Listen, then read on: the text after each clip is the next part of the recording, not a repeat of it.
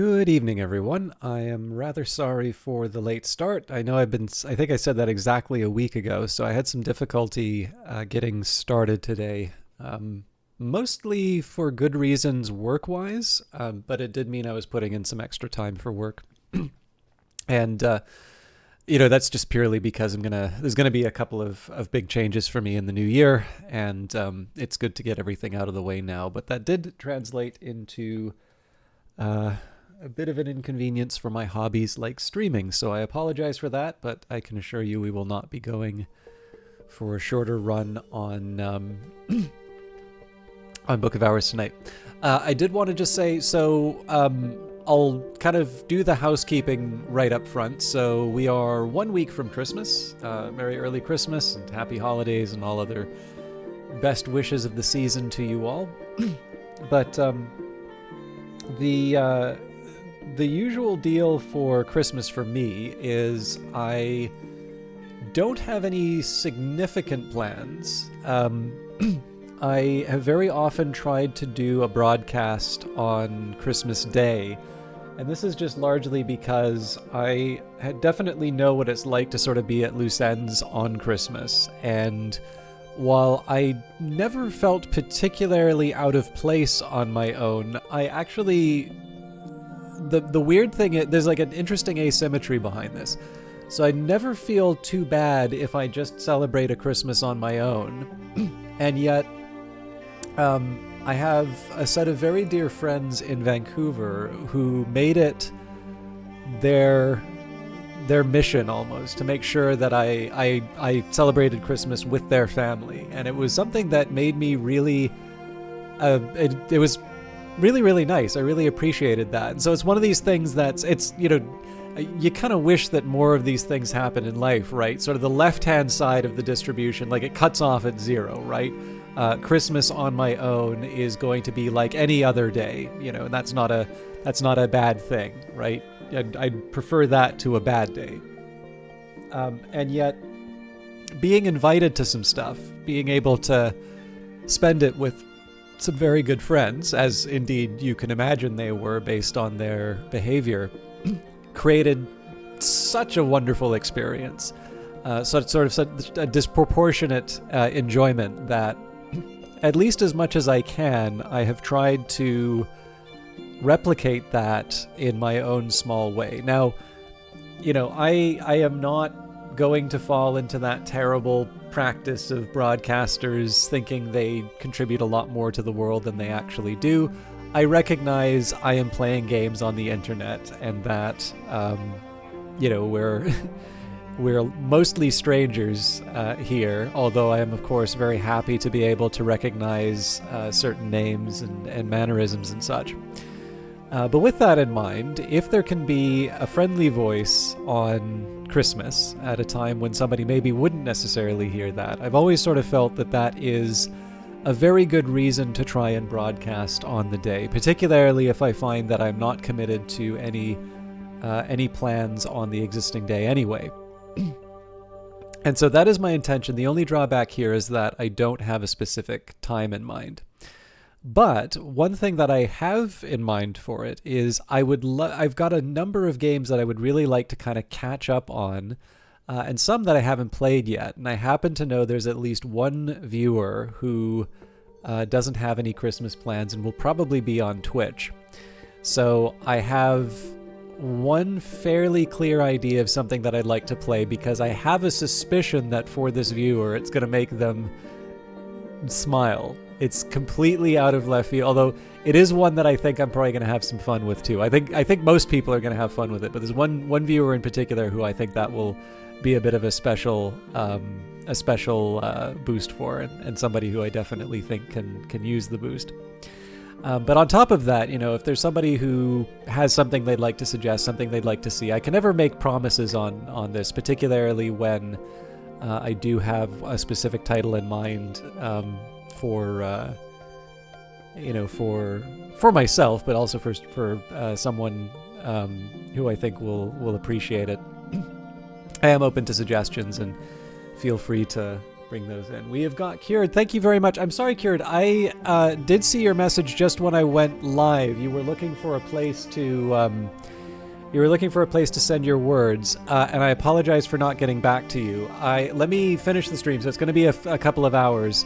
If you've not heard back from me, within, let's say, 3 or 4 hours, don't hesitate to send me another DM. But I'm happy to read your stuff, and I figure transmitting it should be the least of our concerns here. I do apologize, though. I'm not always good at checking my Twitch messages, so I didn't quite realize. I'm sure in the back of my head I thought, well, there should be a reply at some point, but it's not the sort of thing that I regularly check. And so it just happens to be that I sort of went into another window and didn't check anything until I went live. So I apologize for that. I hope you have a good day at work. Thank you very much for wishing me the good stream. I always like it when you do that. Okay, sounds good. But yeah, no, I figure if anything, if I'm delaying my response, the least I can do is actually put some thought into it rather than just sort of bang something off while I'm already late for stream. So sorry about that. But yes, I would be happy to give it a read whenever you feel that it's ready, and we can work something out. Oh, did you? Okay.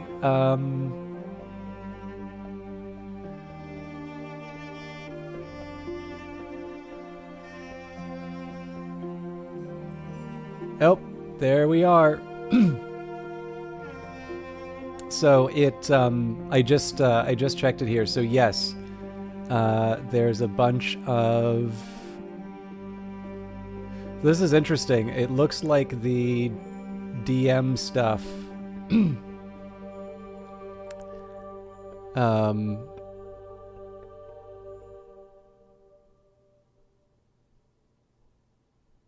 Looks like the DM stuff winds up in its own special place. Just bear with me a second here.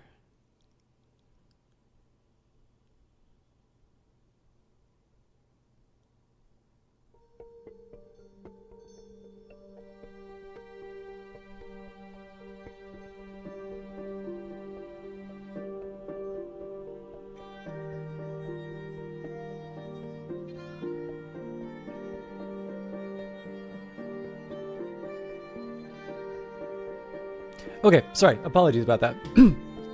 I will follow up on your message, Kirj. I'm sorry about that. I actually didn't realize that it. I didn't realize that it basically. Now I used to have wide open DMs, but it seems that they don't do that anymore, or at the very least, my preferences have changed. So, I very obviously missed some things. Although it looks like most of them are just spam. So. Thank you for letting me know about that. Okay, sorry, we're almost 10 minutes in, and I'm dealing with direct messages. Apologies to everyone. So yeah, anyways, the Christmas stuff's out of the way. So the plan is that I will be streaming on Christmas. I might try Book of Hours, but no promises on that, just because there are so many things for me to just follow up on. Now, in terms of the rest of the week, it's going to be a busy week for me, and there are actually a couple of games that I would like to add into the rotation other than Cobalt Core and Book of Hours, but if that's going to happen, that will probably have to happen on other days. No promises until I actually know when I'm going to be able to go live on things, but the plan will be Book of Hours today, Cobalt Core Wednesday, Book of Hours on Friday again. Monday, I think, is Christmas. Let me just double check when Christmas is.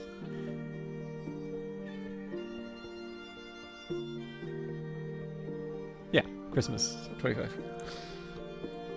So yeah, we should be good there, and so that kind of leaves next week sort of open, and then presumably the absolute latest would be the 29th. So last stream of the regular schedule for the year anyway will certainly be Book of Hours, unless of course we finish the game tonight, which I think is fairly unlikely, but you never know. What else? I don't think there's too much. The Advent calendar continues from Weather Factory. They did an episode of Skeleton Songs, which I've not yet gotten a chance to catch up with, but for those of you that haven't checked it out, is a really, really wonderful podcast that they do there. Hey, Rouge Light Girl, it has been a while. I'm very happy to see you. How are you doing? But yeah, the Skeleton Songs, a free podcast that Weather Factory puts out. I believe this is the last in their series on sort of unique magical systems, which is, I mean, just being able to hear Weather Factory and, you know, hear them just talk about interesting things is sort of worth it on its own. But I have a feeling that that series in particular is going to be of interest to the sort of people who listen. So I'm looking forward to listening to it. I'll probably do that tomorrow when I'm at work. But I figure it's nice to let people know about the various updates on the Advent calendar. And assuming that you're not familiar with the Advent calendar, if you do play this game and get to winter, there will be some gifts waiting for you at Reverend Timothy's tree. Work's been keeping you busy. Well, I'm very happy. Well, I mean, okay, nobody's exactly overjoyed with work. That's not true. There are some people who are overjoyed with their work, but I know work is not always people's first choice about how they'd like to be spending their time. But I am very happy that you have been, your time is being used well. And Vanguard Master, good evening. You've got an Advent calendar right here. It's full of chocolate, though. Have you not been opening it? I thought you were saying you've already implemented oh, I messed that up. It's not supposed to be ST, it's supposed to be YT.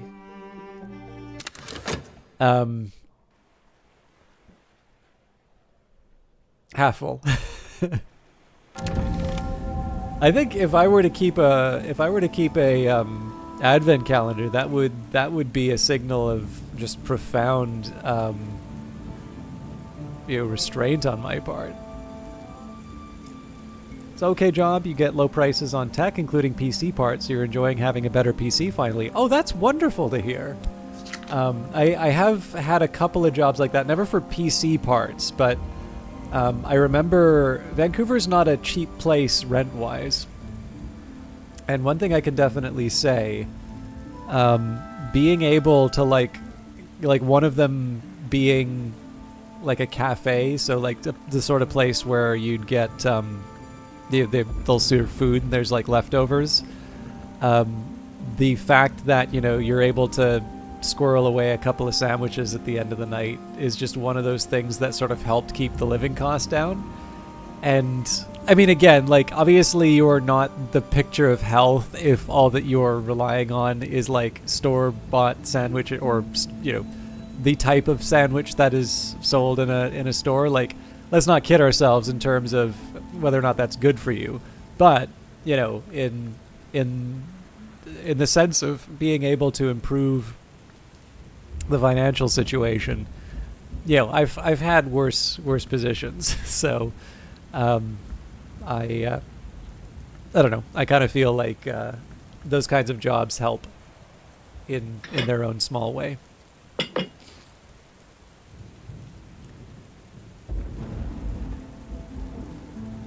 Yeah, he worked in a bar and lived off of curly fries during that time. Yeah.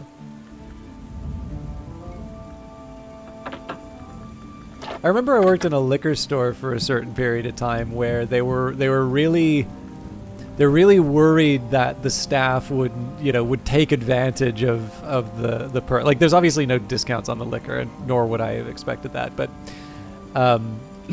like the idea of getting a discount on a meal was very the owners were very, very worried about that, and so there was sort of this understanding among the staff in terms of what the real discount would be that nobody ever really talked about, but yeah, life finds a way.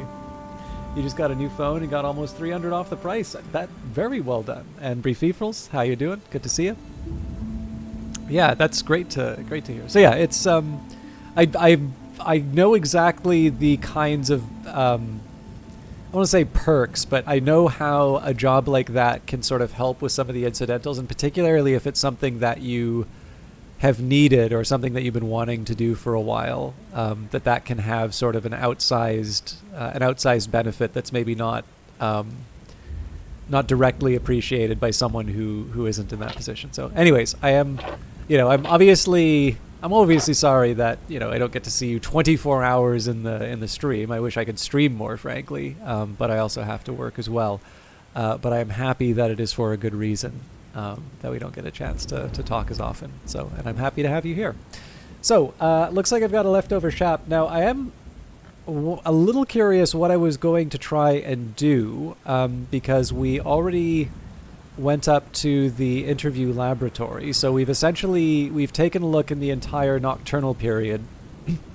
And essentially what we're going to do is start investigating the dawn period rooms. Now, we're not done looking at everything in the house. I do at some point want to take care of the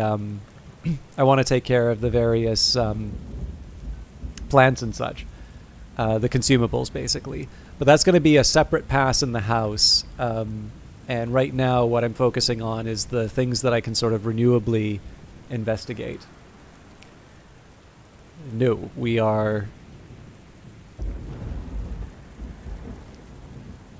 Although I think I was saying previously, there's not a whole lot for us to interact with here. So there's the saw, which we've technically seen before. I think that's it.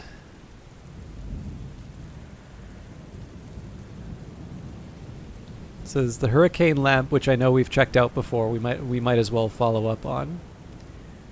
And this upper level here,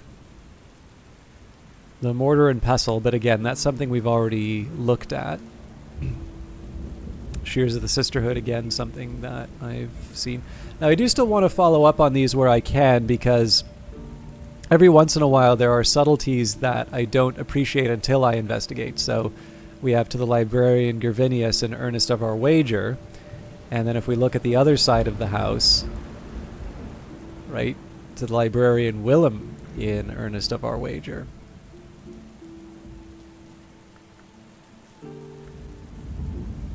What am I doing?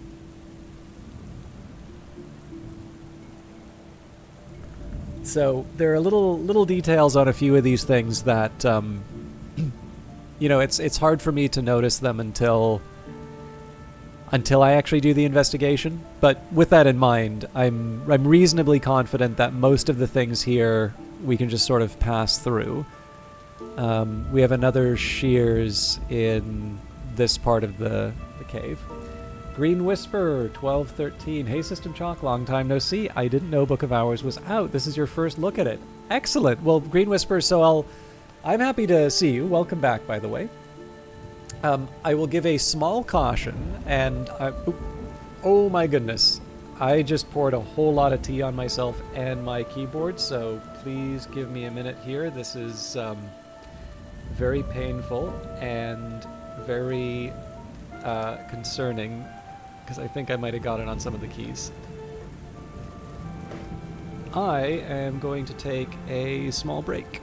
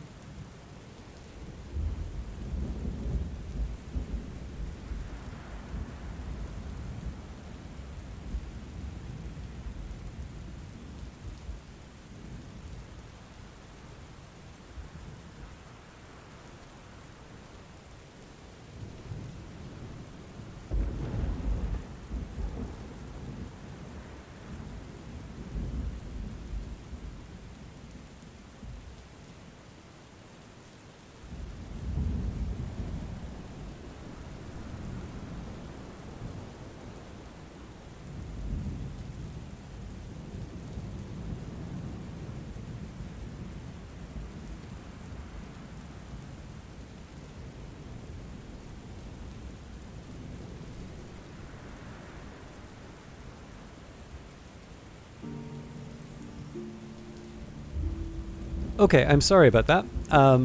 I think I tend to stream in the dark, so I'm really looking for like the glinting bits to find out whether or not there's any liquid left on the keyboard. But I think I sorted itself out, and I'm put a little ice on the wounded spot. But anyways, I'm sorry. What a terrible way to welcome you back, Green Whisper. So I just wanted to caution lightly. I am quite far in the game. The game was released a couple months ago. And so I just wanted to point out that in terms of how the game works, you actually start on the beach at St. Brendan's Cove, work your way up to Brandkrug. So all of this stuff is sort of shrouded in the fog of war, and you move from room to room through the house, finding out what's in there.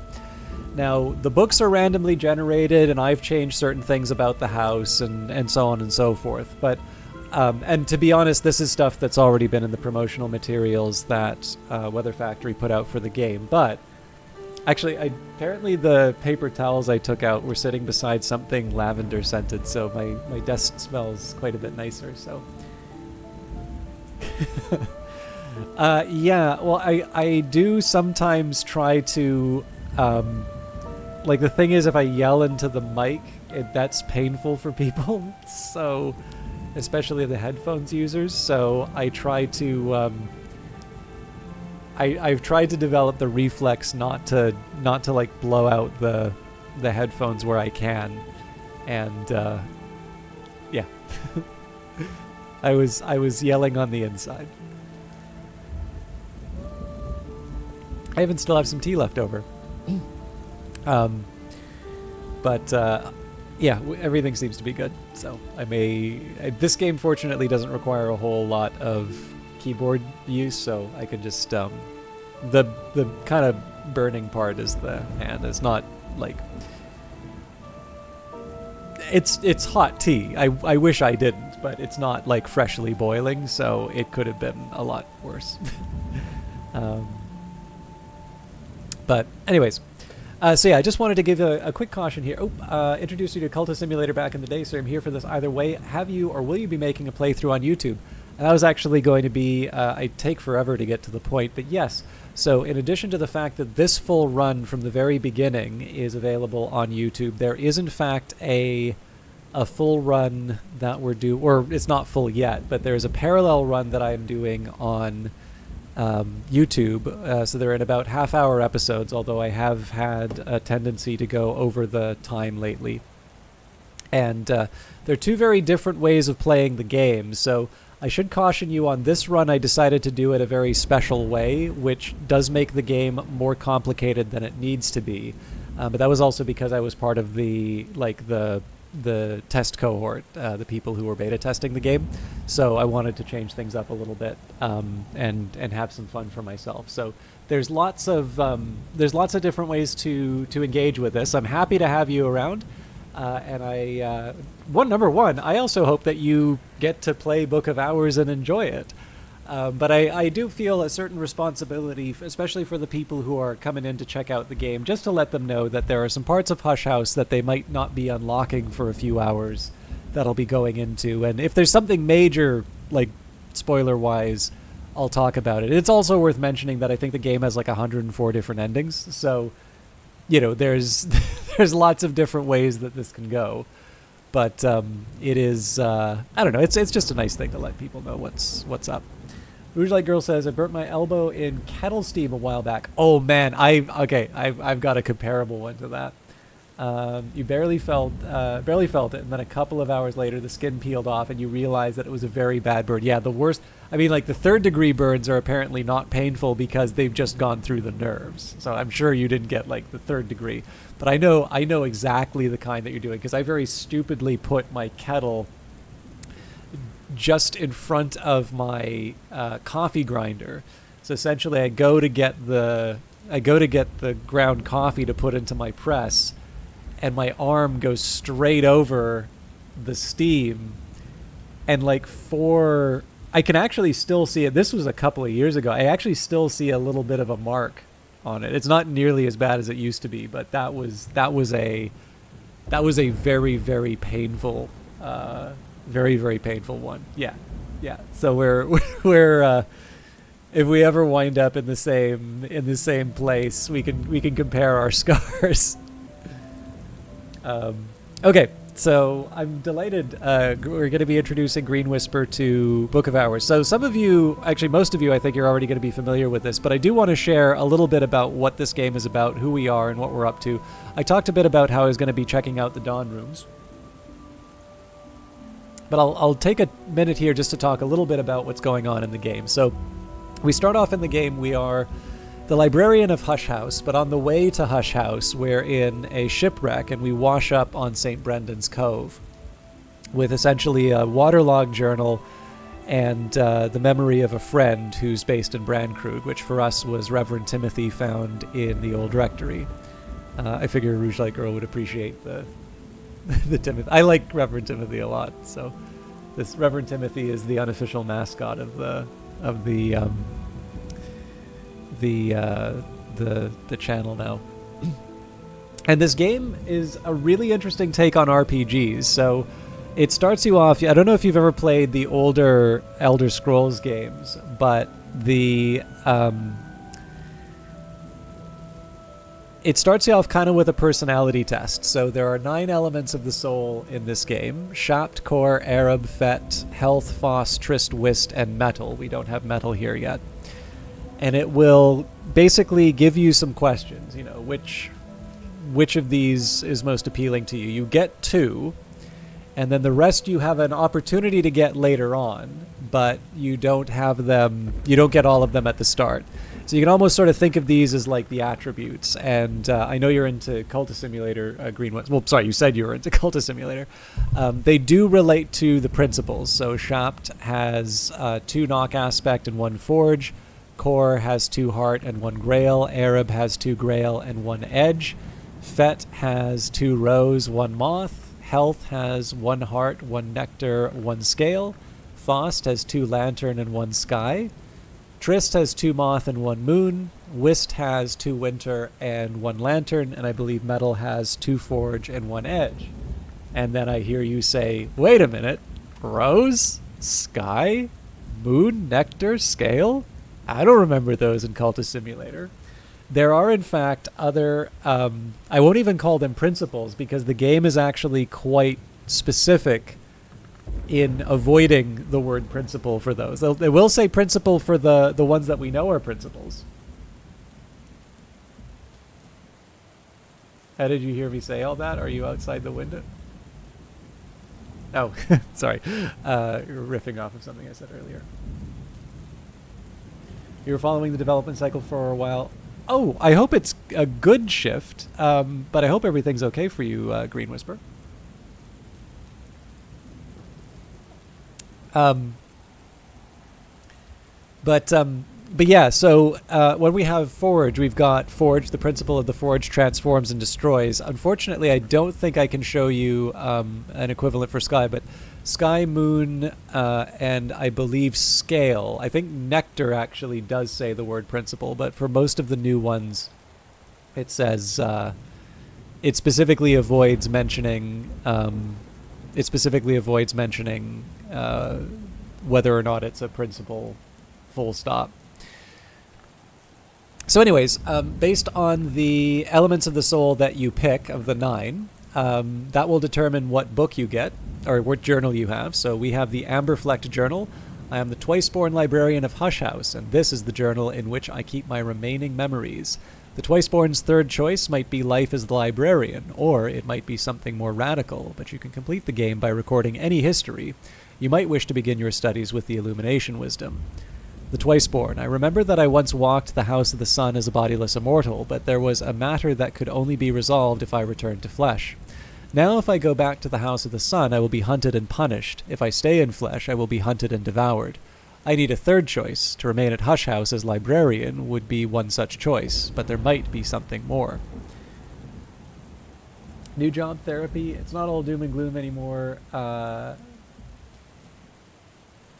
worries, Green Whisper. It's everybody kind of comes into their own. Everybody kind of comes to a stream with the own stuff that's going on. And I'll put it to you this way: my recollection of you is certainly not, you know, that wet blanket that kept showing up to the stream. You know, one of the things, so I have talked with content creators who do have that problem, and I always sort of think that there is a bit of a line to be drawn between people sharing what's going on with them, and sometimes just being able to have a community to be able to share that with can be helpful. And then there is a type where I should be a little more reluctant to assign sort of intention behind it, but I do think sometimes there is a question of maybe people noticing the attention that some people get, or feeling that that is the only way that they can get that kind of attention. And what happens is it winds up becoming this drag on the group of people. And I'll be honest with you, I'm not 100% sure how I would deal with that. And I'm kind of lucky in that I haven't had to. But yeah, I don't I don't want to be the type of person that would say, okay, no, it has to be all positivity all the time in the chat, right? Particularly if you're somebody who likes hanging out, you know, that kind of puts an expectation that it's always going to be good times where you are, and I don't think that's realistic or healthy to expect of anyone. So, but I'm glad that, I'm glad that things are better for you, and I hope that they continue to be on the upswing. Okay, so basically, sorry to jump from the serious to the game, but I know you're all here for the game, so I appreciate that, Green Whisper. It's, you know, I as much as I can, I want to try and act in a way that's consistent with how maybe I'd like to be treated, but you know, like I said, everybody's kind of got. Everybody's at a different place in terms of where they are, so I also know that there's sometimes a limit in terms of what I can do. Oh, hang on. Actually, if I recall correctly, we already went through all of these, and I skipped the saw. And we actually had looked at the Goddess Who Changes Skin, and I think we did the Bobos of Spring. But I don't remember the Bobos of Spring. So we'll take a look at it one more time, and then we can get started on the Shrine to the Horned Axe. Well, the Asite Shrine.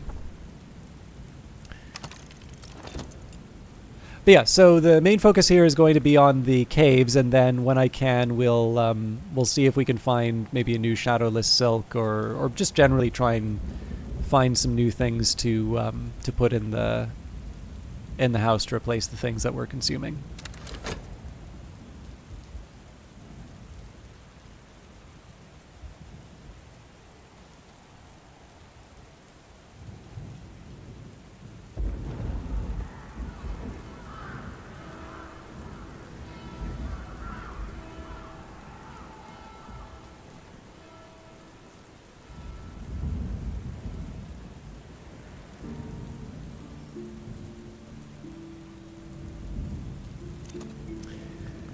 Okay, we've got the Bobos of Spring, a votive vessel for harvest offerings. It might be construed as friendly.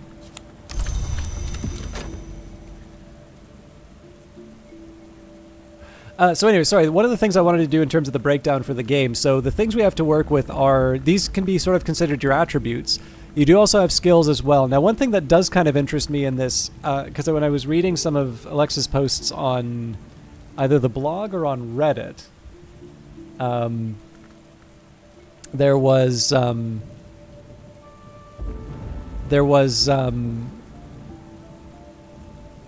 he made a comment that sort of the expectation was that the player would not go for all of the skills, and that the tendency now is, you know, now that the game's out in the wild, is that people do actually go to get all of the skills. And I think that's kind of interesting, because there's a lot of choices with the original game that I agree with, even though they've now been changed.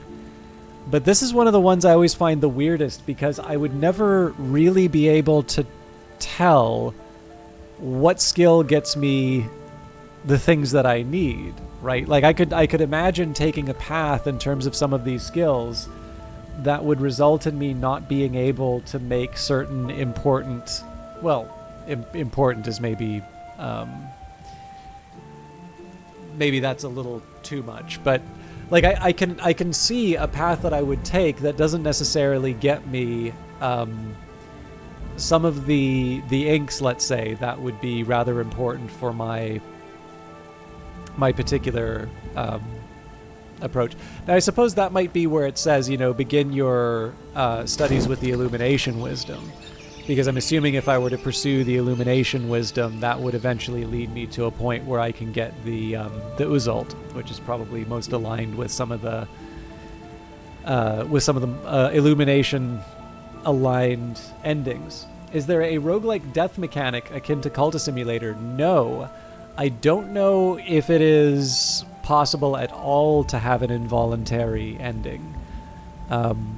But you definitely play the game at your own pace. This was definitely intended to be something for the people who wanted to like Cultist Simulator but didn't didn't appreciate having to reset from the very beginning. No, it makes up for it in other ways. So essentially, it gives you lots and lots of things to do and explore as sort of a part of that trade-off. But in terms of getting things done, it's a very different kind of game in that sense. Okay. I'm going to take things a little differently today. I'm actually going to check out all of the different areas that I can explore before we start investigating the caves. So we've got the sea caves. This takes either moon or scale. So in this case, I'll use my health.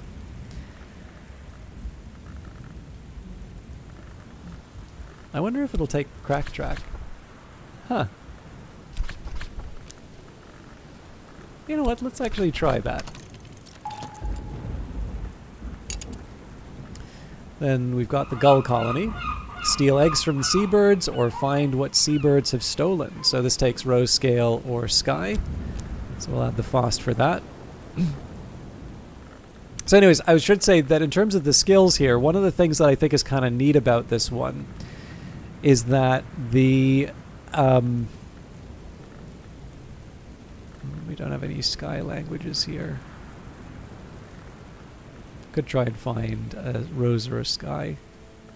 Yeah, why not? Fierce yellow eyes watch my every move. One of the things I really like about this game is that you can have these combinations of skills and memories, and that would actually be how you level up the skills. So I like this model of knowledge a little bit more than how RPGs traditionally do, do skills, which is sort of say, okay, I ran a lot today, so I'll get 5 XP for that, and then, you spend a year running, and all of a sudden now you can get an extra point into crossbows, and it's like, well, that's not really aligned.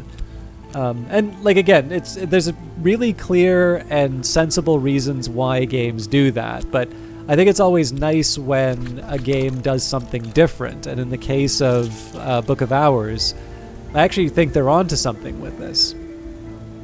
So I really do like the way that the skill system works, just in terms of giving you some other things to do. That are maybe a little bit more aligned with what you think the librarian is doing to improve their skills. And you know what? I'm going to get some more pears. It's not necessary, but given that I know I'm going to be consuming some in a little while, I don't think that's a bad idea. Okay, so we finished the Chapel Catlicite. The Red Grail says, "Never speak of this mystery. I was always the first, and I must always be greatest. But when we spilt the blood of the Thunderskin, I feasted and I grew strong, stronger again than the twins. There's always a feast, and nothing is truly wasted." So we're going to take a look at what we can in here. Now, I believe if I look at the stone... it says analyze the substance, nothing will remain. We're not quite ready to consume that yet. but I can take a look at the Cat of Depths, a votive offering to the Horned Axe. Investigate the object. And then we don't exactly need the money, but I am going to work at the Sweet Bones just because there's not a whole lot else for me to do right now. So I can offer help with correspondence and arithmetic. There's no school in Brandkrug, and not everyone here knows their letters. So at this point, like I said, we're going to be looking at the last few rooms of the Dawn period, the caves down below here, and then I'll start working on some of the consumables. Do you still do cult things or interact with the Mansis, or is it more of a cryptic mystery RPG? This is your first ever look at the game in like 2 to 3 years, so apologies if the beginning of your playthrough already explains this. No, I think these are good questions to ask. So this game does a very good job of capturing the feeling of exploring a centuries-old manor and seeing all of the interesting things in here. And there are absolutely questions about the house. So, for instance, within the first moments of the game, they introduce the restoration of the 1930s. So I know history isn't the strong suit of everyone here, but I think most people understand that there was a restoration. There was a restoration in Britain, but it certainly wasn't in the 1930s.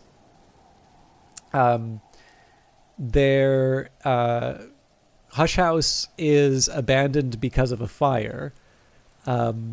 Or said it's been abandoned since a fire. But when you arrive, there is absolutely no indication of a fire, and in fact, the building looks in reasonably good shape. And so the mystery of the fire is another one. And then another thing that I can mention here is that there are different... So you get to learn a little bit about the house itself as you go through. So for instance, the first rooms that we go through are from the baronial period.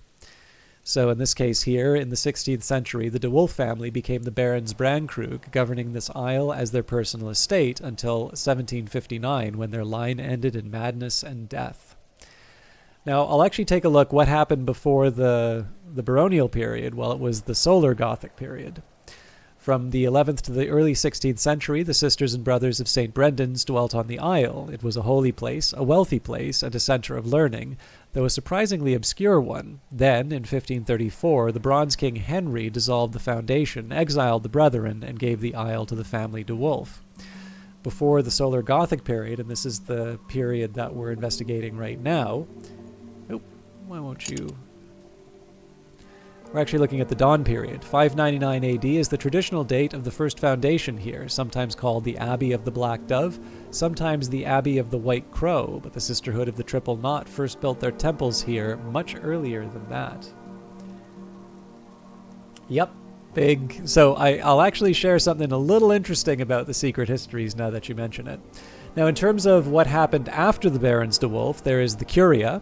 In the 18th century, a secretive cabal of scholars established the Curia of the Isle to manage Hush House, making it a haven of knowledge until 1896, when a disgraced librarian brought the house to penury. Now, in terms of things that you'll learn later on, this one I don't feel is a huge revelation, but just to give you an idea about how this game sort of promotes the idea of exploration, I can tell you exactly who that librarian was. Flood Gallery. Thirza Blake, 7th librarian of the house, extended this space, decorating it with semi-precious materials and filling it with the finest art Hush House's money could buy. Of course, after her enthusiasms brought the house to the brink of penury, much of it had to be sold off. And then that leads us to the final and most recent period in Hush House's history. We have the Nocturnal period. By the beginning of the 20th century, an unwise librarian's enthusiasms had brought Hush House to penury. Nocturnal Branch, later the Suppression Bureau, stepped in to offer an arrangement. Hush House received funding, but submitted to yearly inspections, and also surrendered a portion of the isle for the branch's prison. And I will read the description for the Lesser Bridge, because you get to learn a little bit more about the Suppression Bureau. Brandkrug Jail, built in 1896 at the behest of Nocturnal Branch to contain troubles unseemly and occult. A mere 6 years later, after the Ortuccio incident, the branch itself became, the branch came itself to be considered unseemly and occult, and its functions were absorbed into the Suppression Bureau, but the jail still stands. Over the gate is the Bureau's motto, Alice si licet, tibi non licet, commonly rendered as, it is permitted to us, it is not permitted to you. And then if I open up the Tree of Wisdom, so this is not the Mansis, but it has a very similar kind of wow factor to introducing it. This is how sort of knowledge is divided in the world of... it's still the secret histories, but the breakdowns of knowledge are... There's 9 branches. So we've got Illumination, Hushery, Nyctodromy, Skolakosophy, Bosque, Preservation, Birdsong, Horamachistry, and Ithistry. And because you said that you were following development, you'll notice that... So there's some different... there are different designations. So we've got the bright arts, the night arts, the arts unregarded. I thought there was also arts unsanctioned.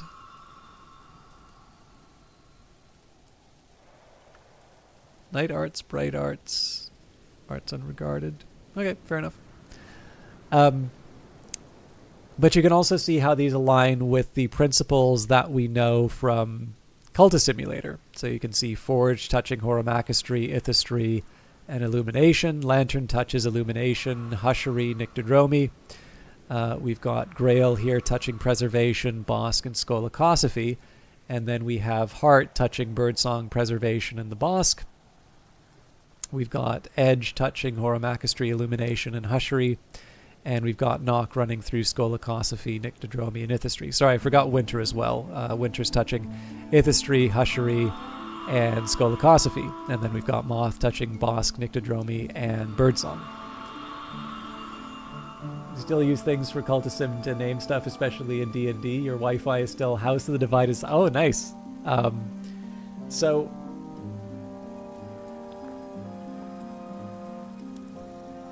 One thing you might say is, but where are the secret histories? And my answer is secret histories aren't a principle. And other people are like, of course it's a principle. It acts like a principle. There was an earlier version of this map, which did in fact have secret histories right here. But you'll notice that it's all rubbed out, and it's got a Suppression Bureau stamp on it. So what does that mean? I have absolutely no idea. But there is definitely something that has happened in the setting to change this. So while you don't directly go to the Mansis, and again, just to give the description of my character, right? I remember that once I walked the House of the Sun as a bodiless immortal, but there was a matter that could only be resolved if I returned to flesh. Now, if I go back to the House of the Sun, I will be hunted and punished. If I stay in flesh, I will be hunted and devoured. I need a third choice. To remain at Hush House as librarian would be one such choice, but there might be something more. So there's a specific reason why my character would not want to go to the Mansis. There is a reference to the Mansis here, so if you haven't played Cultist Simulator, you can still find out what the House of the Sun is, but you don't visit it in the way that you do in Cultist Simulator. But what Hush House is one of the branches of the Watchman's Tree. So it's a series of libraries. I believe there's 9 libraries, and I don't remember all of them, but there are 2 that are directly mentioned in some of the books. So the White Jade Tablet, supposedly copied from a tablet of white jade, which serves as the Covenant Stone of the Grove of Green Immortals, the token which gives that library shelter underneath the Watchman's Tree. There's the Green Jasper Tablet. This is the Monastery of the Fifth Cup. There's Hush House. There's the Ostorium. There's the Invisible Serapeum in Alexandria.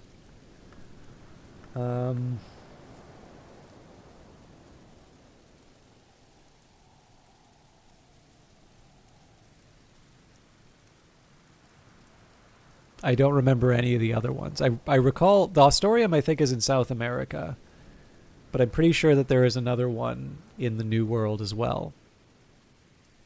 But in any case, this is a special library that actually has a very special status inside of the secret histories. So the Invisible Serapeum, I believe, comes up in the tabletop experience that Weather Factory put out the lady afterwards, but I haven't played it, so I can't say for sure.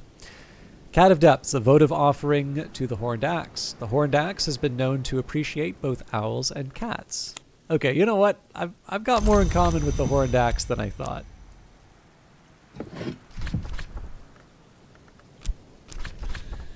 Owl of Spirals, an ancient bird for an ancient place.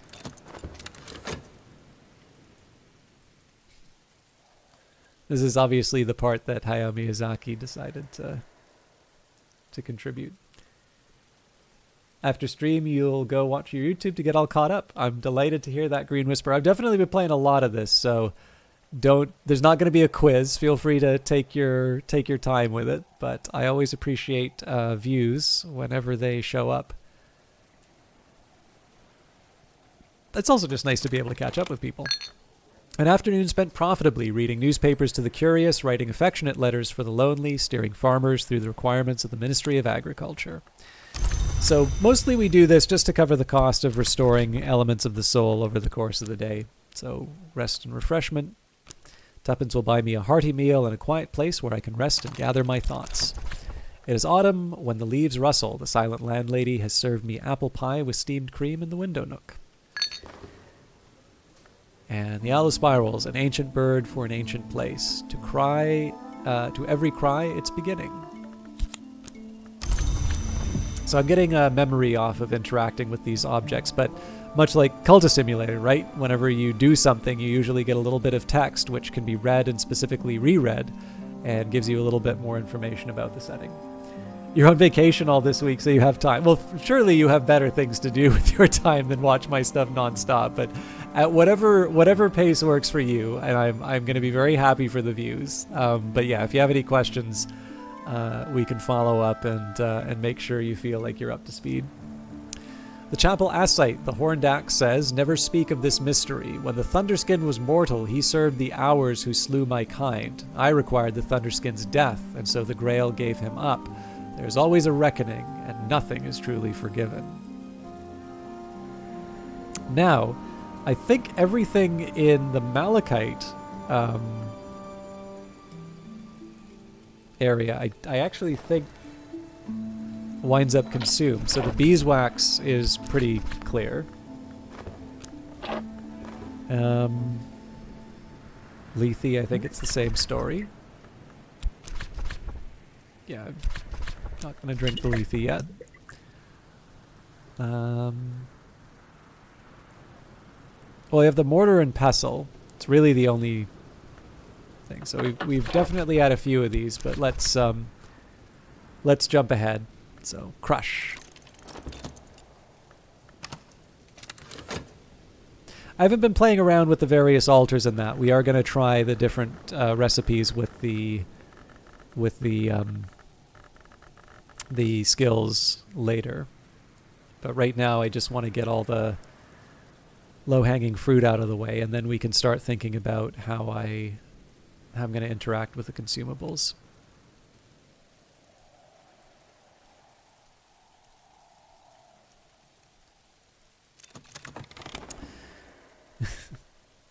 Mortar and pestle, crush, crush, crush. All right, so unexpected finds in the folds of earth and sky. We've got a quartz chunk from our time on the moor. Sea-strewn, salt-snared stuff. More sand. An hourglass, of course, is sand contained by sand.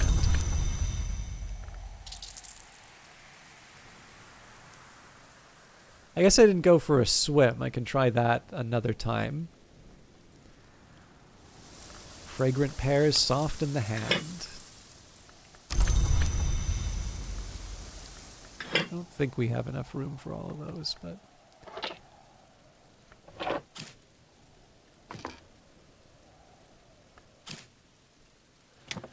Who among you has not ever put some convenient little sand beside, over the bed? Here, just in case you thought things were looking too tidy.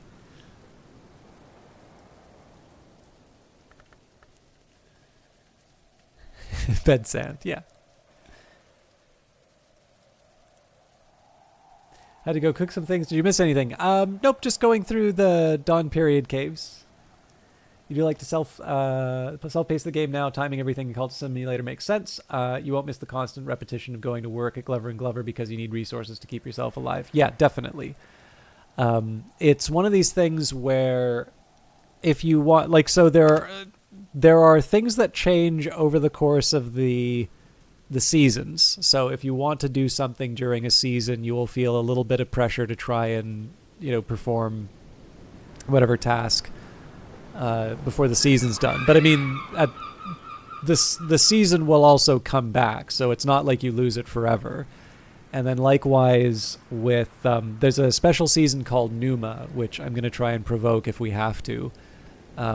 We also have that's one where things get a little bit more dicey, but you can structure your playthrough in such a way that Numa will not affect you in a negative way. And in fact, for us, Numa is a beneficial thing. Sorry, I didn't read the gulls.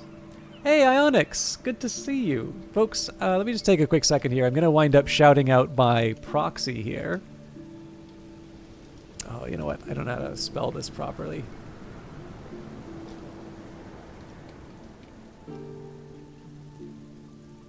I know Ionix through a wonderful streamer named Prosciutto Fist, who was actually playing... Well, we've hosted her before. Yeah, she was playing Book of Hours recently, and has also been doing Cult of the Lamb and Baldur's Gate 3. Absolutely delightful community to be involved in, and Ionix plays a role in maintaining that community and making sure everything is running well, because I don't have to deal with the sort of stuff that Prosciutto Fist does. So I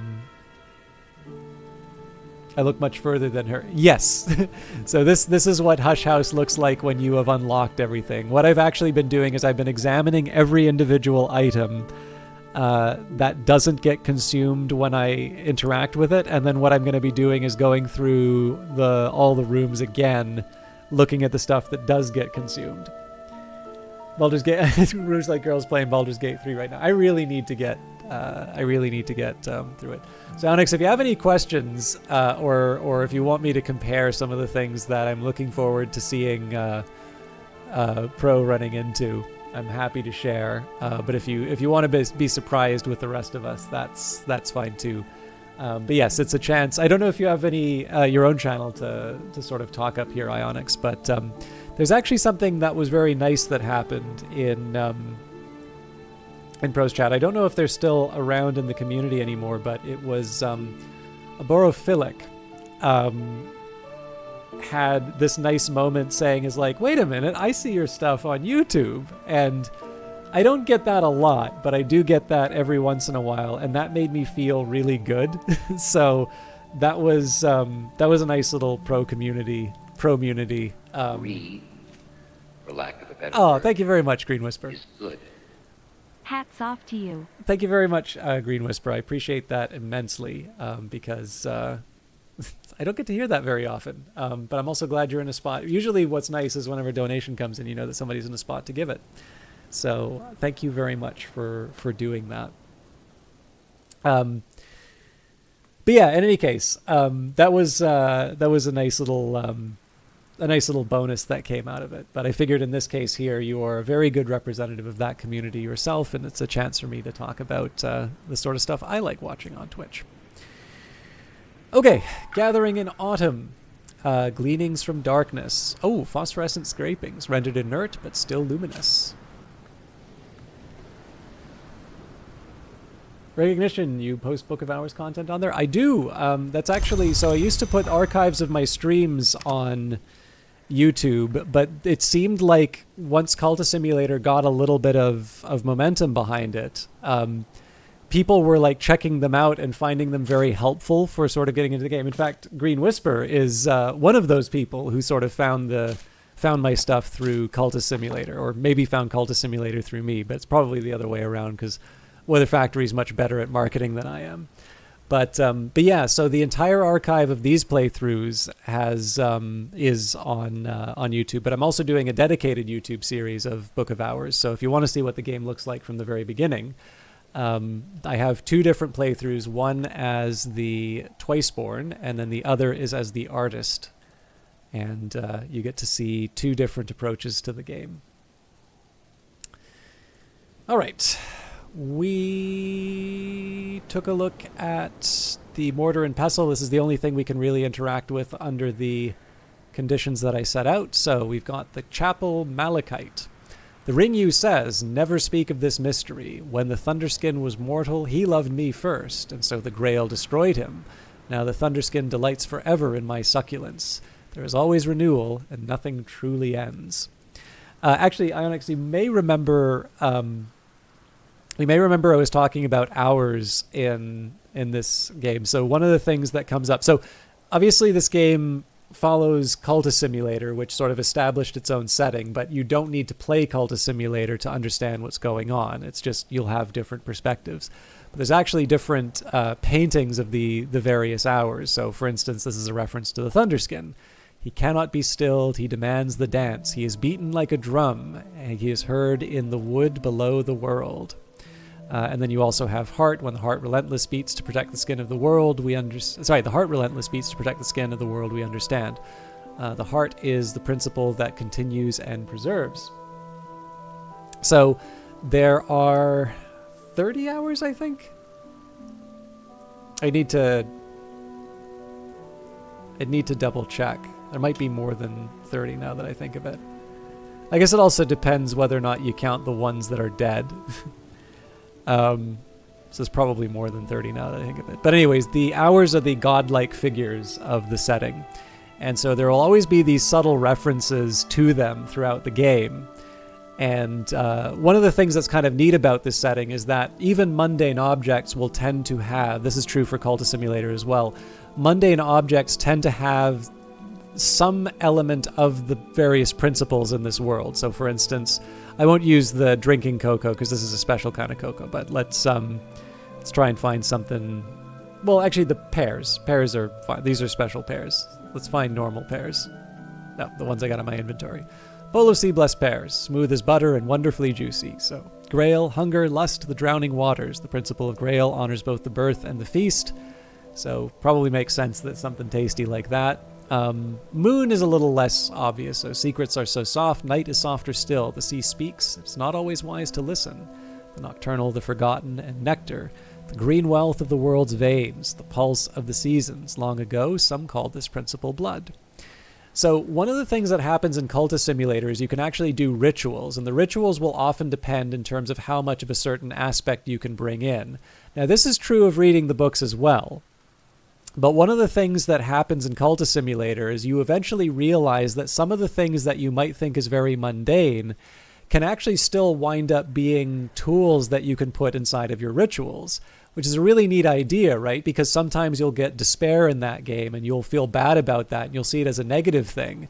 But then what you can do is you can take that, you can turn it around and turn that into something that actually allows you to move forward.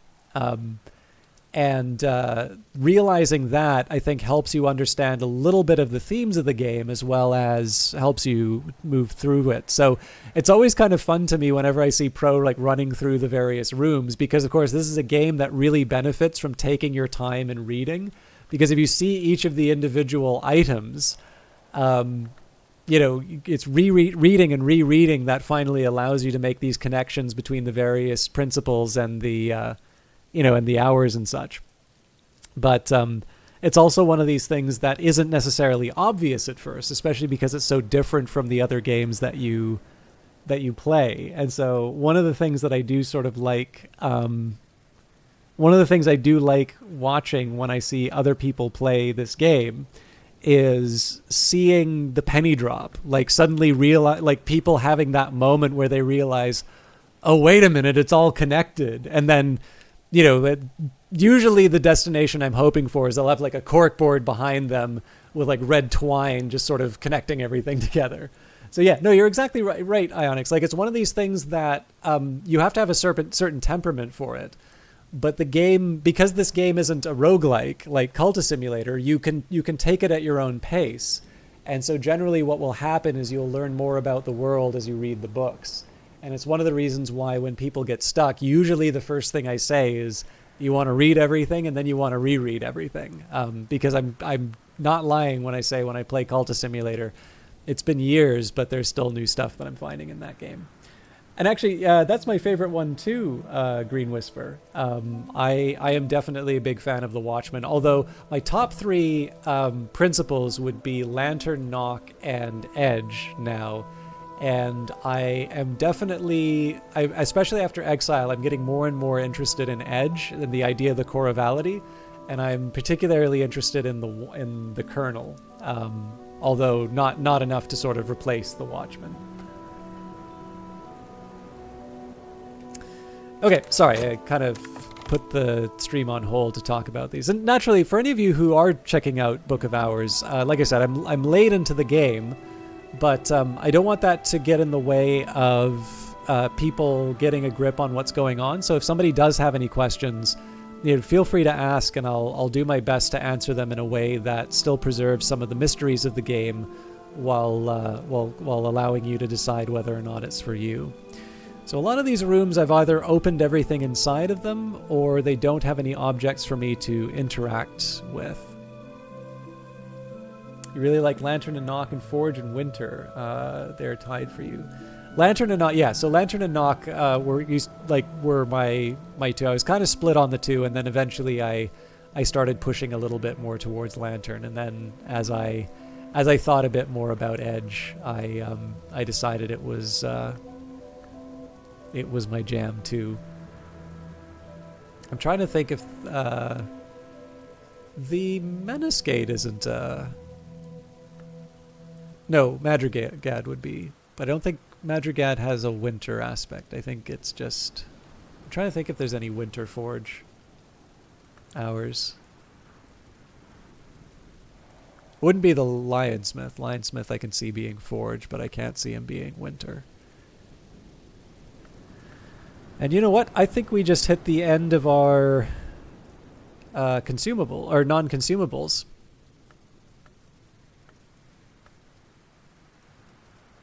Because there's nothing in the Rowanarium, nothing in the vaults. We've already opened all the vaults. So I'm going to go room by room and dissect or otherwise look at the different items that we can find inside of it. So, how does new room finding happen in this game? So what will happen, the first puzzle you need to solve is how to get from St. Brendan's Cove in the storm to Brankrug Village itself. And essentially, as you move through, the areas that you can connect to start getting unlocked. So once you get to the village, then you can try to restore the Kukurbit Bridge. And then once you restore the Kukurbit Bridge, then you can try and get into the Keeper's Lodge. From the Keeper's Lodge is kind of special because you find a key in there, which will help you get to the next place that you need to go. Actually, Ionix, I should probably DM you this because I know there's a couple of people who haven't played the game, and I think this is a fun solution. But there was a moment when in Pro's last playthrough where she says, like, I don't even know what I need to use this key for. This actually winds up giving you something very, very cool, which is not obvious in the game. So there was just this moment where I grabbed the nearest blanket and half ate the thing, so I didn't just blurt it out. Well, not that she would have heard me anyway, but I just had this big Cheshire cat grin as soon as I heard those words. So if you want to know what the key is for, I could share a little bit more, but that would be kind of mean to do that on a stream with people who haven't played the game yet. So but yeah, so basically as you go, and then once you get to the house proper, the gatehouse, it's sort of, you'll be given sort of different tasks, and essentially it always involves bringing in, well, sorry, not always, most of the time it involves bringing in an assistant to help you and get to a certain level. It's almost like doing the rituals in Cultist Simulator, getting to a certain level in terms of the principles. But every once in a while there'll be an unexpected challenge in the sense that, maybe, I'm trying to think of an example here. You'll encounter a spirit, and the spirit doesn't want a particular doesn't want an assistant to lay the rest of the spirit, let's say. Instead, you have it wants a memory or ink or something like that. So, but for the most part, what'll happen is you'll unlock a room. that will give you access to other rooms, and then you need to find an assistant who will be able to help you open it up, because you're a librarian, right? You're not like 1-800-GOT-JUNK. And how are you doing, Lord Gloom? We've got a lot of good streamers and streamer adjacent coming by. How are you doing today? Lord Gloom is somebody who we found through Cobalt Core and plays the game much better than I do, and so is I don't know, on Wednesday when you actually want to see how that game is played, you can go check them out. But hopefully you come back. But no, Lord Gloom is actually somebody I've been delighted to see coming by the stream more often. Because I actually think I only just wound up raiding you once. Not because I didn't like it, I just haven't had a chance to host you since. Doing all right myself. Late start, but not one. That's not going to keep me from completing a full stream today. So I think the first thing I'm going to do is chow down on a bowl of sea-blessed pears. I do not talk to the pears.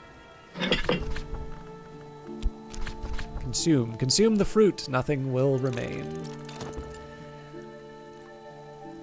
So again, the reason I'm doing this, I'm going absolutely overkill in terms of studying the various items in Hush House. This is just, if there's something in the Keeper's Lodge, I'm gonna study it by consuming it. Now, I need to figure out replacements for the potted dragon tree and the shadowless silk, and I don't want the place to look like a swarm of locusts have sort of swarmed over it. So I'll keep those on the to-do list. I'll actually write down the stuff that I still need to investigate. But for the things that I can replace, I'm happy to sort of leave those aside. All right. Better now. So we're going to get some more elements of the soul so I can keep studying things. Tuppence will buy me a hearty meal and a quiet place where I can rest and gather my thoughts. It is autumn when the leaves rustle. The silent landlady has served me apple pie with steamed cream in the window nook. And what have I learnt? Taste. Every sweet has its sour. Emerson.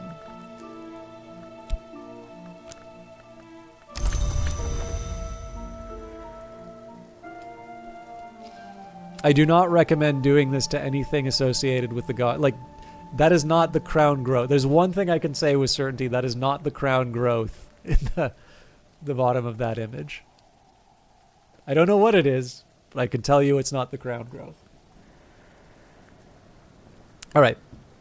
I may actually be out of Cater and Hero Second Flush Assam, so I'm going to start by inspecting the quartz chunk instead. Analyze a substance, nothing will remain. I see I have 2 Foss. Is there a way to improve those stats and get more cards? There is indeed. So we come back to our friendly Tree of Wisdoms. So just to give you some context here, because this is the first one that I played when the full game was released. But because I'd been playing in the beta for so long, I sort of decided that what I wanted to do was try a run where I didn't commit anything to the Tree of Wisdoms. And then now, of course, I've already explored all of Hush House, so I'm waiting for a couple more bits of information. I can actually show you something kind of fun about this. But you'll notice I'm starting to commit things to the Tree of Wisdom. And basically, in this case, it's usually languages. But essentially what can happen is when you put down an element, or when you put down a skill, you get a choice between one of 2 branches to put it into. So in this case, it's Illumination or Nyctodromy. So if I add it to Illumination, here it will give me a metal. Steel and glass. A certain parable of the bright arts tells of a priest who raised an altar of steel and glass to an old god, but then found a new god within the altar. Alternatively, Nyctodromy. Amber orichalcum. A certain parable of the night arts tells of a pilgrim who raised a gate of amber and orichalcum that they might pass to reach their destination, but then found their destination lay on this side of the gate. So, not only do you get different elements of the soul, but there are actually different and contradictory outcomes that are being described in these. So Bells and Braziers, I think, is another example. The toll, in the right mortal's hand, the right tool can become a weapon that begins a war. This is a high consequence of Horamachistry. Or the chime, in the right mortal's hand, the right tool can become the weapon that ends a war. This is a high purpose of Ithistry. And again, in addition to giving different lore, And again, you can only pick one of these two. You can't take it back. It will give you a different element of the soul as a consequence. And then from there, you can actually upgrade your different elements of the soul as well when you have duplicates with the appropriate items and altars and such. So I know you're big into the lore for this, Green Whisperer. So if you, this is definitely a game for people who like going deep into the lore and the secret histories. There's a lot in Cultist Simulator, especially with the DLCs, but the I guess it's actually DLC content, plural contents means a different thing. But even the base game of Book of Hours, there's a ridiculous number of books, and all of it just has interesting updates, interesting implications.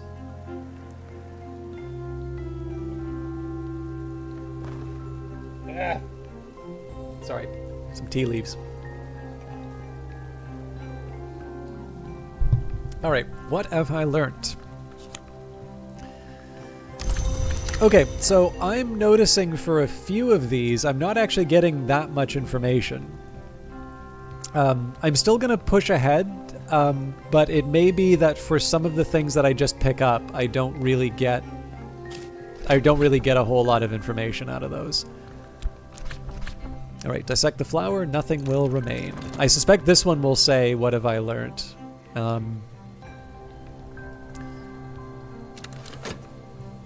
But what I might try and do is do this with a few craftables.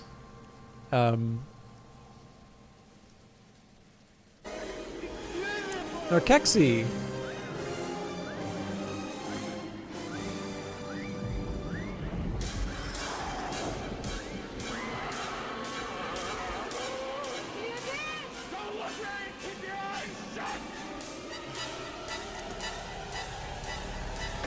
Thank you very much for resubbing. That is 29 months. That feels almost irresponsible at this point. But I don't know if you're still streaming, but I feel like I at least owe you the shout out because it's been a while since I've done Phantom Brigade, and I know you really like that. By the way, I don't know if you noticed, but there is an update coming for Phantom Brigade, which I believe is due out in January, if I'm not mistaken.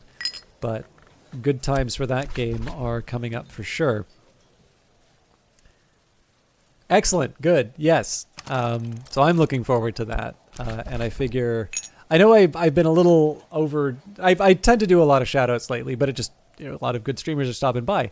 But in this case, it's always nice, particularly for games which I've enjoyed or people who have hung out. It's always nice to let people know what's available. So I hope it doesn't seem disingenuous to have so many kind of coming through.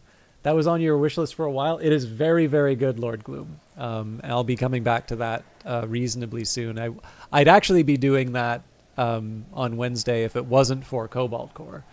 But Cobalt Core is a more recent one. And then Godless is another one from Brace Yourself. The difference with Phantom Brigade is that Cobalt Core is developed by Rocket Rat Games, whereas it's just published by Brace Yourself. But Phantom Brigade is developed and published by Brace Yourself. So you just have to fiddle with Streamlabs OBS settings. I'm streaming more than just 240p. I remember those days, Narkexi. That was before Twitch had transcodes for the plebeians like myself, but I know the struggle. Good luck with it. Okay, yeah, so that's another... I mean, we got the scent. That's kind of nice, but not so clear what I am getting out of the things that I sort of pull out of the ground. So this may actually be a very short journey through... maybe a very short journey through the consumables. I still want to do it, but I'm a little more reluctant to give up some of the irreplaceable stuff. Well, I mean, I can't make bandwidth, so I'm happy to... I mean, you don't even need to pay me, honestly. You've already subbed. But if you want, I can give you a quick breakdown in terms of a few bit rates and settings that I think sort of help out. One of your favorite pieces of lore from Cultisim was that those that ascended to namehood, mainly Teresa, how you could summon her in peculiar way of acting and how she felt different from the other beings you discovered. That is true. I don't think you encounter any names in this. I should double check that. There are definitely books written by names that you encounter, but I think you will like a couple of the things that we're going to be seeing before we finish the playthrough, Green Whisper. I'll let you be surprised by that rather than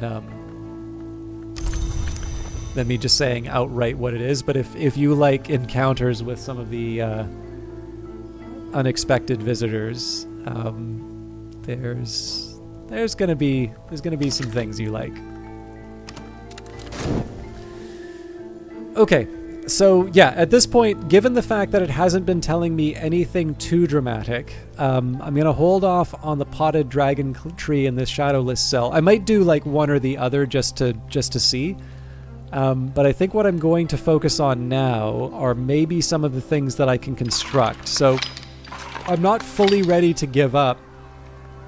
I would like to try and do things like, say, take a look at one of the Deer Day lenses, or I don't know, examine, actually examining one of the inks might be an idea too. But yeah, just a few of these items, see if I can get anything out of the analysis. But I think probably I'm going to change my priorities towards things that the things that I know how to replace, or I have some indication that they will give me a different result from. So for instance here, I think we've already handled the linen. Yeah, we've already done that. Like I said, we do have more than one shadowless silk, but what does it exactly get me by dissecting it? I don't know. But I would actually like to try dissecting a year tally. I would like to, take a look at some of the other things that, might give me some unexpected results.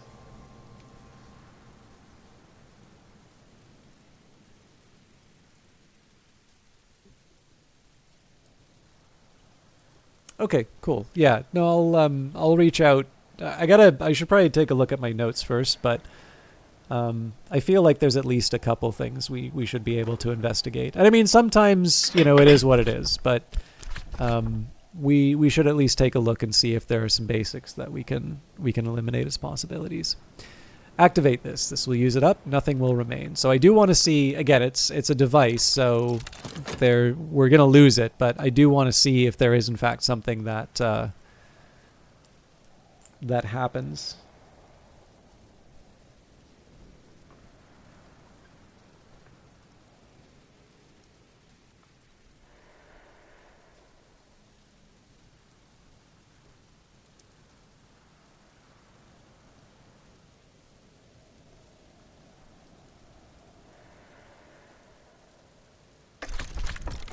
Okay, got a regret. What have I learned? Good question. So it doesn't give me any new details. I do kind of want to mess around with the candles when I can, but I don't need to make that right away. I don't think it would hurt for me to try and take a look at some of the inks.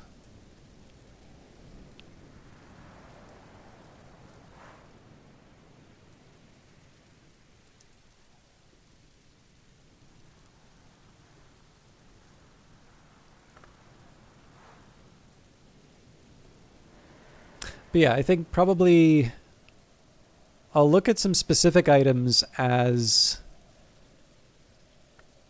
we kind of go through the house. Like maybe I will try drinking the Caterin Hero Second Flush of Sam.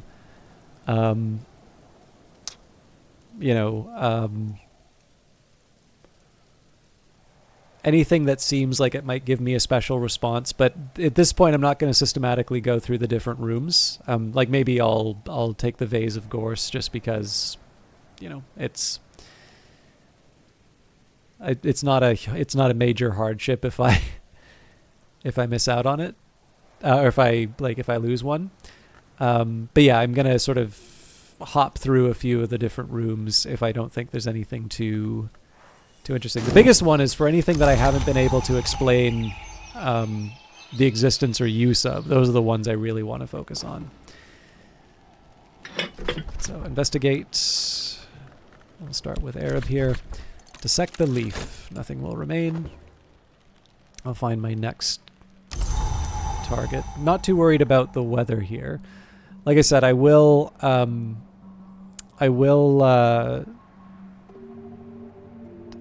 going to... Sorry, when it comes to the inks, I'm going to make an ink before I analyze it.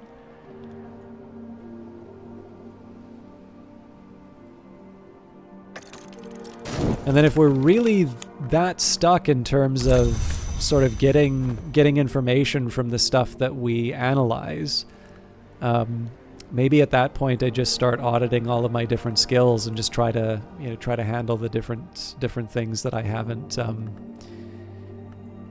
followed up on yet. So in the dispensary, there's actually a few things I want to investigate. So for instance, the desiccated witchworms would be one. I'd actually also kind of like to see the tanglebrag, but I'd like to make a tanglebrag before I investigate it. Can't do that with the witchworms though.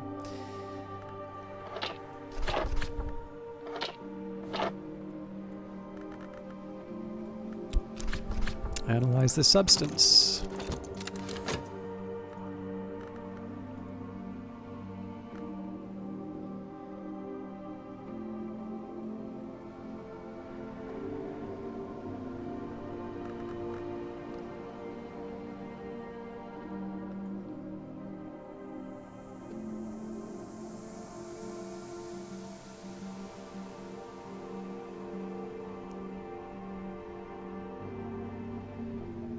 So some of the stuff that I'd like to investigate if I could would be things like Pyrus Auriculanus, but that's a hard one for me to get, so...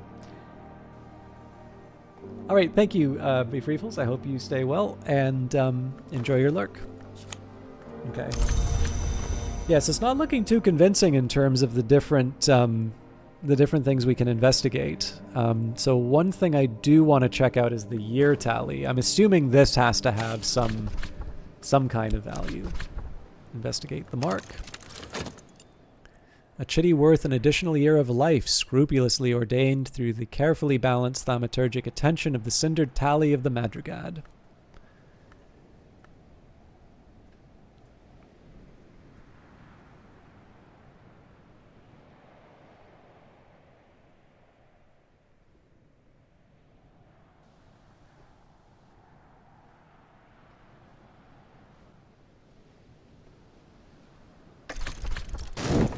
Interesting. Okay. I did get an old moment out of this, though, so I'll probably just rest on that overnight and, just try and preserve that. Okay.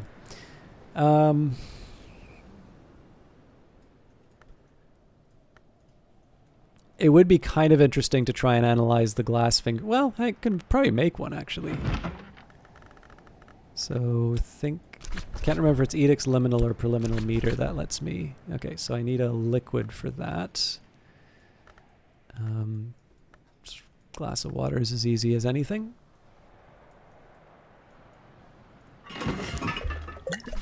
Sort of appropriately pour out. Poured out.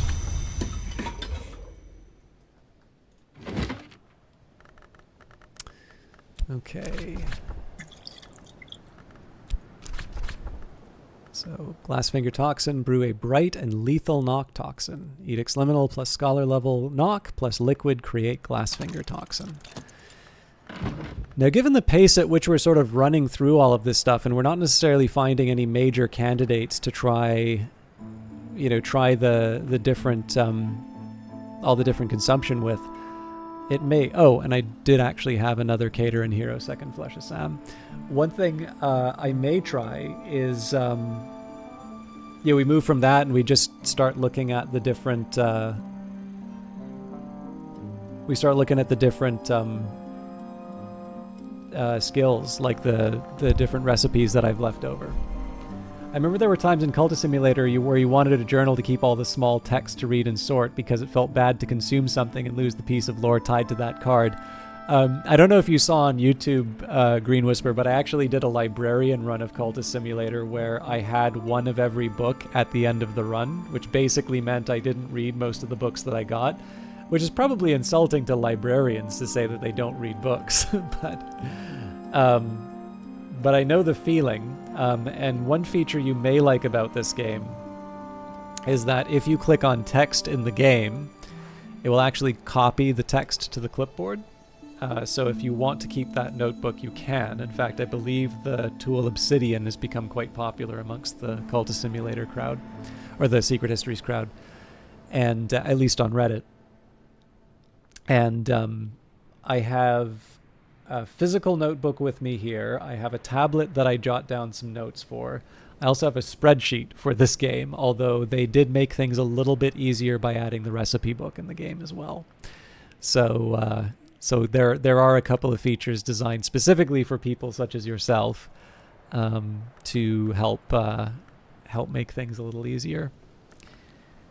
Now, one thing did catch my attention. So it's come so far, release it, and it could fly farther. So I am going to release this at some point, but I'm not quite ready yet. Like I said, I kind of want to run through. I want to run through a few of the different areas and, just get an idea of anything I might have left undone or something that I haven't properly investigated yet. I also forgot to go to the Sweet Bones. So, help with letters. I could offer help with correspondence and arithmetic. There's no school in Brandkrug, and not everyone here knows their letters. Okay. Now, I mean, if I really wanted to follow if I wanted to follow the logic of like consume one of everything, like I'd go to town in the pantry. I'm not going to do that.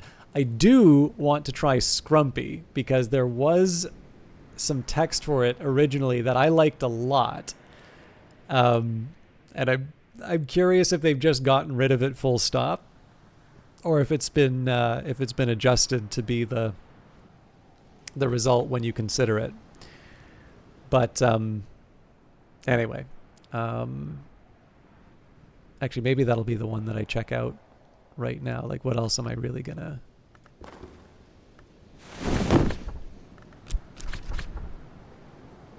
Yeah, so that's a normal investigation. I'm not too fussed about that. I could take a look at the Midnight Mark.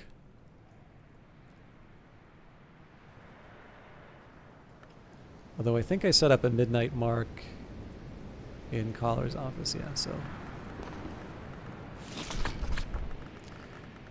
Let's investigate that. Investigate the mark. Nothing will remain.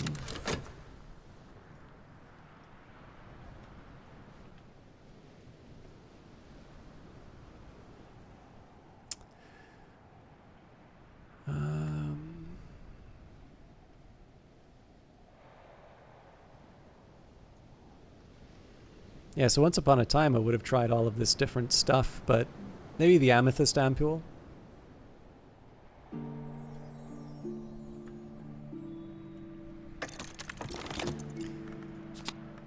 Okay, same old what have I learnt. In that case, that didn't get me anything.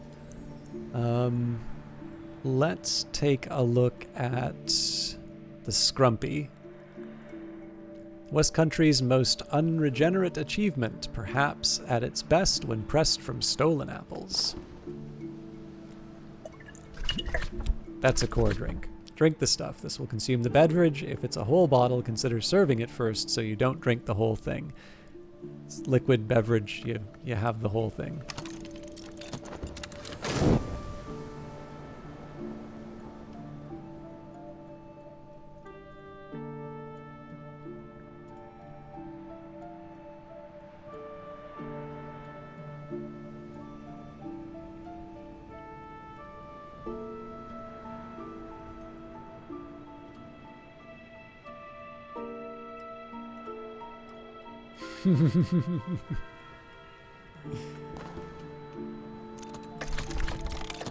Oh, there we go.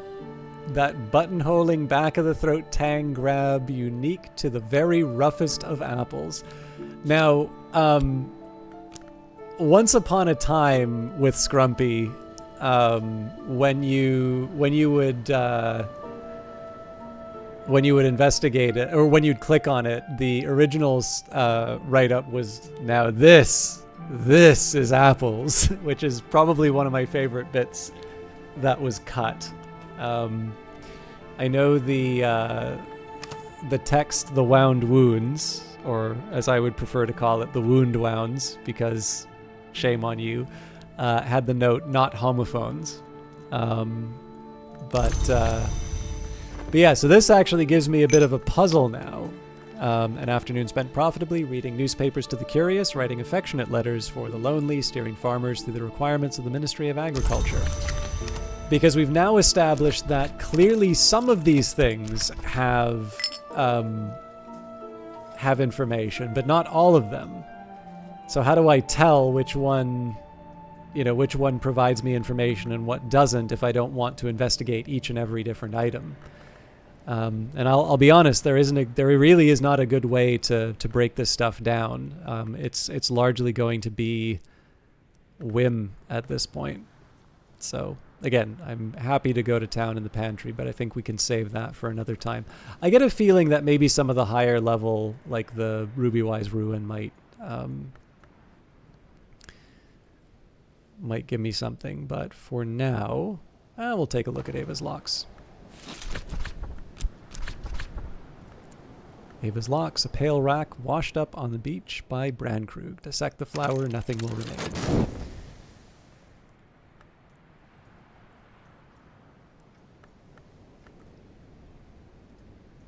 Might try the Strathcoyne whiskey too, just to see what that does.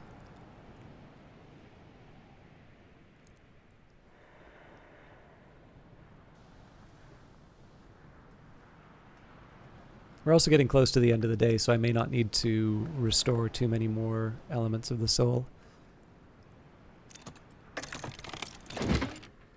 With Keeper level Knock, Glassfinger Toxin is the precursor of the Sacrament Asite. Okay. Scent, but nothing else. Let's take a look at the Glassfinger Toxin. I highly recommend you do not drink it. What is within that? Without. What is without within? A poison sacred to the votaries of the Menascate. Analyze liquid. Nothing will remain.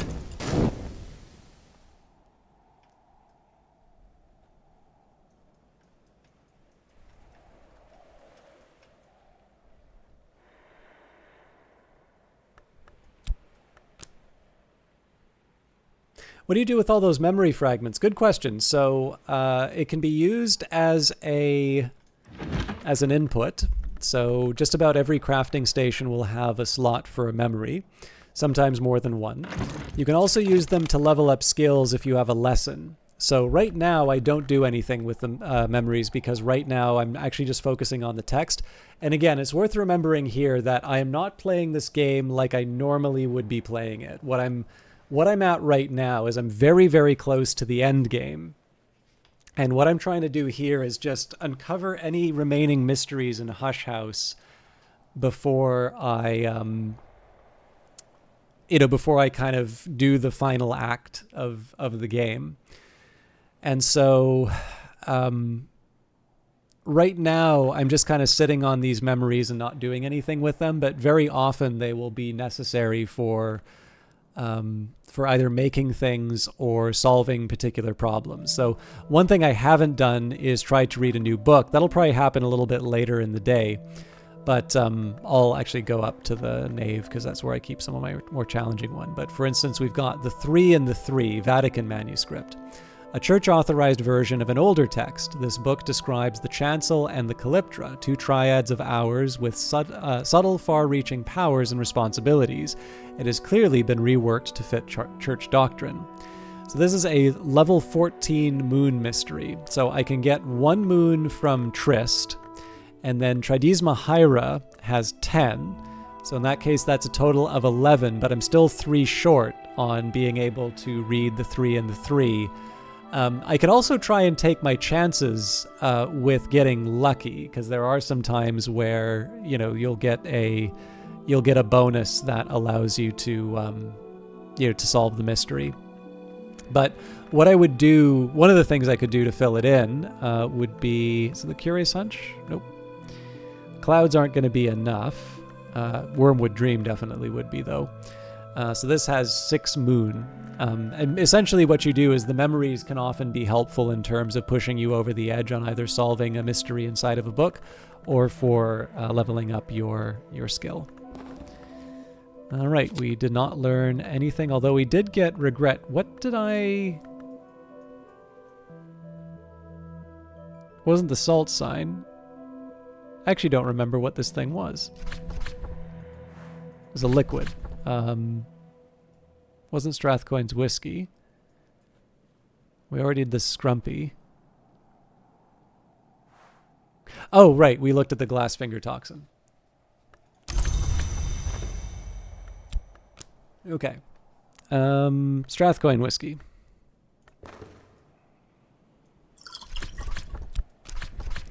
Drink the stuff. The collector has collected a distillery, it seems. There are a lot of endings to the game. Does the community have a favorite or an accepted canon ending? So there is, I believe there is an ending that Alexis has directly referred to as possibly the only true ending for Book of Hours. But I think my feeling of this personally is that Book of Hours was designed as a game that you would not see every single possibility for. And in fact, the original way that the game worked was that as soon as you committed a history, it deleted your save. So if you wanted like something in your gallery of endings that you've gotten, you would be making a permanent choice, and you would not have your save at the end of it. But a lot of people sort of complained about that, and so they changed it so that if you want to reload the game and go for all of the endings, it's easier to do that. But I will confess, for my own part, I actually prefer the way that the game was originally, because I think there is something really interesting about a game that it is quite impractical to see every last bit of information for, and that where you find out about the other things that go on in the game, right? The different paths that you can take on the Tree of Wisdoms, the different endings. I just like this idea of filling in the gaps with conversations between other players, and there's something kind of special about that. So again, I respect the choice that Weather Factory made. I think it's a good thing that they're responsive to the players, but I do sort of feel in this case that this was maybe something where people in their wish to sort of gobble up all the content maybe missed out on an opportunity to try something really interesting, which was, a game which is specifically about, a particular set of choices that you made that meant something to you, and that the rest of the experience is being able to share that with someone else. So that's my feeling on it. And obviously there's nothing that stops people. Like, for my own part, the only endings I will ever explore in this game will be ones that I get from playing start to finish. So clearly Weather Factory's choice doesn't stop me from being able to do that. All right, Petey as the Heathered Serpent.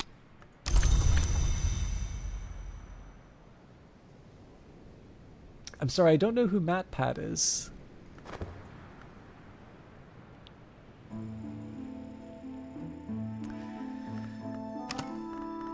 Okay. Yeah, sorry, I'm not familiar. But I mean, that's actually not news, just because I very rarely watch YouTube, so.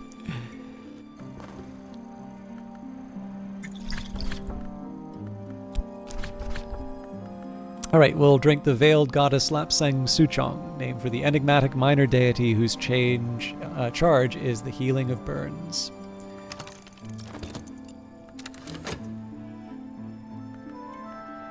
I think I'll probably pour a glass of Armagnac D's as well.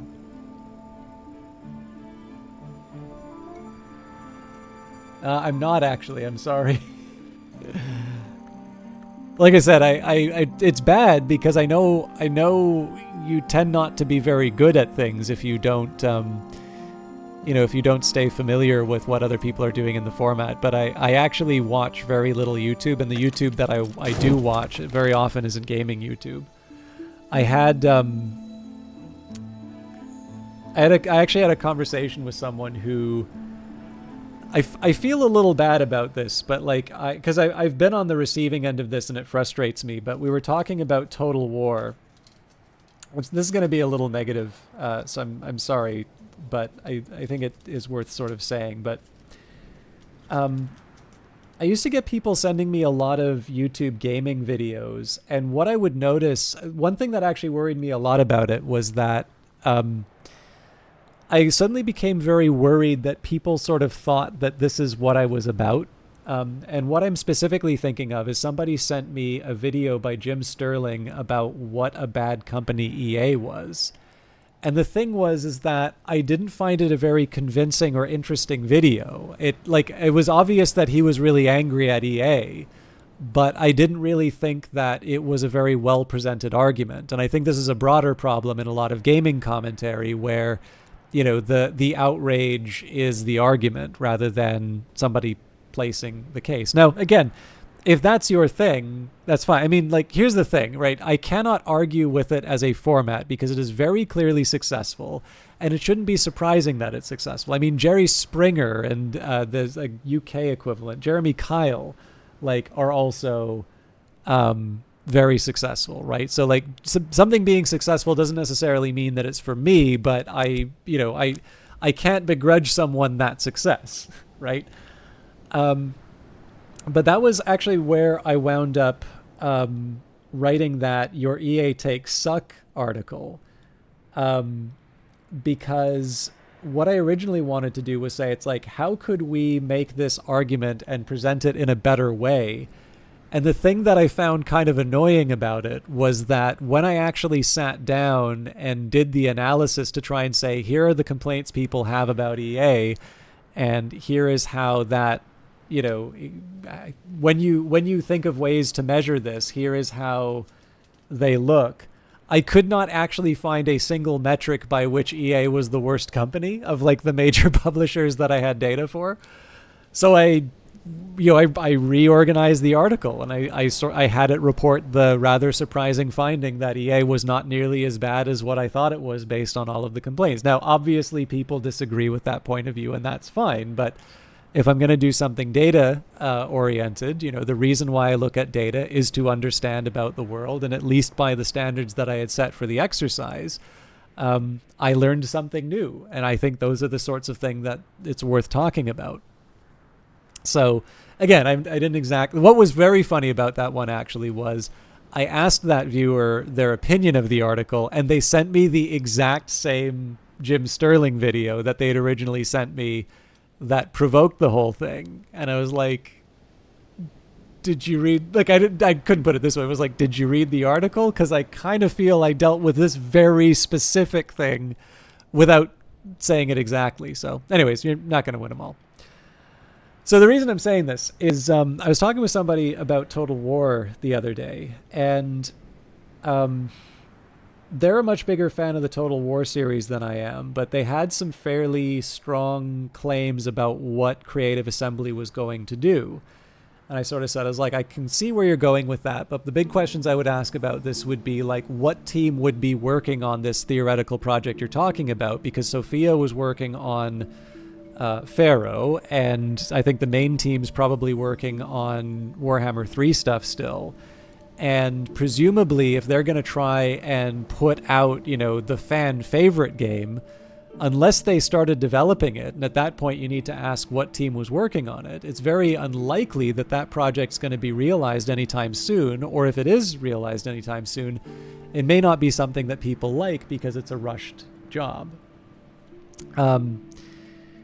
And, eventually we kind of got talking about where the series may not have been satisfying the fans and some things. So one of the cases, Pharaoh doesn't seem to have sold very well. So I sort of made the case, it's a bit of a shame because I do think Ancient Egypt is inherently interesting. It's a shame that they weren't able to realize that and take that interest and turn it into a game that people wanted to support. But eventually it gets to the point where he sends me this video. It's like, Total War is dying, and here's why, right? Yeah, so I think that the catalyst for this conversation, Nurkexi, was there was a note from, I think, the vice president of Creative Assembly. I think it was specifically, a large part of this was about a pricing increase for DLC, which I realize nobody's ever going to be happy about, but honestly, like, when I go to the fish and chip shop, I don't say it's like, what, $15 for halibut and chips? Nah, that's an $8 halibut and chips. They'd tell me to leave, right? It's not to say that people can't say that they think the thing costs too much. I just think there's a certain point at which we need to realize that, you know, if the developer has decided the price in which they are going to charge for the item, you know, you can voice it, but maybe repeatedly voicing the same thing over and over again is not the most productive use of the time. But it is pretty clear that there is a disconnect between the broader fan base and Creative Assembly, and it's not just about the money for sure. But yeah, anyways, so the case that I just wound up kind of making to them was, I said, is like, you know, I know you wanted me to watch this video, but like the thing is that this stuff usually just winds up frustrating me. And the reason for that is, you know, when I do write about gaming, I do take a lot of effort to make sure that I have, you know, I've put together a reasonable case.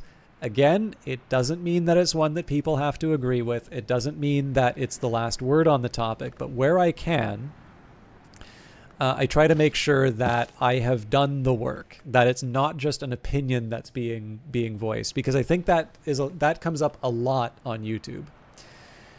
And one of the drawbacks I've run into is that when I do publish an article that winds up getting a little bit more attention than they normally do, there is always a level of backlash that will treat it as just another guy giving an opinion, despite the fact that I really do put an effort to try and make a cogent argument and, you know, provide the supporting evidence. And it can be really discouraging in those cases to be treated like videos like that. So that is one of the reasons why when I do check out YouTube stuff, I deliberately avoid a lot of the gaming content, because there very clearly is good stuff that I'm missing out on. But most of the time that I wind up seeing a lot of YouTube stuff, it does tend to be very much on the like long on opinion and short on fact side of things. And in the end, you know, you start looking at those like 10 and 15 minute blocks and they start adding up. So, and honestly, I haven't read all the books I want to this year. So I try to manage my time accordingly. Anyways, I'm sorry, because that probably sounded like a big lecture thing, but that's kind of the main reason why I don't wind up seeing a lot of video stuff. Now, with that in mind, if there's something you want to recommend, I am happy to check those out. But that's kind of the main reason why I wind up being out of the loop on this sort of stuff. Okay, smoky and astringent, like pine-scented dragon's breath. So it looks like we've got a pretty decent run on the various beverages. I will keep that in mind. In fact, we can probably have some drinking cocoa. Am I brave enough to drink the serpent milk? We'll see, but let's start with the drinking cocoa.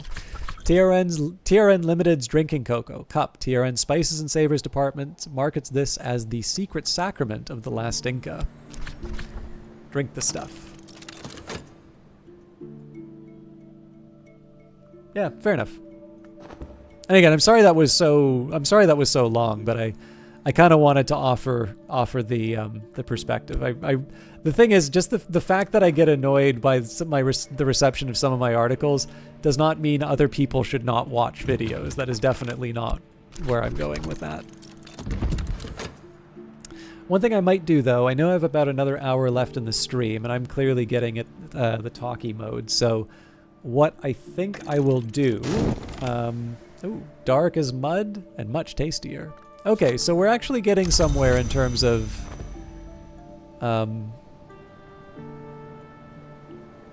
descriptions. Nothing like lore-wise, but I'm okay taking a bit of a flyer on a few of these.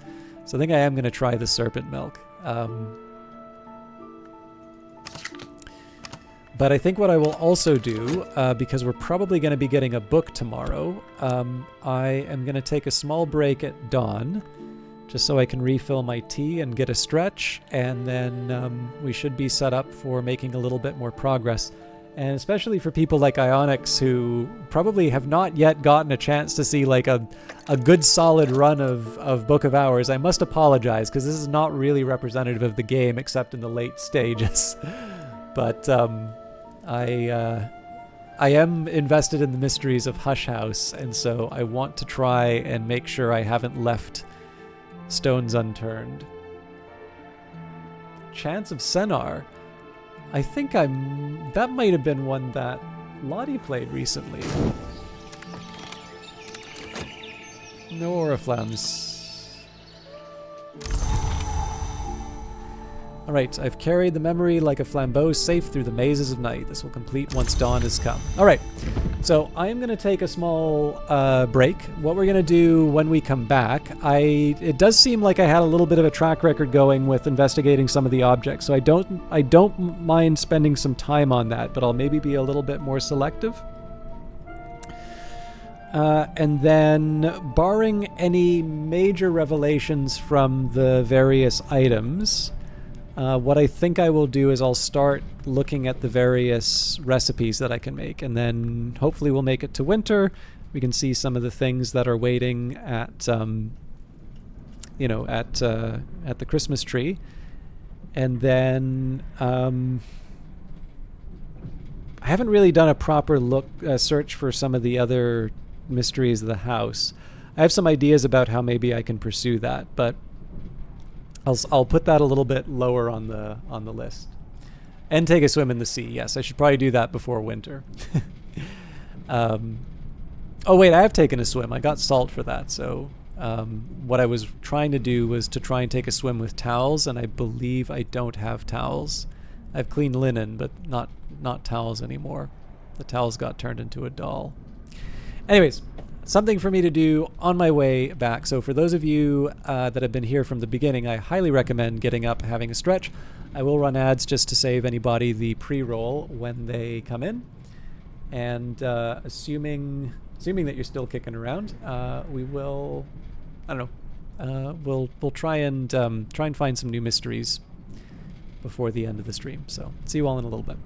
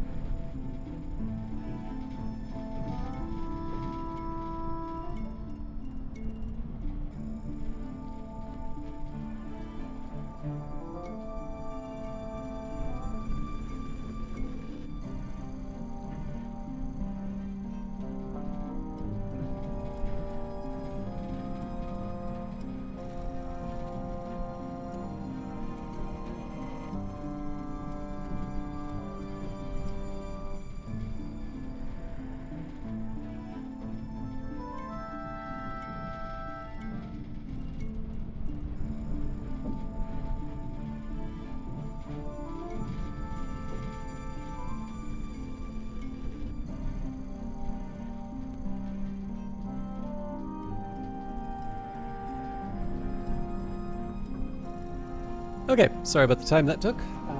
Got my tea, and I also decided it would be a great time to do some dishes. So, there we go. What are we gonna do? So, I'm gonna still hang on to the old moment for now.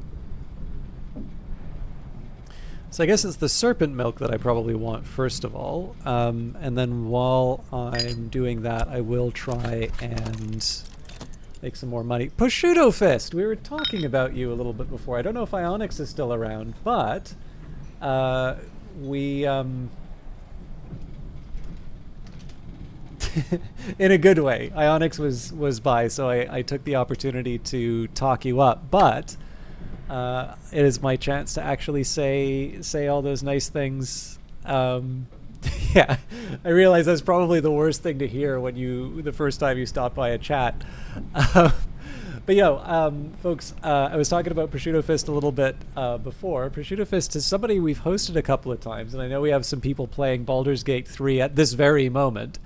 But it is, first of all, I remember the first, I think it was the first week that Book of Hours had come up, but there were two broadcasters that I found. One of them actually wound up being a bit of a jackass, so we won't talk about that one. But I remember first checking out Pro's channel specifically because of the name. I think it is a very, like, on its own, it's a really good name, and then when you just sort of think of the layers and realize it's like ham-fist, or I'm assuming it's like ham-fisted is the reference that's going on here, it's even better.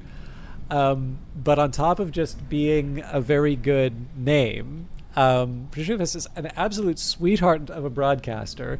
Lots of fun to watch, whether it's Baldur's Gate 3 or Cult of the Lamb. And in fact, she recently did Book of Hours, although from the very beginning. So for those of you who'd like to see the game start from the start, I can definitely say that Pro might be coming back to the game. I'm not sure. Maybe it's a big disappointment.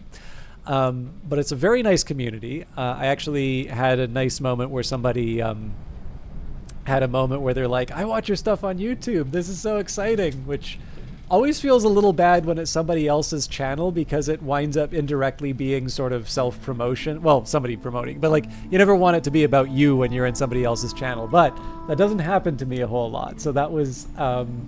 That was very nice, and I think it speaks to the kind of community that Prosciutto Fist has built. I should actually also mention is a Magic player, like has played Magic the Gathering. So as soon as I played Cobalt Core, that's another one that I've secretly been wanting to see her play. Aborophiliac. Oh, you know him personally. Oh, that's lovely. Okay, great. Yeah, so I haven't seen him recently, so I wasn't sure. If that was, you never know if there's going to be some big schism in the channel or something like that. But, it's just one of those things, right? Like, I think that was fairly early in my time that I joined your channel. So, I didn't want to, like, the worst thing I could do, because I don't know if you know this, but I was actually on the Steam page for this game when it first released. But I don't like saying that when I come into someone's channel. Like, that is the douchiest thing you could possibly do, is show up into somebody's channel and say, oh yeah, I did this on Steam. Don't you know who I am? So, it's one of these things where if I'm not going to do that myself, I also don't want it to seem like somebody's doing that by proxy. So, but I'm very glad that you know them in person. So I know I know they already know that actually made my day. But that was a very pleasant little surprise.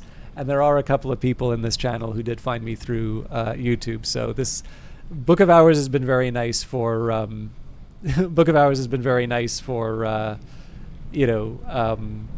bringing some people who like these weird little games.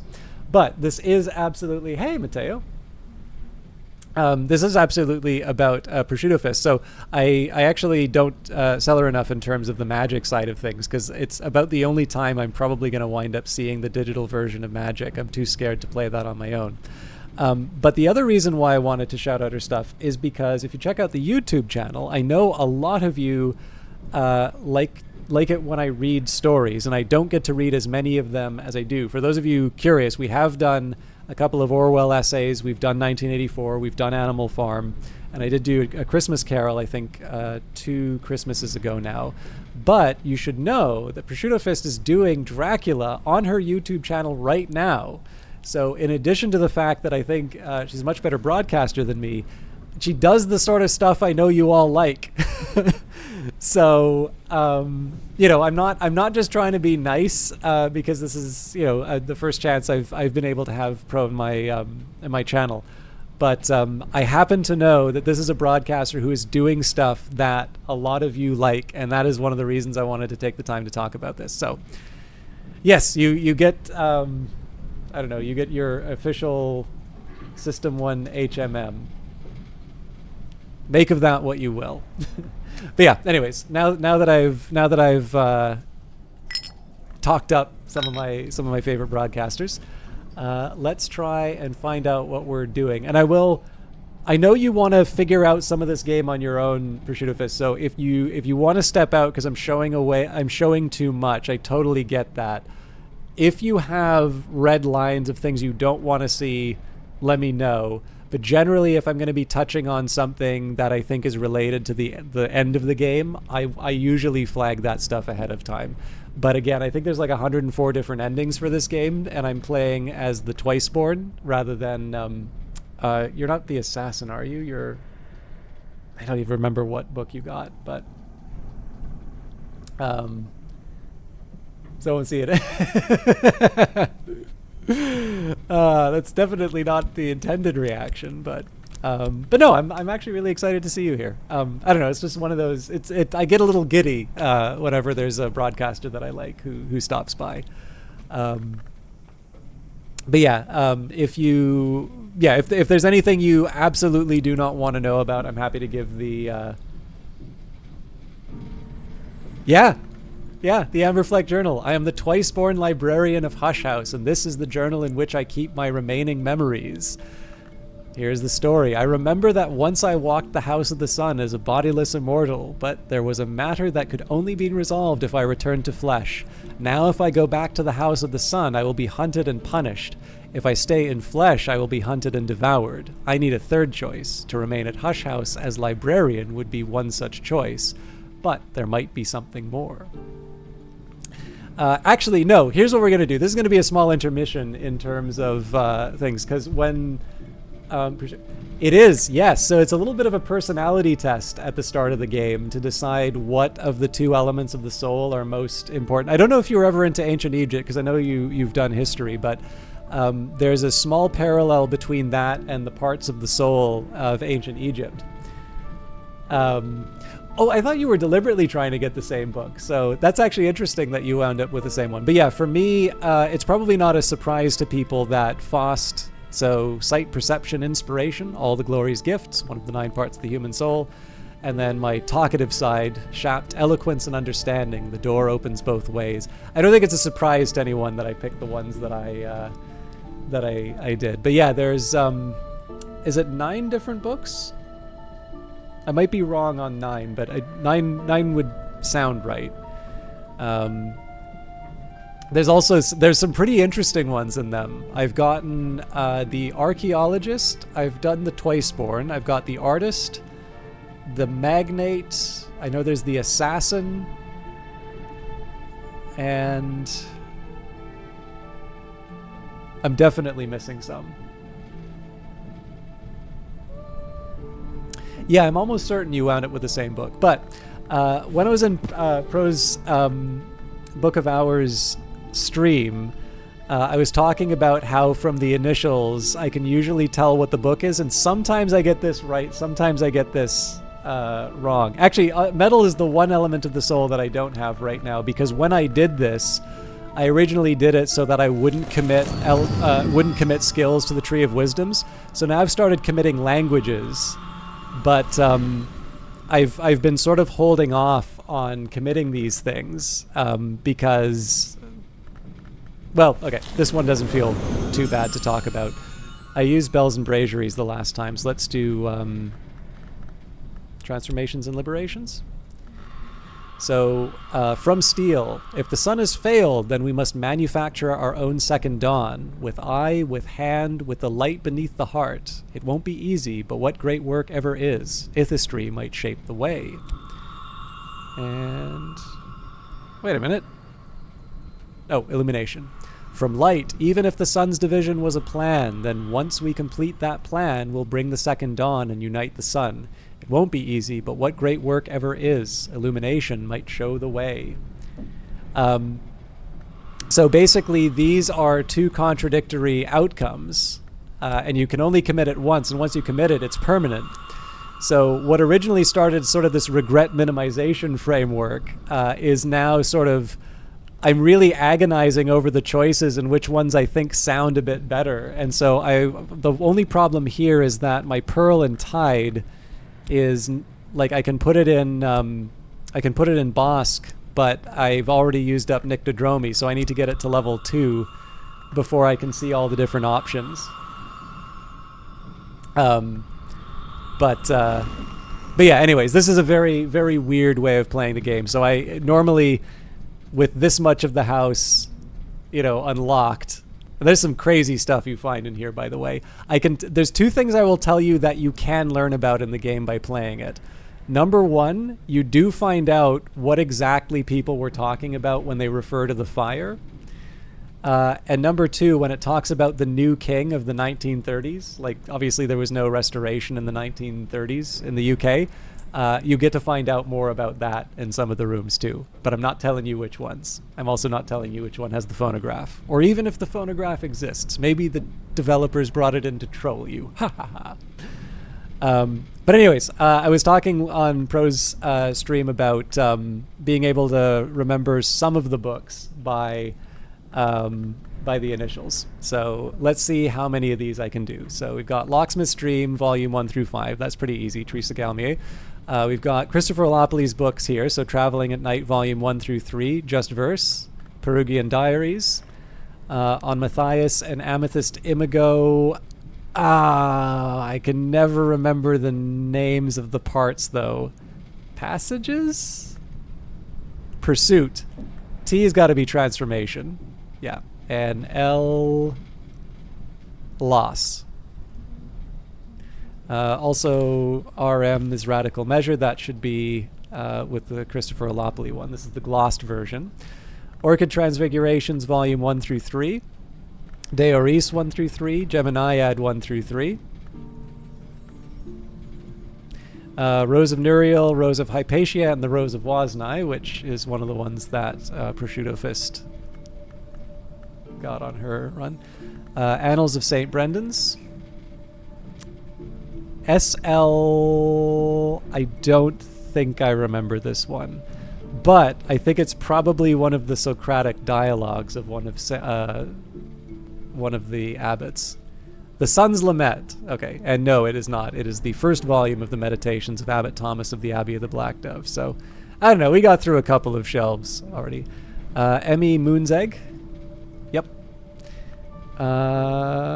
IOTH, I don't think I remember, or MOM. Instruments of the Heart and Mirror of Melisynth. What did you miss? You got to find out about a disability assessment got denied because of quack doctor who didn't review the dog. Oh, I'm sorry to hear that, Narkexi. Are you able to correct that, or are you able to contest it, or is that sort of a... it wasn't a disability thing, but I have had to deal with a similar sort of problem with a somebody granting an approval. I'm really sorry to hear that. I don't know this one. A Descent of the Shell. AV's got to be against Vitruvius. Yeah. EOL, Elations of Lamentius. WDTUTH.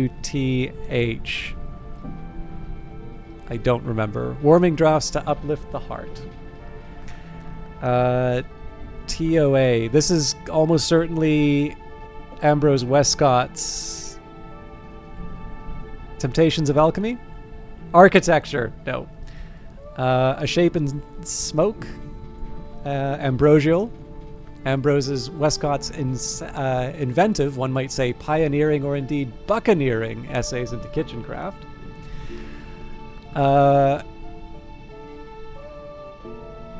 Is it advice on entrances? I don't think it's right. Something on entrances. Almanac of Entrances. Seven Shards, sorry. Exorcism for Girls. TWOH. I feel like I should know this one, but I don't. Two Wombs, One Heart. Of course, there's the twins. AOC Advice on Containment, Thirza Blake. Fekri's Herbery, FH. Collected Hush House Lectures, Arun Peel, who is technically not a librarian. Former law, actually, I believe he is the author of the Flayed Tantra. Glimmerings, that's the start of the nocturnal texts. Kukribit Prisoner Records, 1927 and 1928. Don't think I remember LT. Oh, Letters to My Successor by Gervenius van Loren. Kittling Ripe and the Moldy Warp's Grave and Other Stories. Kittling Ripe's Tasty Treats. This has got to be... No, hang on. Snare in the Tree and Other Tales from Aunt Mopsy. Collected Proverbs of Aunt Mopsy. Shape of Smoke. No, Skin of Silver. Sorry, this was Shape of Smoke. Tibellus Mirorum. Remember that one from Culta Simulator. 16's Enticements, 7 Temptations. The E I keep forgetting. 26 Enticements, 7 Torments. You must be reeling when I'm like, I need blue, the magic purple, and bug. No, it's like I said, the fun on this is so here's one of the things that I like about this. I'm not gonna go so just to give you an idea of how my library is, we've got this room as well, and this room, and we put some books in the church, and I've got a collection of inks in the map room, and I decided to put Solomon Husher and Julian Cosley together because they don't like each other. And we've got all of the DeWolf books here. So there's a lot of books. Oh, and these are the ones that I can't translate yet. So one of the things that is cool about this game is that as you go through, so I didn't know who Thirza Blake was, but you start reading a little bit about Thirza Blake, and then you sort of find out what she did and some of her personality. And then you find her statue. Queen! The thing that's interesting, right, is that you learn all about the house. Like, even if you kind of look over the icon here, or if you, right, because there's the Solar period, there's the Baronial period, there's the Curia period. And what happens is very slowly over time, all of these random bits of text start sort of coming together, right? It's all of a sudden Thirza Blake is not just some person who wrote a book, but Thirza Blake is different from, say, like Ava DeWolf. And, you know a little bit about the things that maybe Ava DeWolf would like and some of the things that Thirza wouldn't like, those sorts of things. And you start to sort of grow with the house. You learn a little bit more about who went in there. I have favorite characters, and I remember saying a couple of lines. So one of my favorite lines to write in Sweeps the Pillow Cleans chat is to say that Governor Collars is the unsung hero of Book of Hours, and this always annoys her because she points out something that Governor Collars did that maybe people wouldn't say is a very nice thing. But again, right, you never get that from any one fragment. It is that process of going through this ancient house and learning little bits of the story as you go by. And of course, as you know, some of those books are random. And so the game slowly works its way into your brain.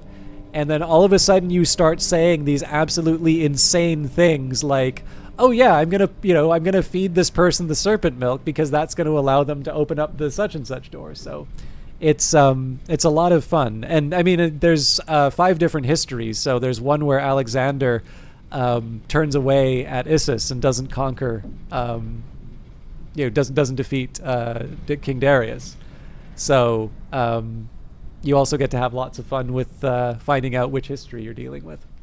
It's like interactive historical fiction, which is one of your favorite. Oh man, okay, yeah, no, you are definitely going to be interested in some of the secret history stuff. So we've got 5 different inks. Uzalt, the ink in which the first history was recorded by the unwise mortal. Uzalt is the bright yellow of lantern. Light lingers on it for a little while, even in the dark. Gold is not needed to mix Uzalt, but amber is. Unobtrusive shrines to Uzalt could sometimes be found in the churches of the unconquered sun. Porphyrine, the Incastum Terminale of the second history. It's the glowing crimson mauve of the secret histories. Porphyrine was venerated in secret by a confraternity of corresponding Cluniacs and Benedictines. Nillicant, 7 yellow and 7 buck. I knew a man who captured moths in a bell jar. On nights like this, he would release them one by one to die in the candle. Moth is the wild and perilous principle of chaos and yearning. Lantern is one of my favorites, and Sky is actually one that was added new or Blue, my apologies. This was added new into Book of Hours. But because of its relation to sort of music and mathematics, it's one I'm very fond of. Nillicant, the Incastum Terminale of the third history. It's the bleak white-blue of winter. It has spawned an itinerant order of secret celebrants who regard worms as semi-gods, and who are sometimes called on to celebrate difficult funerals. Orpiment Exultant, the Incastum Terminale of the fourth history. It's the incandescent orange of forge. One ingredient, it's been, as it were, long rumored, is the blood of candescence. Certain Masonic and other related traditions venerate what they call OE. And finally, Mericat, the Incastum Terminale of the fifth history, the color of the principle that once occupied the place that heart does now. In the fifth history itself, the cult of Mericat was everywhere suppressed, but it's sometimes been venerated otherwise. So I'm not going to try and suggest that I know everything inside of that, but I was talking about the hours. Well, here are some of them. The Witch and Sister, the Thunderskin, the Velvet, the Sister and Witch, not to be confused with the Witch and Sister. We've got the Watchman, the Meniscate, the Sun and Rags, the Madrigad. We've got the Chancel of the Abbey Church, which doesn't mention what the chancel is. But it's there's a ton of stuff to sort of unpack, but it's always going to give it to you in little fragments and expect you to make the connection. One last thing I feel obligated to let you know about is there is a dog. Loyal dog. Walkies are surely a small price to pay for his unshakable fidelity.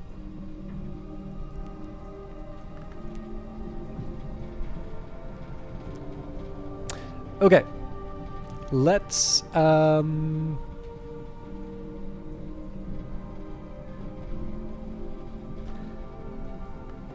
drink the serpent milk.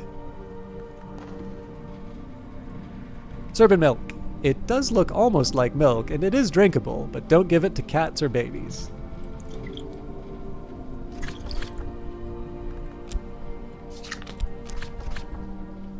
Drink the stuff. And I know everybody really likes the dog, but the living relic is my favorite. It's got the eye of the Watchman on it. It's got nice big jeweled eyes. How can you not like a tortoise? That actually came up in the interview. The tortoise that I like. Oh hey, we got our delivery from Cater and Hero. Something useful has arrived.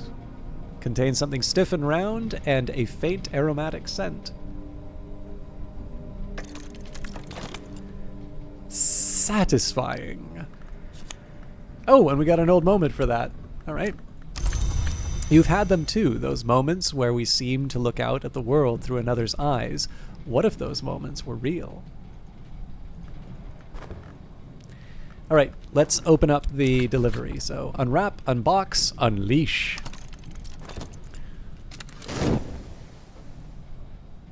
Incidentally, if anybody does, because I realize I've been filibustering the progress on the game a little bit, but honestly, I sometimes just like sharing all the cool stuff that I find in this game sometimes. If anybody is curious and would like to see something specific or would like to know a little bit more about the setting, I'm not an expert on the setting, but it is fun to talk about this stuff. So if anybody does have any questions, or particularly if you're trying to figure out what on earth is going on in this game, I am actually happy to talk about basics. Just because I've been trying to do some of the more advanced stuff doesn't mean that I'm only interested in those conversations. An afternoon spent profitably reading newspapers to the curious, writing affectionate letters for the lonely, steering farmers through the requirements of the Ministry of Agriculture.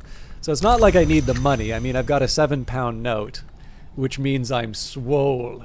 But the main reason we do this is just so that I can sort of balance out the restoration. So tuppence will buy me a hearty meal in a quiet place where I can rest and gather my thoughts. It is autumn when the leaves rustle. The silent landlady has served me apple pie with steamed cream in the window nook. All right, so I've got another order form for Cater and Hero. Cater and Hero has offices almost everywhere, not in this misty limb of the kingdom, but they will at least deliver here.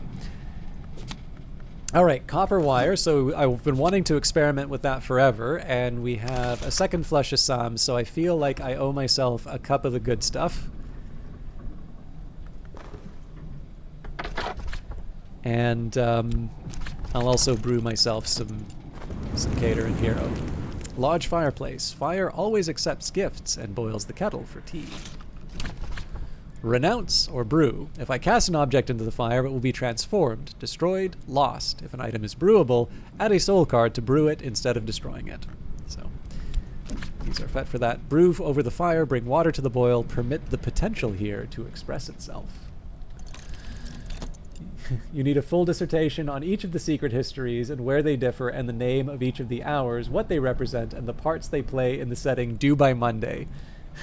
I will fail that assignment, Green Whisper. But here is the one question about the secret histories that I'm interested in, and I would like to try and work out if I can. I'll probably do this after I play the game. If the invisible Serapeum... Okay, so first of all, the Serapeum in Alexandria was an overflow for the Library of Alexandria. Also, a fact that people seem to think is true, there was no, destruction of the Library of Alexandria. Like, this is often referred to as a historical event, but I don't believe there is ever, this is the moment the library burned down. It's more sort of just this great library that once was and sort of attached to the museum, and then it sort of stopped being this great place. But so far as I can tell, the Serapeum was an overflow for the library, and in the tabletop game that they have, The Lady Afterwards, it does take place in Alexandria, and I believe you do visit the invisible Serapeum. Just as I believe the Invisible Serapeum is also present in the Exile DLC for Cultist Simulator. And so far as I can tell, Dr. Serena Blackwood left Hush House, left being librarian of Hush House, to go and tend the library at the Invisible Serapeum. So what interests me is that there are, in the setting, it says that there are a few places that will always have the same name in all histories. So Treowen, which is a real place in the UK, and that's where the live event takes place, is one of them. Treowen is referred to in Book of Hours. Vienna is also one of them, and that is referred to, I believe that is the first time it says that there are some locations that have the same name in all histories. But what does interest me is whether or not the branches of the Watchman's Tree, the libraries like Hush House, like the Invisible Serapeum, like, I can never remember, Grove of Green Immortals, and the other one that I keep forgetting. It's not immediately clear to me as to whether or not those are also the same in all histories. I would imagine they are, but I don't actually have something in the universe to say that they are.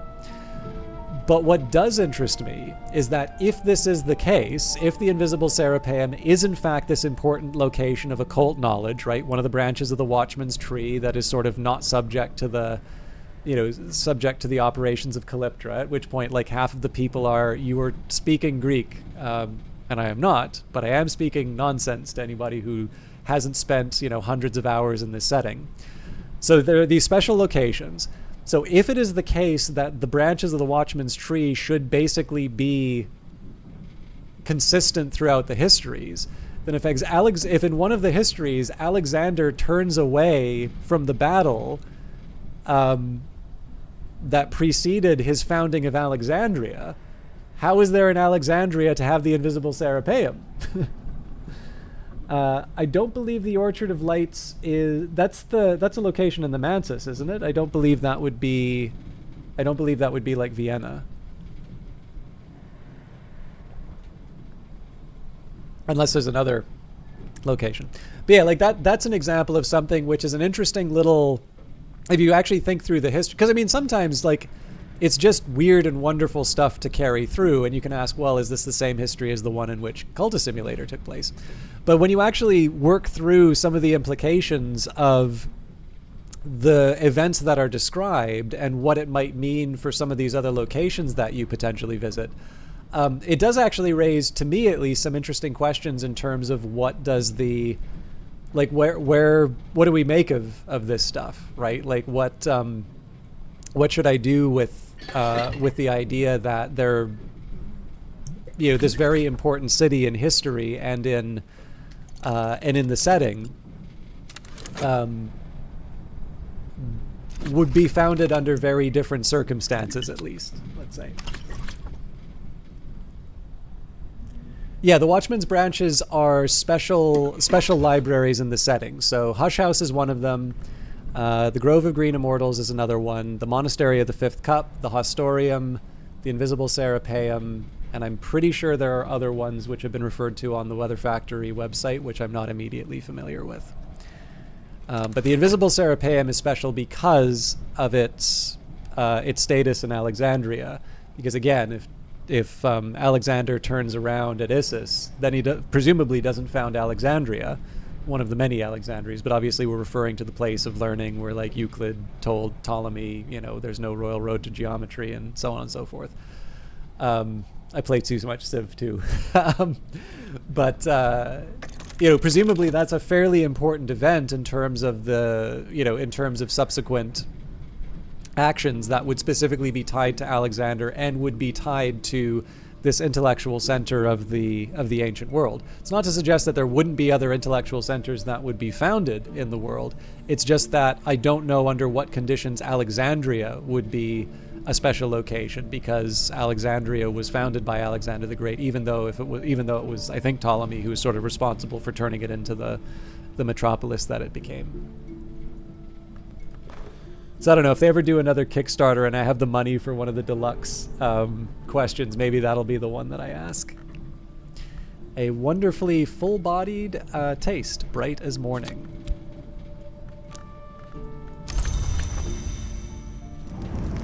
Steam and scent both rise. It's ready.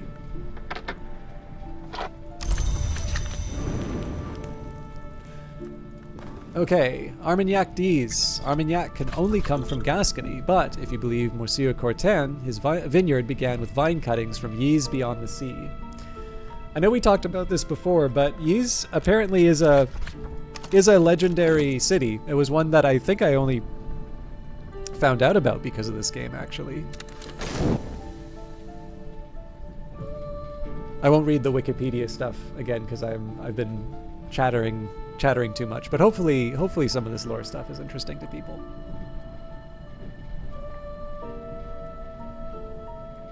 You know what? I also don't need to wait for one of these. I am going to try and make orichalcum wire now. Maybe not in the kitchen range, though. We can do that at the foundry. So, maybe Bells and Braziers? Yes.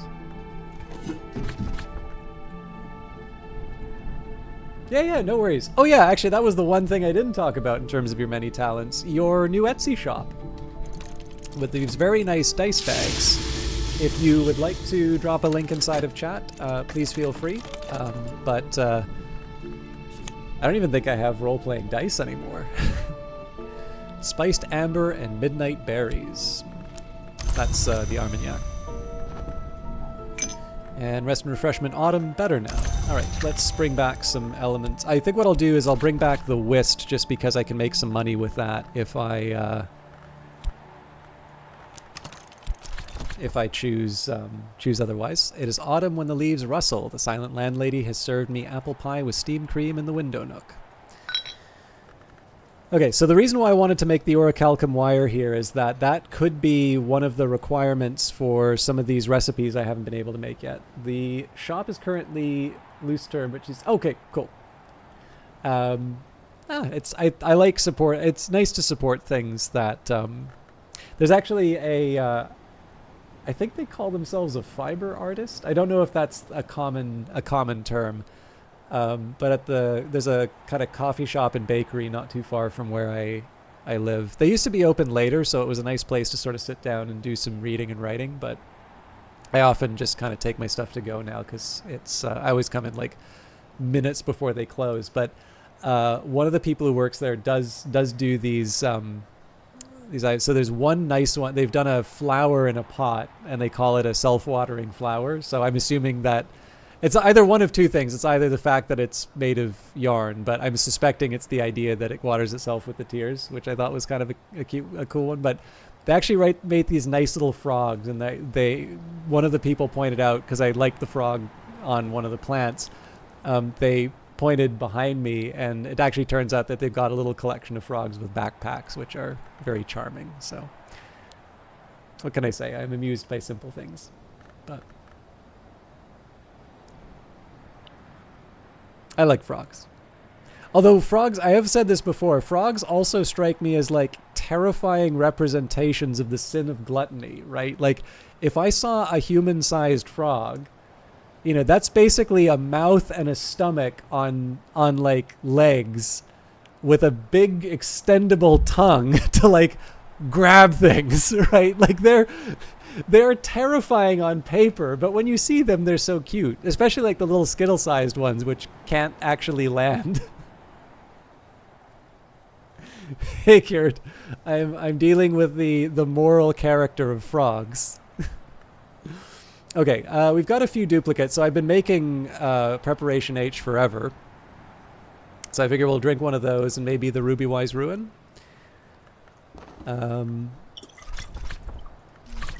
So Solomon Husher would take this every night without fail before sleep to close his ears to the sound of the waves. But on the 9th of January, 1838, a heavy snow fell on Hush House. When the other residents dug themselves out, Husher was nowhere to be found. He had left a resignation letter and an undrunk measure of his preparation.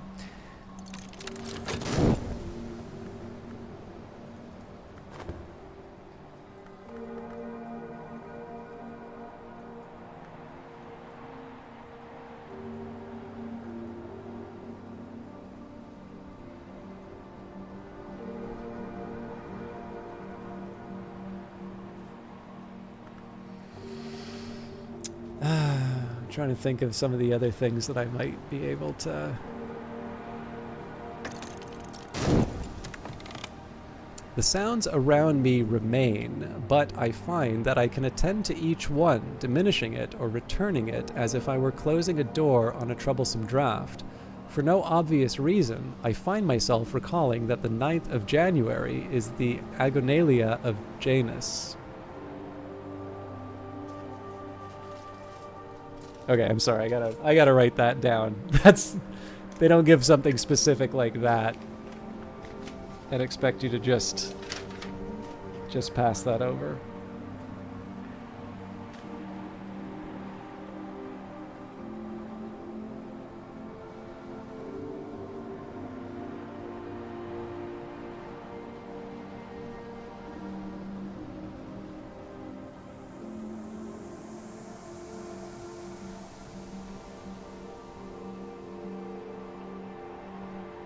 Interesting to mention Janus in general, or specifically Janus in terms of Secret Histories, Green Whisper?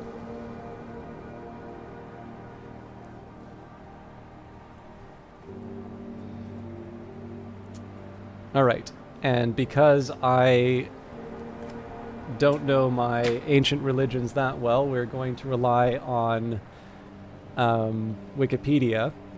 Oh, well, here we go. It's a real event that happened. Yeah. So Janus comes up quite a bit, but I'm actually specifically gonna bring up the entry. Well, first of all, entry for Agonalia, and then we can look at the Agonalia of Janus. And Aganalia, or Agonia, was an obscure archaic... This is Wikipedia, by the way. Was an obscure archaic religious observance celebrated in ancient Rome several times a year in honor of various divinities. Its institution, like that of other religious rites and ceremonies, was attributed to Numa Pompilius. Numa is an interesting name to see here. The semi-legendary second king of Rome. Ancient calendars indicate that it was celebrated regularly on January 9th, May 21st, and December 11th. Okay, a festival called Agonia, or Agonia Martiale, in honor of Mars, was celebrated March 17th, the same day as the Liberalia, during a prolonged war festival that marked the beginning of the season for military campaigning and agriculture. I love how you need a PhD in all branches of ancient history to understand each niche reference in the games. Yeah, I mean, this is the thing. I will say the level of research that goes into these games is considerable. And I think Alexis has said it is because he is quite pedantic on things. And obviously I wouldn't want to disagree with someone talking about their intentions, but I also tend to find that the little details that work their way in are they usually tend to support something in the game as well, even if it just gives you that extra level of authenticity. So one of the things that was really nice about Exile was the fact that they called out to the community and said, if you know weird little bits of history in your region, please let us know. And it was, I don't know if they specifically said it or if there was just this implication, but this idea that you want the sort of stuff that wouldn't just appear in Wikipedia. Because there's nothing wrong with Wikipedia. Like, I like being able to look at Wikipedia and find out about, about all of these little details. But the thing is that's kind of where you start your research. That's not necessarily where you finish.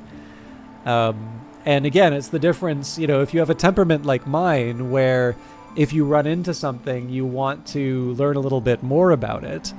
It's not so much the idea that you're expected, like I certainly can't sit down and play these games and have a full knowledge. I mean, okay, don't get me wrong. There are some things I am knowledgeable about. Like if you ask me about, ancient philosophy from pre-Socratics to, the essentially the end of the Hellenistic period, I probably would be able to handle my own.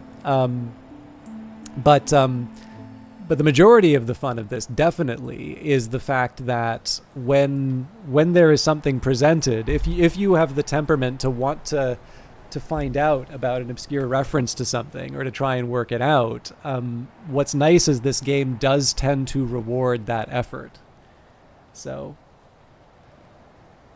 slight tangent, but kind of related. Do you know how English town names are created? I am assuming that, well, I guess if it's Wales, it doesn't count as English, but I was thinking that for Wales, they probably just let a cat run across the keyboard. I mean, I do tend to notice that they have, I do tend to notice that they're like descriptions of what you might imagine the place looked like. So, there's a lot of upon such and such.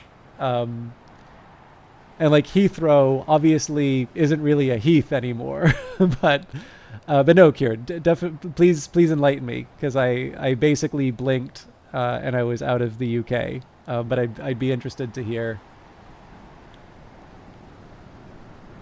Okay, purpose. This is back to the Agonalia while Kieran tells us about English town names. The offering was a ram, Ares, the usual victim sacrificed to the guardian gods of the state. The presiding priest was the Rex Sacrificulus, and the site was the Regia, both which could be employed only for ceremonies connected with the highest gods that affected the well-being of the whole state. But the purpose of this festival was disputed even among the ancients themselves. Etymology. The etymology of the name was also a subject of much dispute among the ancients. The various etymologies proposed are given at length by Ovid. I wonder if that's Fasti. None of these, however, is satisfactory. One possibility is that the sacrifice in its earliest form was offered on, I don't know how to pronounce that, Quirinal Hill, which was originally called Agonus, and the Colline Gate, Agonensis. The sacrifice is explicitly located at the Regia, or in the Domus Regius, House of the King, which in the historical period was at the top of the Via Sacra near the Arch of Titus. The one ancient source states that in earliest times the Regia was on the Quirinal. The Circus Agonensis is, as it is called, supposed by some to have occupied the place of the present Piazza Navona, and is said to have been built by the Emperor Alexander Severus on the spot where the victims were sacrificed at the Agonalia. It may not, however, have been a circus at all, and Humphrey omits the site in his work on Roman circuses. Okay, January 9th. The Anagonium occurs on January 9th in Fasti Praesentini, albeit in mutilated form. In Ovid's poem on the Roman calendar, he calls it once the Dies Agonalis, Agonal Day, and elsewhere the Agonalia, and offers a number of etymologies of varied plausibility. Festus explains the word agonia as an archaic Latin term for hostia, a sacrificial victim. Augustine of Hippo, who thought the Romans had a god named Agonius, who might have been the god of the calling part of the city. December 11th, the third occurrence of the Agonia or Agonalia, shares the date of December 11th with the Septimonium or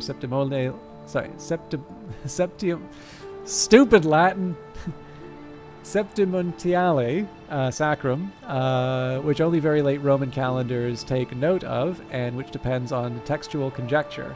The relation between the two observances, if any exists, is unknown. A fragmentary inscription found in Ostia reads Agoninid?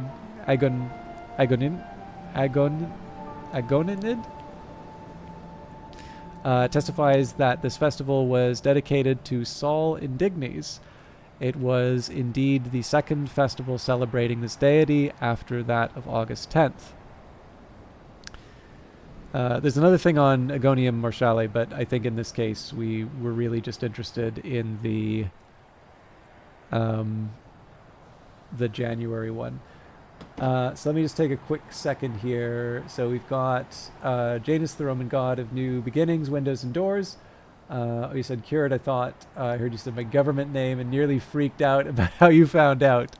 Sorry, Narkexy, nothing that dramatic. The suffix to the town name plays a big part. Your hometown ends in wich, meaning salt, which is what we're known for. Ford means a splitting of a river, and Chester, if you recall correctly, comes from Roman words for city. That is interesting. Because this actually ties a little bit to some of the things I find interesting about Book of Hours, which is how, it does sort of reflect, again, so because I'm in North America, and specifically in Canada, which is only a little older than 150 years, admittedly older in terms of colonial times, and then even older when you consider the original inhabitants, but this idea of living in a place where presumably if I go that far out, or if I go to certain parts of the cities, I can still see evidence that the Romans were there. Whereas realistically, so in Treowen, right, that's almost a 300-year-old house. And yet, in terms of Canada, even though I live in the capital, the types of history I'm really looking at would be buildings that are about, this is where, they decided to start, participate in the Second World War, and here's where, you'd think that Queen Victoria would at least put our capital in a sensible place like Hawaii or something like that. But yeah, Canada is a baby. But yeah, so there's plenty of interesting history in terms of Ottawa. But again, 150 years is really not that is a very, very different perspective that I have compared to the UK, where this idea, the simple idea here, right, that the Dawn period, 599, the traditional date of the first foundation here, that would be inconceivable for me to see something even remotely close to that age in Canada. And it's just very interesting to see a game that kind of plays a little bit. The other thing I was thinking of is how a lot of the different periods seem to relate to. Again, I've been reading a bit more of my Norton English literature, so I've been reading a lot of Old English lately. I'm about to start Beowulf like the whole way through. I'm at the part, they're at the mead hall and they're all drinking, so I'm going to assume that it's, a bunch of singing and playing and that like nothing bad will happen. I've read the first part of Beowulf. It's just the other two that I haven't read. But yeah, no, it's just it's just kind of interesting. Like the more I thought about some of the things that I do like that I have read in terms of older English literature and sort of how it mapped to some of the things I was reading, like Cadman's Hymn, for instance, and some of the things that I was seeing in the Solar Gothic period. And I don't know if it's deliberate that there seem to be these parallels, or again, it's just simply the fact that this is the people who are writing, this is the world in which they were living, and then the only parallels that I'm drawing just happen to be the fact that it's accurately representing the priorities of the times. But at this point, it's just been a really nice excuse for me to sort of brush up on some of the stuff that I had in a book, but it just happened to be, it wasn't in the assigned reading, so I didn't, I didn't do all of it. I'm also beginning to appreciate the sound of Old English a little bit more, so like I said, it's all full of just fifths and fifths, although fortunately I don't actually have to read it in Old English. They do have a translation. They didn't translate Chaucer though, so that one's going to be a bit of a challenge. I like Chaucer though. Okay, sorry. Did I write down... I want to see if I can find one more detail about the Aganalia. So sorry, I said I was going to be making some progress, and then they dropped something that I want to follow up on.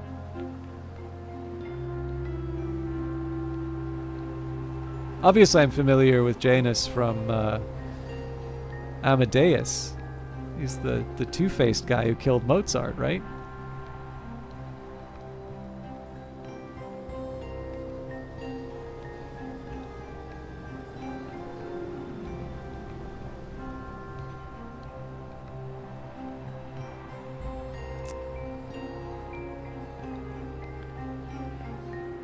Okay, I'm going to set that aside, and I'm going to read that one more time. The sounds around me remain, but I find that I can attend to each one, diminishing it or returning it as if I were closing a door on a troublesome draught. For no obvious reason, I find myself recalling that the 9th of January is the Aganalia of Janus. Hindsight, some things we can only really understand when they're gone. I'm going to need to make myself a replacement. We can probably do that with the Faust, even though we don't have the Whist, I think. With the Blue Crown. Do I have Blue Crown anywhere else?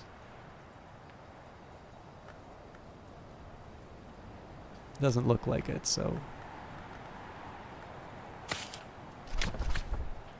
Muddle and mix a wintry preparation.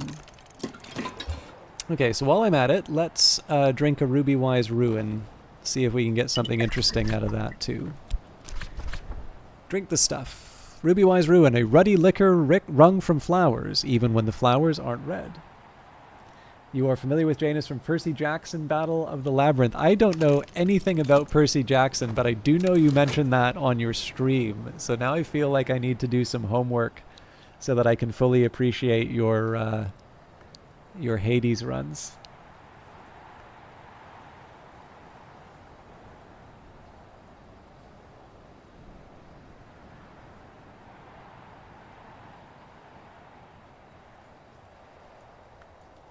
I do like Ovid though, so Metamorphoses is my source for most of my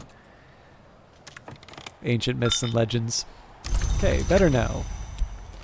I think we can restore another whist here. It is autumn when the leaves rustle. The silent landlady has served me apple pie with steamed cream in the window nook. All right, a ruddy liquor wrung from flowers even when the flowers aren't red. So that's the exact same text as before.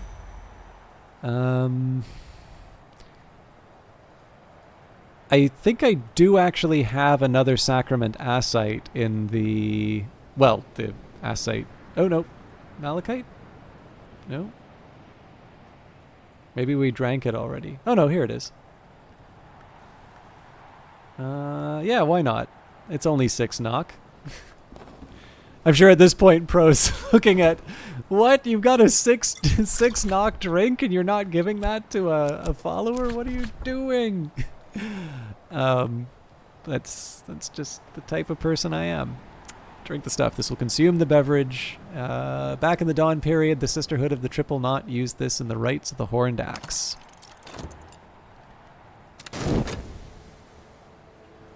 Hoarding the whiskey. Yeah, we got some of that here too. Strathcoyne whiskey. Roscragan whiskey. I think there's only 2 whiskeys. We did take a sip of the Armagnac D's. We did just brew a fresh pot of Cater and Hero Second Flush Assam. Very helpful for turning that into Glassfinger Toxin. I highly recommend not drinking the Glassfinger Toxin. Hey, with Keeper Level Forge, Orichalcum can catalyze and contain the Azoth. Okay, so I don't think we made Azoth. A metal which alters its estate in every age, but in every age can be used to catalyze the Azoth. All right. So I have a feeling that this is going to unlock a lot of Forge stuff for us. I don't know if I want to do that today or not, but... Becoming an alcoholic to discover all the ancient secrets. Yes. See, this is the big secret. Every year of the single malt actually represents 100 years of history that is imparted when you sip it. I have a bottle of Lagavulin just on the shelf. We're going to turn this into another 2 hours of stream so that I can properly get to know the ancient histories of the island malts.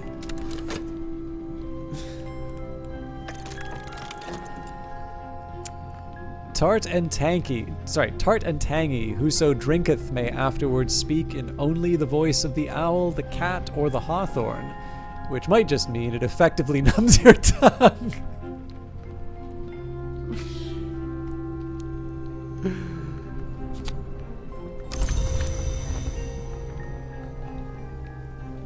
All right. I don't want to follow up the Sacrament Calcite or the Sacrament Malachite because I haven't really been able to make those in the same way, but it is clear that we are getting a little bit more out of drinking the various substances. Now, I guess the question is...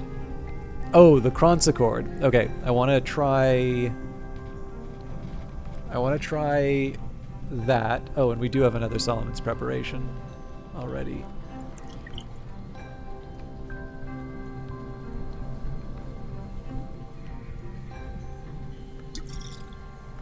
I'll take a look at the Amethyst Ampule. I have other uses for this, but... Analyze the liquid, nothing will remain. Or will remain afterwards, rather. I really thought we were going to be getting an item from Oriflammes this day.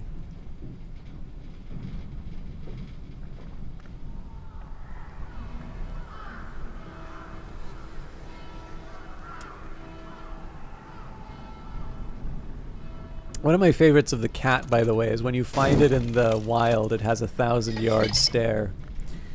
With Keeper level Winter, Solomon's Preparations are a precursor to the Great Ink Nillikant.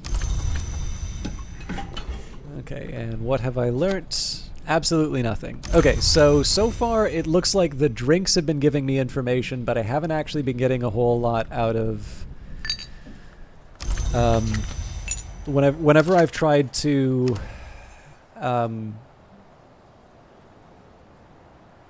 whenever I've tried to like use an item, it hasn't actually given me anything. So I probably have more actions that I can take than I really need today. But let's Ambergris Chunk, let's see what's going on there.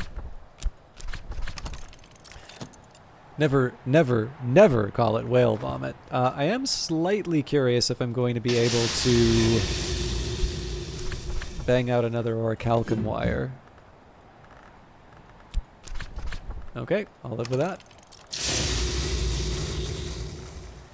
And we'll use the whisk to find... Let's try and find something else for me to study. Suppose I wouldn't drink the turpentine, but maybe drink the lethe?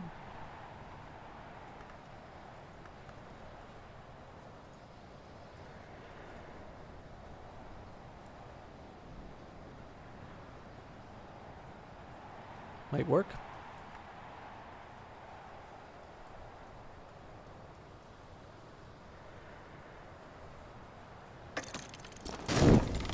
Okay, that didn't get me anything. Oh, lovely! The scent of the whale vomit.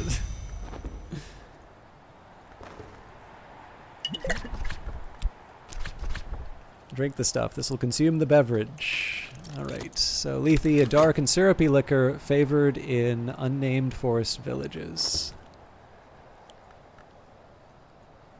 So I'm not opposed to drinking sacrament calcite and sacrament malachite, but I do want to actually make those rather than just dip into whatever stock that I have. I would also like to play around with the dolls, see what they give me, and also the Cronsicord. But I only have one of these right now, so... Exhausted.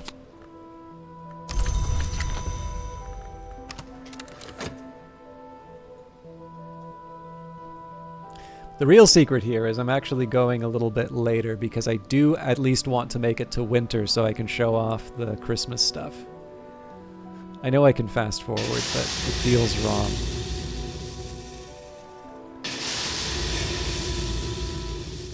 But if we find that we're out of things to say, I can give you all the lovely oubliette ASMR.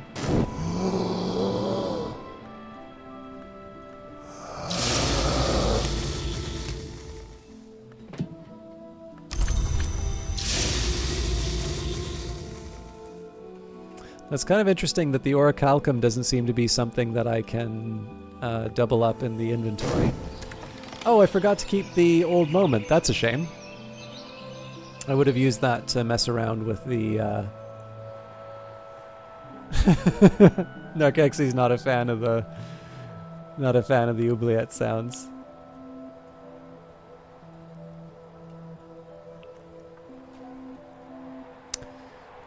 Okay, for a start...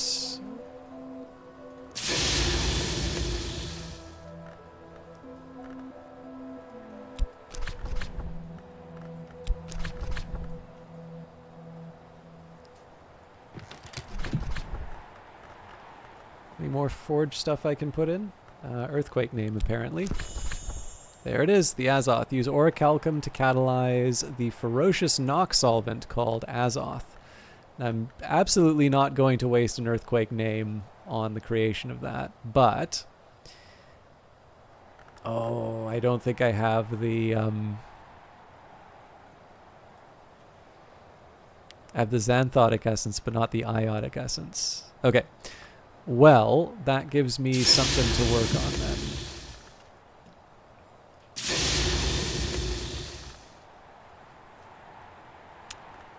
So use the health in this case. I don't think hammer time is going to give me... Oh, my bad. If I add the bitter black salts, and if I bring enough forge... Okay, well, it doesn't want that. Bitter black salts are a material. Well, that gives me something to think about.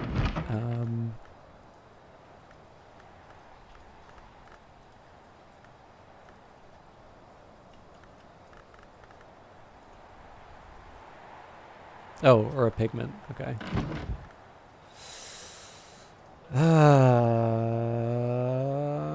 How do I...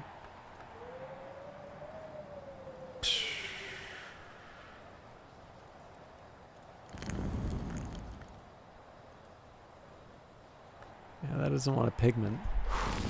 You know what? Maybe we just try a different forge. Well, no, see, Disciplines of the Hammer is helpful because it has the 9...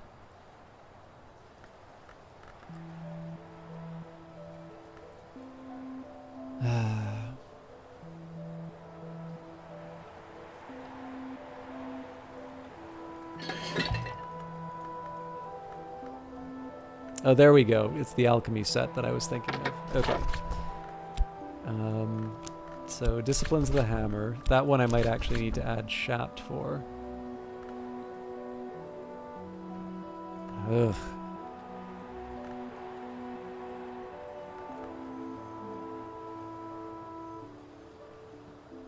Oh, Westcott's compounds might... Nope. It's gotta be a liquid or a fuel.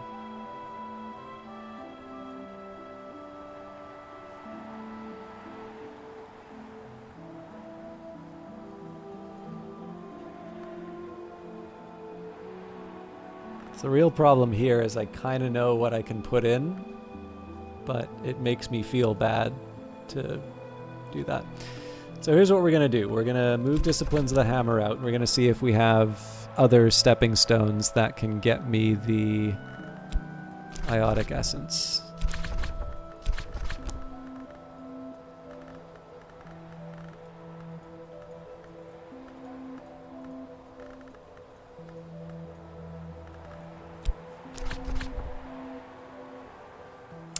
Ah.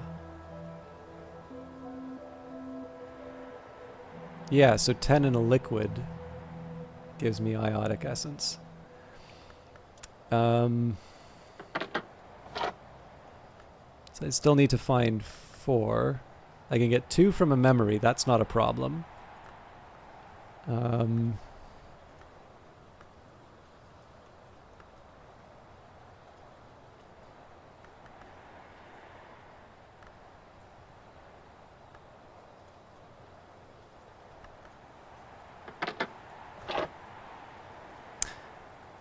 Yeah, okay, so I'll use a glass of water and then a memory. So glass of water is not hard to get. We'll just pour that out. Pour out. We'll get a replacement at the well. Lower the bucket creaking into the dark.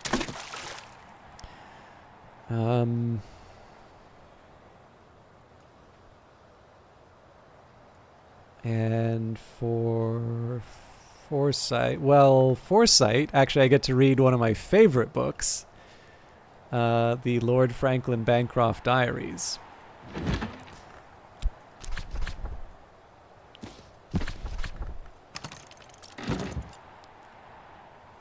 Okay, so I'm kind of overdoing it in terms of trying to get the forge stuff, but this is a chance for me to experiment with a few different forge items. So I don't think this is a bad use of the time. Poured out. Okay. I might also try to make an old moment if I can get away with it, but that might take a little bit more. So we're just gonna sit and wait right now. I have to wait to get the hinds. I mean, there's other stuff that I could experiment with, but I don't want to give up too many elements of the soul, knowing that I'm going to want to experiment with them and see what I can make. And I think it's fair to say that I'm starting to cross over now into the phase where I experiment with a number of different skills and basically where I try to do the different crafting. Mostly what I want to do now is I want to narrow down I want to eliminate the low-hanging fruit, so I can narrow it down to the difficult or the ones that would require me to level up certain skills or otherwise get higher level principles for certain recipes. But if I can limit it to those ones, then I can make some specific choices in terms of what elements of the soul I upgrade. Okay. Bancroft Diaries. Lord Franklin Bancroft was initiated into the arts of the flower maker by the rose witch Fiona Ayrshire. He rose to become a society provider of occult services and secret pleasures before his abrupt disappearance in 1790. Bancroft seems to have been a talented adept, but devoted his energies to frustratingly whimsical projects, arranging grape-fetching races between Mansis spirits, teaching Percussagants to jungle, and conjuring storms of imaginary blossoms for the Rose Witch Ayrshire, who resolutely refused ever to couple with him. Bancroft spends 20 pages bemoaning this last. The mantra here recorded is a high and exacting magic which can be used to pledge one's spirit to the Watchman, beginning an ascent to the house. Bancroft boasts of his ability to recite it when in his cups. He also had it set to music for a performance with fireworks at Vauxhall Gardens.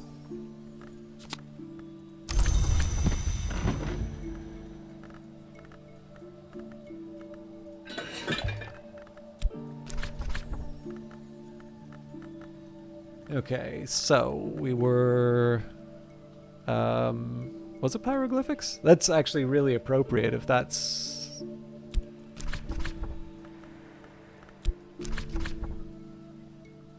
Yeah, it seems like it. Okay, so I've got a glass of water here.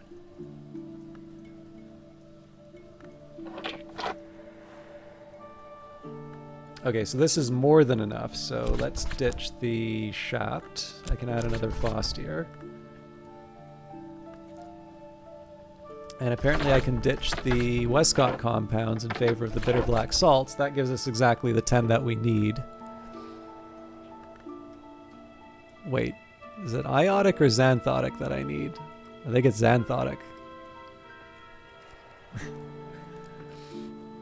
I think I just wasted a bunch of time on something I don't need to do. Oh no, it's iotic. Okay. Yeah, so condense this liquid into a ruddy essence of forge power. And again, all of this is so that I can work with the orichalcum without having metal.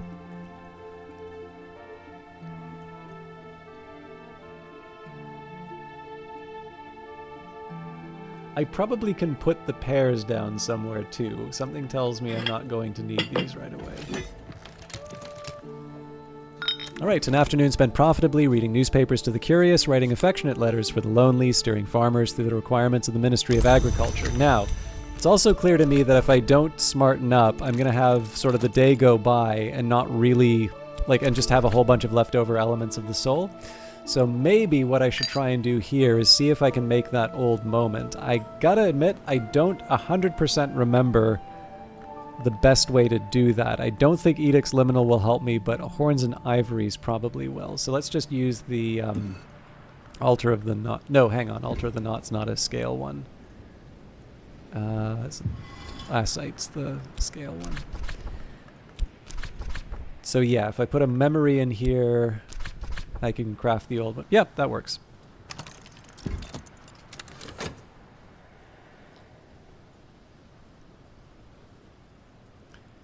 We'll be back hopefully in an hour. I may not be still on Narcoxy. Well, you never know because I'm never good at keeping schedules. But radio, time for you to go visit this doctor at the clinic who does cover paperwork. Usually. Okay. Good luck, and we'll be in touch about your stream stuff. Because I figure there's at least some basics that we can probably get. A little water splashes on the stones of the well to nourish the mosses there. Okay, so again, I gave up a couple of elements of the soul to, just to get where I needed to go. But I'll do my best to recover those in time to experiment with the orichalcum. It used to be that I would only try ones that were matched with the principle that I thought was most relevant. So like bells and braziers, that would be forge, or hammer, as Prosciutto just likes to call it. Or at least I think you call it hammer. I'd like it if you called it hammer, because then whenever you want to make something, you can say, it's hammer time. Oh, fire! My apologies.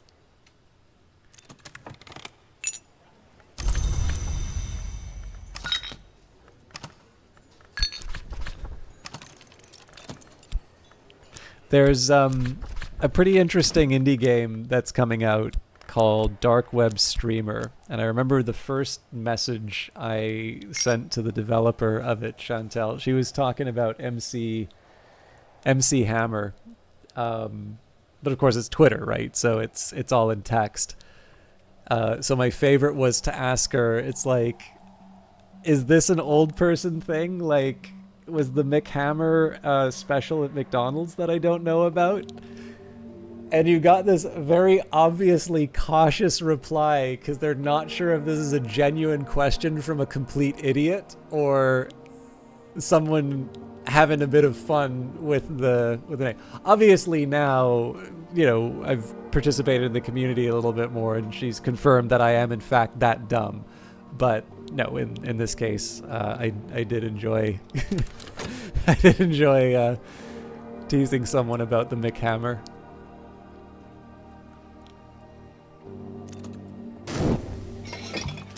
With Keeper Level Forge, Iotic Essence is the precursor to the great ink called Orpiment Exultant, which, with Keeper Level Lantern, it can become Xanthotic Essence instead. Okay, so the reason we like Iotic Essence here is it gives us 5 Forge, or Fire.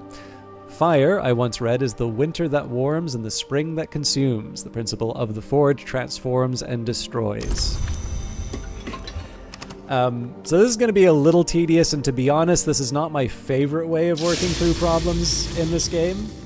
Oh, actually, it might be a good idea. No, hang on. We'll check this stuff out first, and then maybe I'll see if the old moment changes the calculation at all. That's wasteful. How long do we have before we get our old moment? 19 seconds. We can wait. They do. So what do you call this one? Wiggly lines?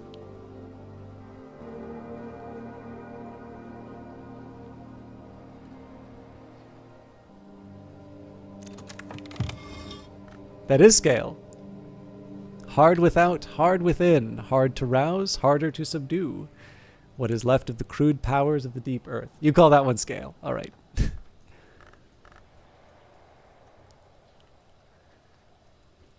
Scale.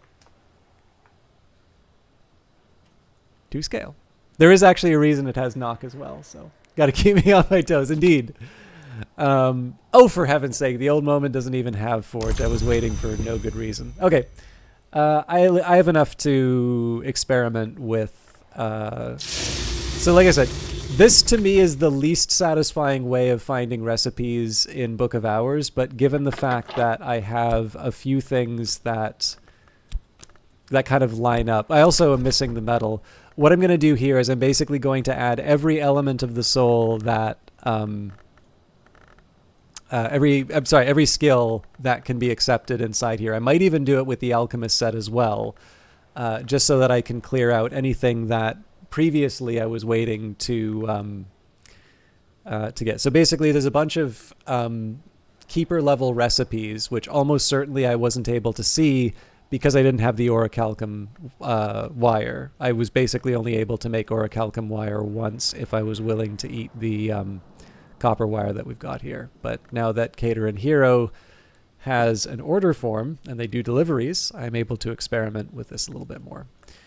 So, like I said, it's not super satisfying to double-click on every single skill and add it in, but this is a chance for me just to clear out some of the long-standing ones and possibly find... Okay, Azoth is one here.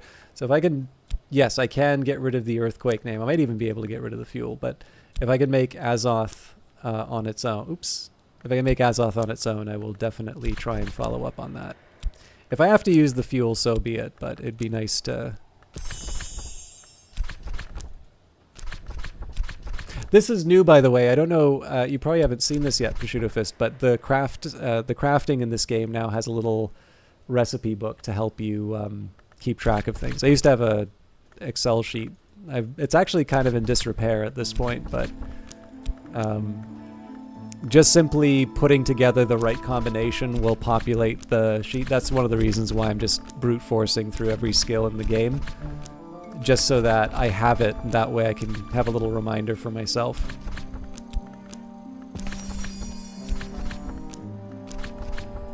It's interesting, I never thought of Azoth as that particularly powerful, but clearly the game says it is.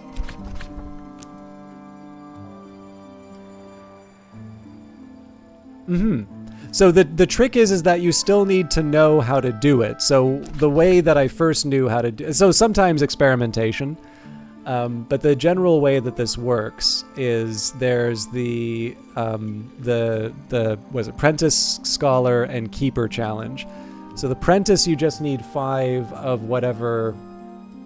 You just need 5 of whatever the relevant principle is. The Scholar level 1 requires 10 of that aspect, and then it also has a special ingredient. Now, it can be one of several types of ingredients. So, for instance, if I wanted to make the winning move here, I would add a memory, but it doesn't specifically say what memory it is. It just can be any memory. But the Keeper level recipes, the most powerful ones, the 15, it's not just that you have to have one of the ingredients. You have to have a very specific ingredient. So when I'll probably get Azoth off of this one. Nope, well, shows what I know.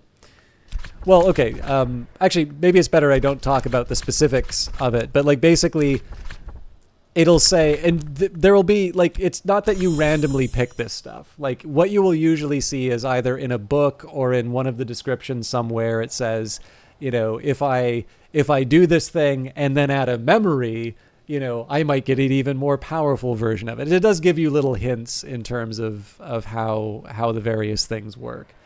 But yeah, in this case here, my usual default has been to just try and match the way I used to try it was I would match it to I'd match it to whatever aspect was relevant. So obviously I'm doing Forge stuff right now, but it turns out that not every recipe works that way. There are a couple of very rare ones which actually go outside of what your expectations would be. And again, there is a book that straight up says that. It's not me just like sitting down and meditating on it. So because I now know that there are sort of extra ones. So this, yeah, it doesn't matter. Basically, I'm just messing around a little bit with some of the possibilities to make sure that I'm not missing out on an opportunity to, you know, to make a weird recipe I wouldn't have normally looked at. And it's just because in this case here, I've got the Earthquake name to play with. I have a bunch of stuff that would give me a bunch of Forge. So it's a nice little chance for me to be able to follow up on that. Okay, so why do I think this is going to get me anything? Right, because of the different skills it lets me put in. So I'll try and be quick on this because I don't think I'm going to see anything new. And then I'll make an Azoth. Hopefully I don't give up the essence, but maybe I do. Actually, you know what? Inks of Containment's probably the one that...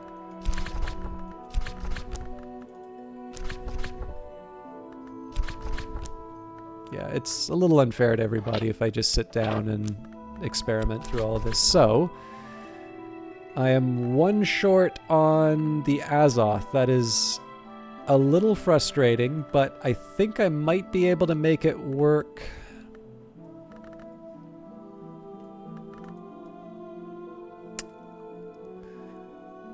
Well, actually, you know, one great way of making this work would be I'd just add the Roscragan whiskey.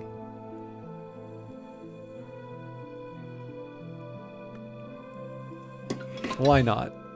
I didn't have any other use for it. What? You drink the booze? Madness. Serve appropriately. Pour out. Poured out.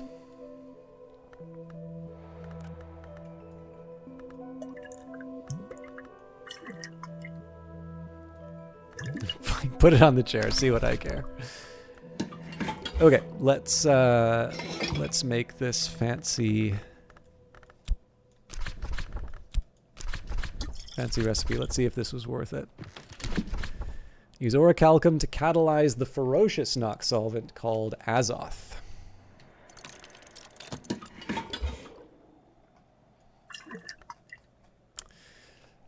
Next up, I want to see what I can do with the old moment, but I would need, excuse me, I kind of want my health back because that's got scale.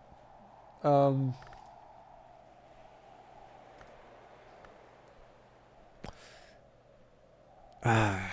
think I'm going to do this on my own time. I actually want to take a note of all of the skills that have like gaps in them. But I think that would be really tedious to subject people to. So let's think of the other things that I can do over the course of the day. I'm halfway through the day. I've got 4 that can generate money, 2 that can't.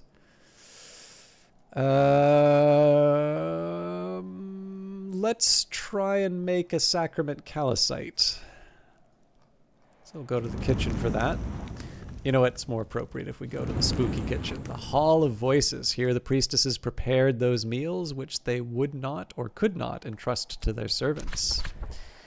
So I think if we add Rubywise Ruin, I might need to get a memory, but that'll be something I can use the FET for. Maybe Tridesma Hyra? Well, there we go. Sacrament calcite. Use this liquor as a base for a Grail sacrament. How much you want to bet if I add the appropriate flour, it's also going to tell me that I can make Rubywise Ruin. Let's see. Can I find a Grail flour?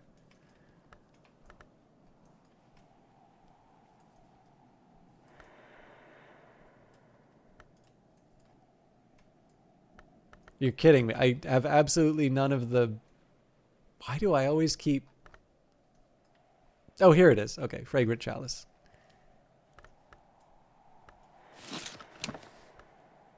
Interesting.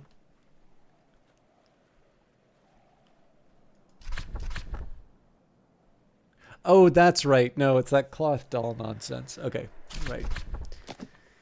So craft the sacrament calcite. Use this liquor as a base for a Grail sacrament. And I could also maybe try to make the sacrament malachite, but oh boy, how do I even start that? Grail is either cup, grail, or sometimes chair, because one chair you had one time in the first room. The expansive chair, upholstered in a velvet of peculiar richness that invites the hand. Sit down a while. You've earned it. Let us explore this chair. Investigate the object.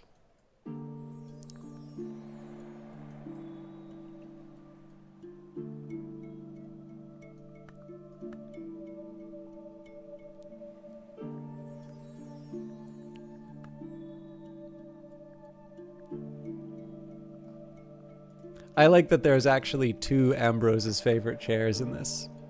I also like the description of it.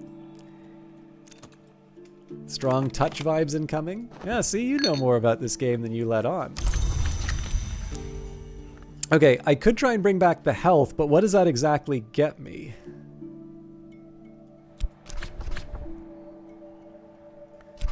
Yeah, I think at this point we're going to start throwing elements of the soul at the sweet bones. I should have made this more of a day dedicated to craft. Well, you know what? I can still craft stuff.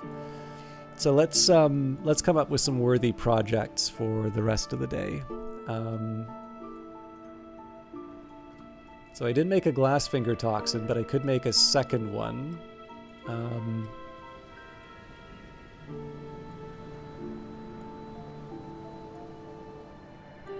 I also need to remember what I've already used up, so...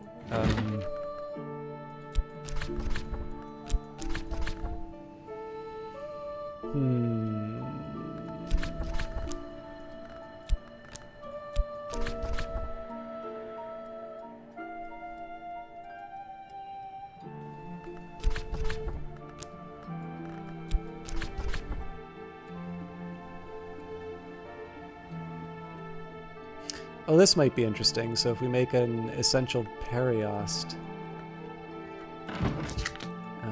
I can actually see something kind of useful for that. So this is also the first time I've used the necropsy table, which is nice. Oh, Prosciutto Fist! Oh, it was Ellen Ripley! Thank you very much!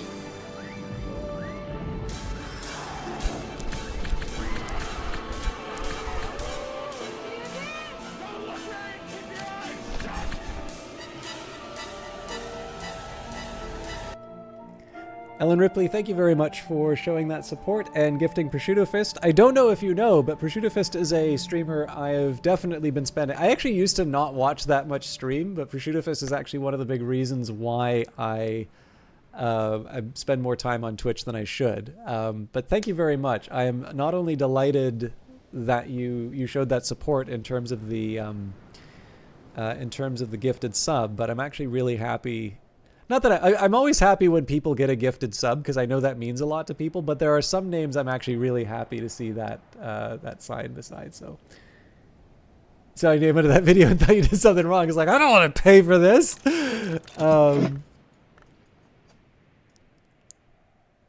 All right. I'm kidding. But thank you very much, Ellen Ripley. I hope you're doing well. Oh, because it was spooky, yeah. There was also, it used to be when people raided me, there used to be a Clockwork Orange that would play on that one, but I don't know what happened to it. It seems to have just kind of, it just doesn't seem to trigger anymore. So, and I haven't had the heart to get rid of the opening of the Ark. Oh god, what do I even want to use the rest of these elements of the soul for? Well, I will use Ambrose's favorite chair because we're definitely in chair mode, and this is also a Grail chair, or the chair. Although there are now 2 Ambrose's favorite chairs, so who knows? Okay, expansive chair, upholstered in a velvet of peculiar richness that invites the hand. Sit down a while. You've earned it. A printed card now reads, "Now safe to sleep in this chair. Governor Collars."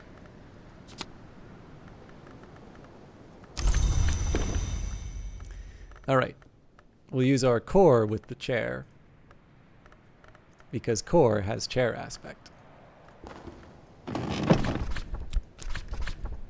Ambrose's favorite chair, somewhat pockmarked with cigar burns. Investigate this object.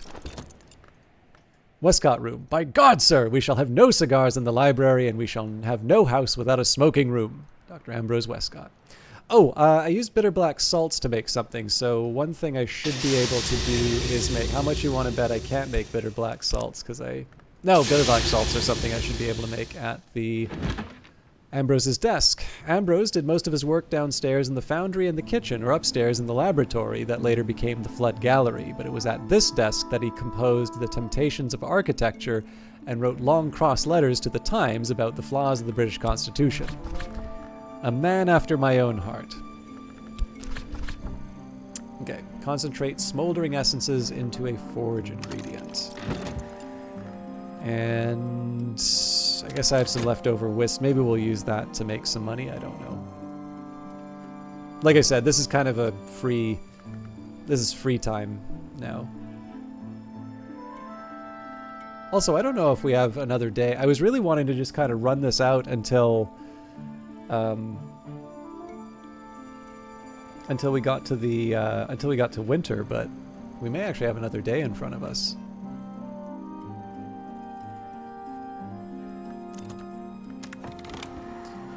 All right, Ambrose's favorite chair. Ambrose Westcott was a capacious gentleman, and he ensured the springs in his fortress were calibrated to bear any conceivable weight. 200 years on, the springs still do their duty.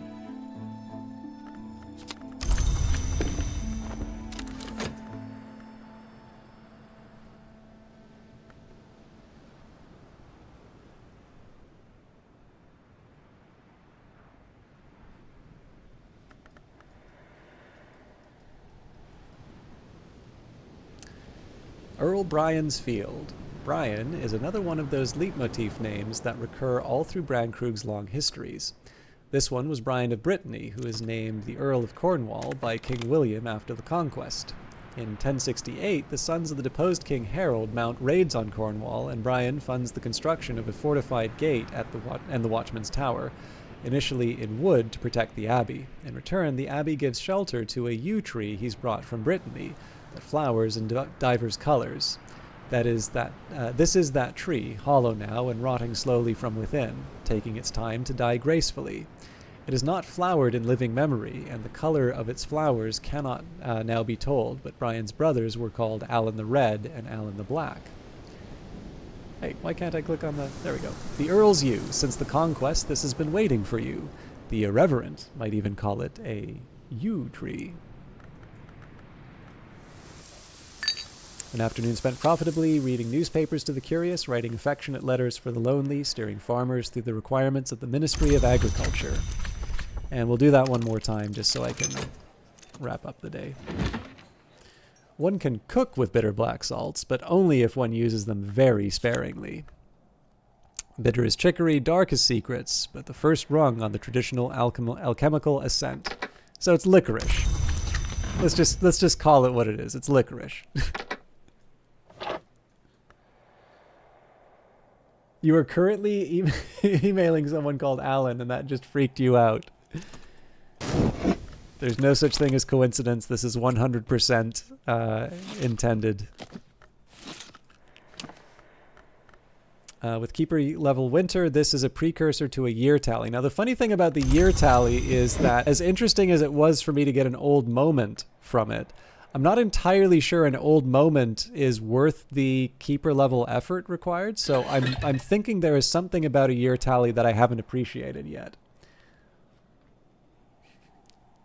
Dear Alan the Black, hope this finds you well. I'm trying to remember if I put another determination in the book, I would be able to say what the Black of Calyptra means, but I'm a little reluctant to do the determination stuff when there are people who don't know what determinations are yet, because it would be nice to leave some mysteries. Okay, Azoth, a solvent of frightening veracity. Okay, so this is a 6 knock, 2 forge liquid. The orichalcum must be incorporated very carefully into the vessel so that the Azoth does not escape. Careless alchemists have to move house frequently. Oh, can we not fit it here? I'm not carrying it around with me. Maybe we can put it on Ambrose's desk? Clearly not. Vagabond desk it is.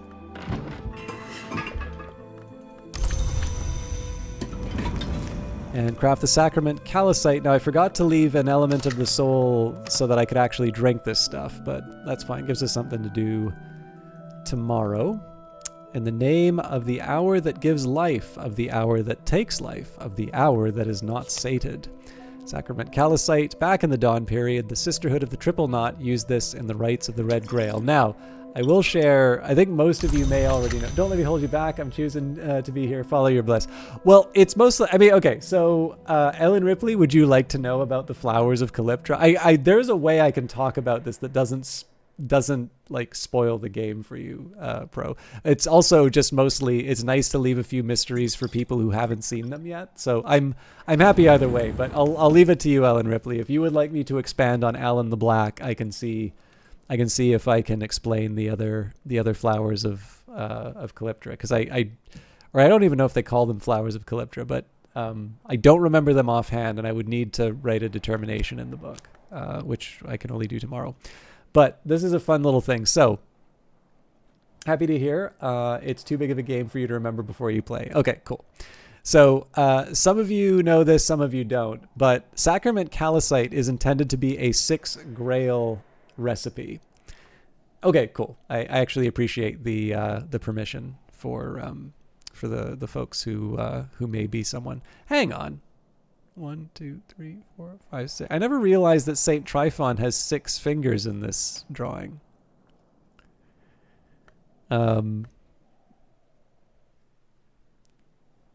But yeah, so Sacrament Calcite has always meant to have 6 Grail aspect, which has now since been renamed to Chair aspect. And it makes sense, right? Because it is, this is the Sisterhood of the Triple Knot using it in the rights to the Red Grail. Of course it is going to be an intense Grail liquid. But for some reason, in the original game, or maybe it was after an update, but it was actually a 6 heart liquid and liquid and beverage. So it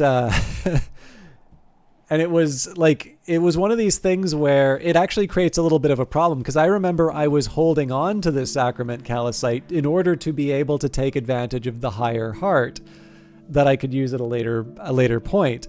So it was weird when it says back in the Dawn period, the Sisterhood of the Triple Knot used this in the rites of the Red Grail. But I'm like, okay, maybe there's a part of the Sisterhood of the Triple Knot that I don't quite appreciate here. Maybe that's sensible that it has heart aspect.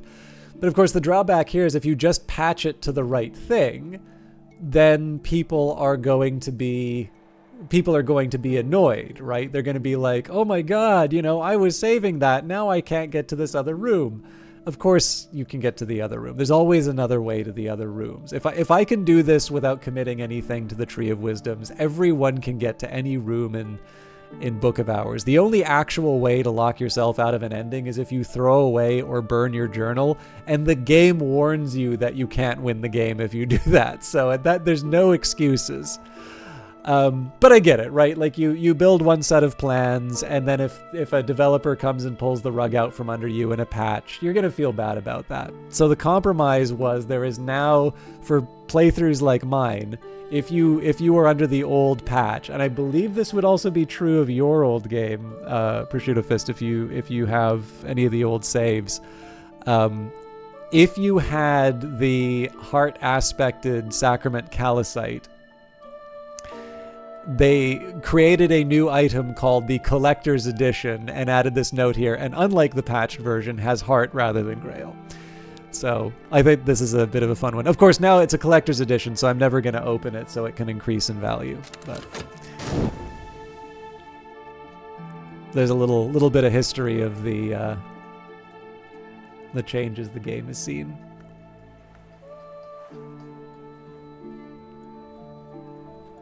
Something to retire on. I wonder if... I don't think I have anything else that I make. Oh, I need to rest on the old moment. Dream on a memory. Now that night has fallen, I can rest and perhaps dream on the day's doings.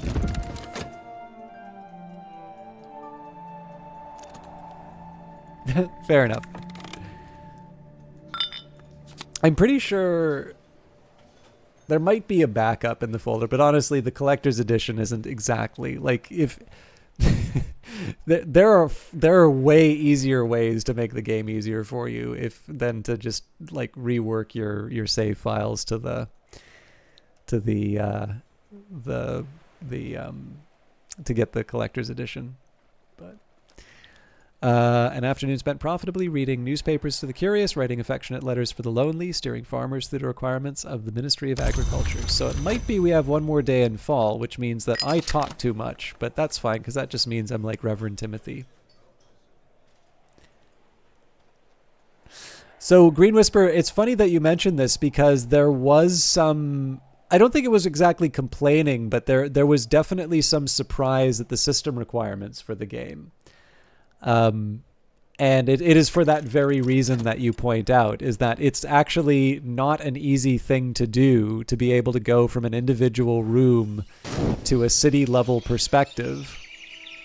And as a result, ooh, fog. Normally I would have made a big deal about that, but okay. So I wasn't originally going to do this checklist, but I think when I get my old moment, I am actually going to try and fill in some of my missing recipes.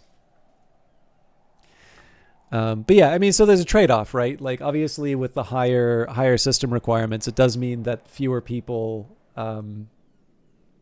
This is the cups are fuzzy when you pour out big stuff. Yeah, I mean, there's definitely moments where you can see that some of the lower resolution images, like when they go into larger things like the inventory slots, you can definitely notice a bit of fuzz. But I personally think it's very well done. It is also worth remembering, not that I'm trying to defend the game or anything like that, but just to give you an idea in terms of like the word count and the images and like the complexity of the game, this is a game by 2 people with contractors. So, when I think of some of the stuff that teams of like 10 people have done, and then I take a look at like Book of Hours, I'm like, good Lord, like these people are wizards. So, now admittedly, these are 2 people who have made, they have made games before. Like this is the second company from the co-founder. Well, I guess one of the founders is their second company, and then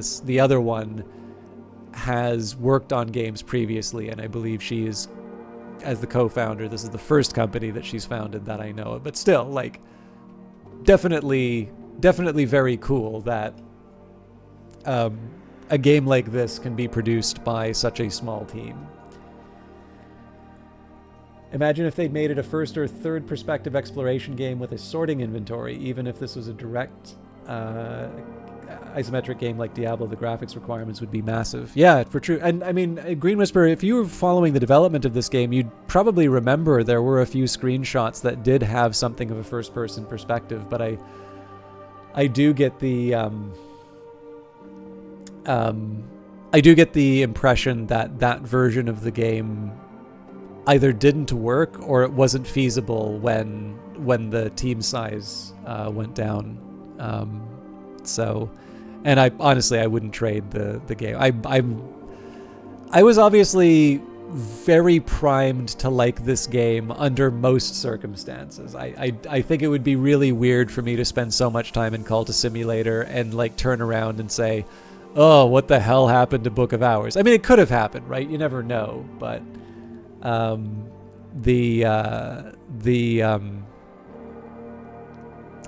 I like this sort of game, right? I love the fact that there are enough people who like weird games like this to make it commercially viable to be able to make these things. But yeah, just I remember when I first play, even the demo, and like that opening music when you wash up on the beach, like that is one of my favorite bits on the soundtrack now, and that is entirely because of the excitement that I got to feel finally playing the follow-up to Cultist Simulator, and it just wound up being a very special moment. So, and that's what music does, right? I think everybody has, a couple of songs that bring back particularly fond memories. So yeah, it would be very easy to get lost in this, especially, man, if I get to the Dawn Period rooms, I would be completely lost.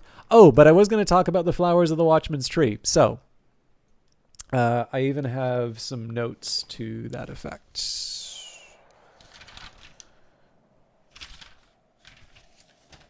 Oh boy.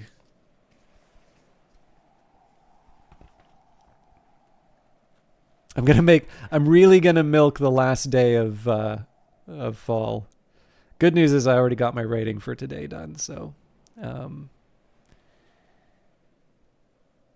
okay.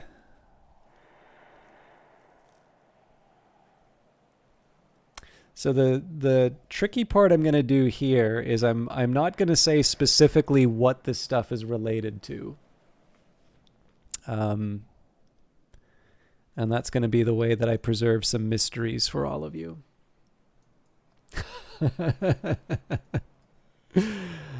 Okay, so how do I do this? So I'll first of all mention the 3 and the 3. I won't read the text, but a church-authorized version of an older text. This book describes the chancel and the calyptra, 2 triads of hours with subtle, far-reaching powers and responsibilities. It has clearly been reworked to fit church doctrine. Now, we have written a determination in our journal here regarding Red, the First Flower. The Watchman's Tree is the covenant that forbids knowledge to mortals, but permits it in the covenant houses of the tree, like Brankrug Isle. The red flower of Calyptra, the fire fueled by truth, was its first defense. Fire consumes knowledge, but fire also gives light. The tree is rooted in paradox. So that's the determination that we've written in our journal so far. But if I were so inclined, I wrote these down, so I think it was black that that Ellen Ripley mentioned, so I'll do white first.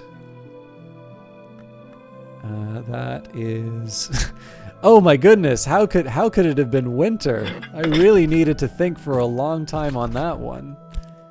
Sorry, I'm not very clever. Okay, make a determination. White, the first flower. The Watchman's Tree is the covenant that forbids knowledge to mortals, but permits it in the covenant houses of the tree, like Brankrug Isle. The white flower of Calyptra, the silence that is given, was its first defense. When forbidden knowledge is known, it must be forgotten. But to be forgotten, it must first be known. The tree is rooted in paradox. And then I even completely forgot why was... Yes, Dear Alan the Black, hope this finds you well. So, the third flower of the Watchman's Tree, black, I believe is moon. It is. So we can use the Wormwood Dream again, but we gotta kick out the Millicant. It's either Maricat or Porphyrin. Oh, for heaven's sake. Ava's desk it is.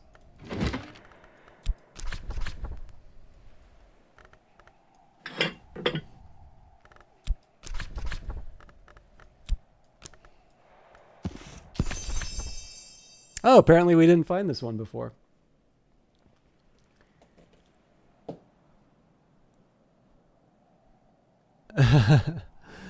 All right. The Watchman's Tree. Do Crusader Kings 4 so soon after 3? All right. The Watchman's Tree is the covenant that forbids knowledge to mortals, but permits it in the covenant houses of the tree, like Brankrug Isle. The black flower of Calyptra, the knight unwounded, or possibly unwounded, was its first defense. Forbidden knowledge must not be spoken, must not be written, must not be known. The tree is rooted in night. So this is one of the reasons why I got a little excited by Ellen Ripley choosing black, because you'll notice that red and white had some variation on the tree is rooted in paradox, whereas if black is the first flower, it gives a significantly different result. What does any of this mean? What is Calyptra? Well, you all have to play the game to understand that. This game is for smart people. Ha ha ha. Sorry. Okay, what the hell am I going to do with today? Let's start with some scale. I mean, I'm happy to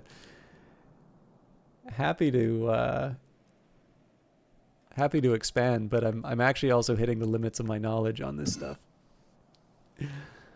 Okay, so health for scale. We'll add horns and ivories for a start, then an old moment and an earthquake name, and what's the best scale I can bring?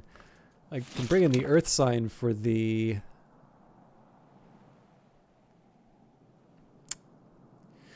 Okay, so here the secret threshold is looking for an... Okay, well, we can work with the egg and the secret threshold later. Oh yes, that was the thing I was going to do. So I was actually going to write... I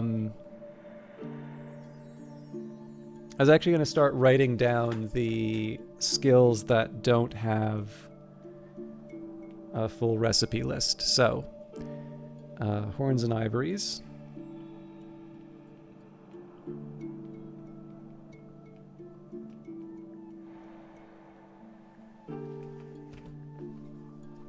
So I'll give you one other tip, because there's actually some secret messages in the game, and I will show you how to unlock those.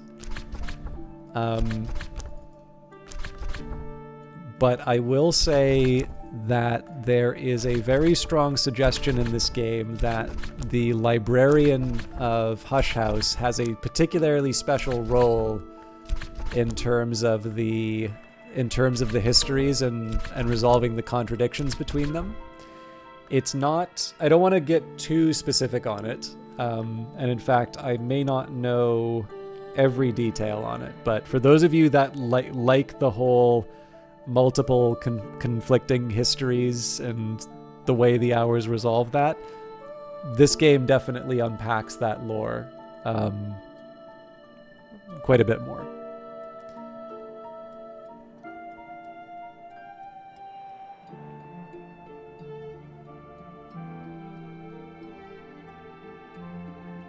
So I do apologize. I know it's not always exciting to see somebody click through every list, but this is going to save me time when we play this game next.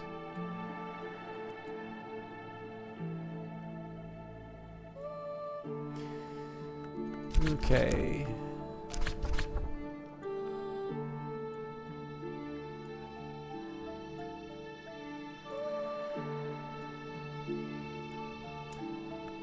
What do you need to do for these? So basically what I'm trying to do, there's a number of these different skills that I haven't explored recipes with yet. So some of them I should know the answer for. So actually this is a good example. So Disciplines of the Scar, I don't think I know what the Keeper Lantern recipe is. And in fact, I might have even tried some of the other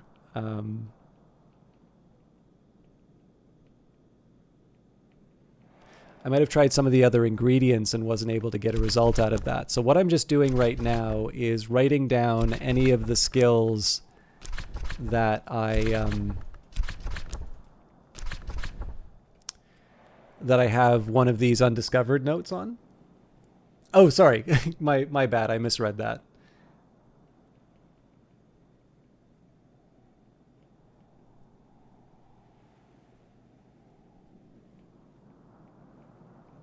Now the drawback here, this isn't comprehensive, right? This is only the ones that have edge, scale, winter, or knock, but it's at least a start.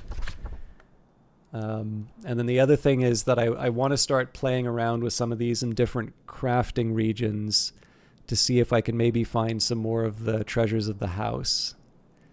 Because again, because everything's in the JSON files in the game, if I really want to find all the secrets of the game, I could just go into the files. But like, why play the game at that point, right? Like, the hope here is that through the process of trying to discover these remaining items, I'm going to be able to find a few other things. So, great signs and great scars.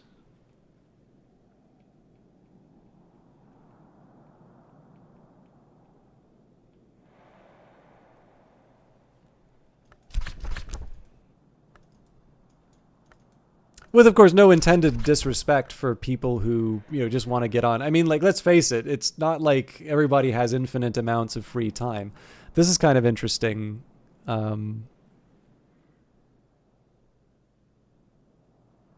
Perniculate. I don't think I could add it here, but that's going to be a note for later, I think.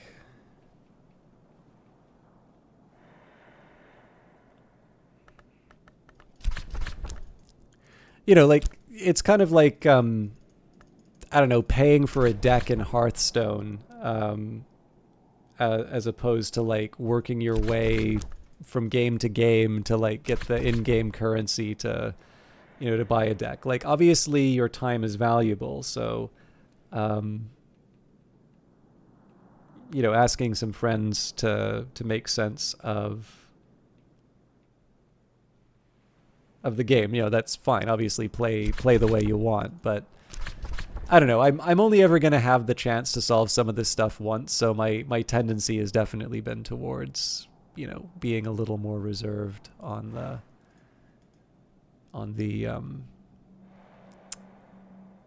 the mysteries. Okay.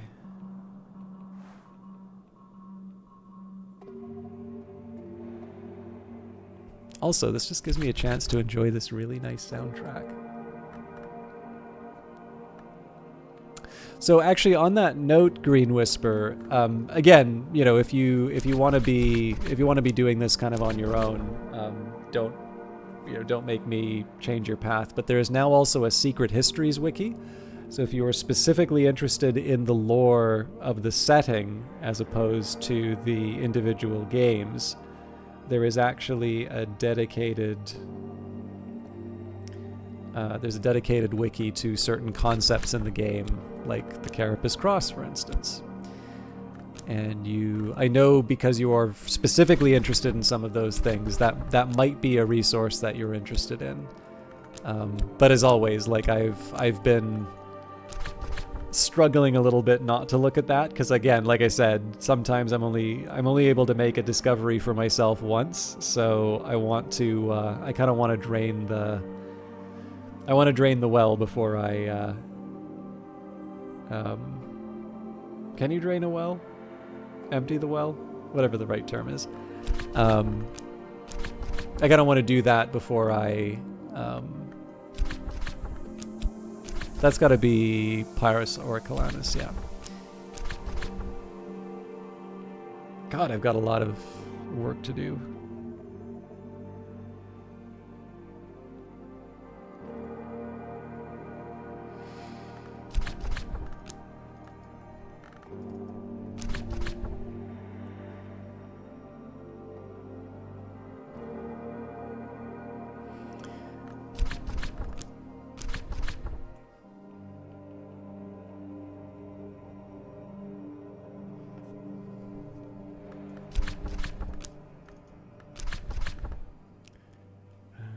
Okay.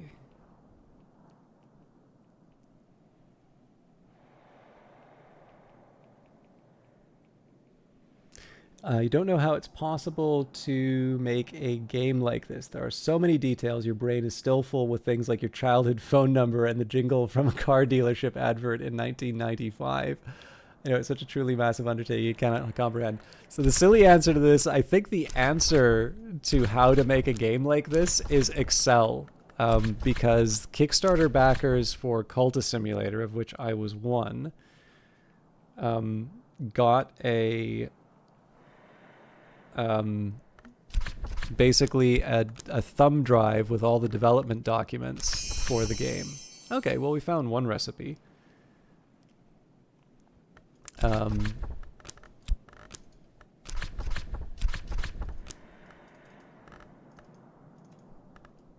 Yeah, it's a little disappointing on the scale side, but that gives me something to work on. But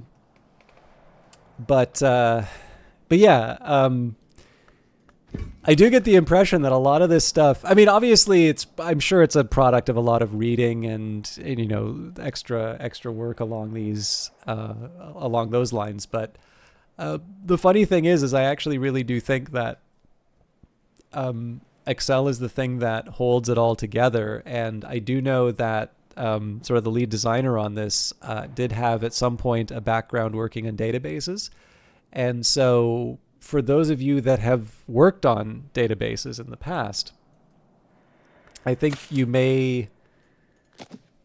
probably may notice that it does sort of follow the sort of normal forms that you would expect in something like that. So again, it's a very weird connection to make, but in this case it's actually one that works rather well.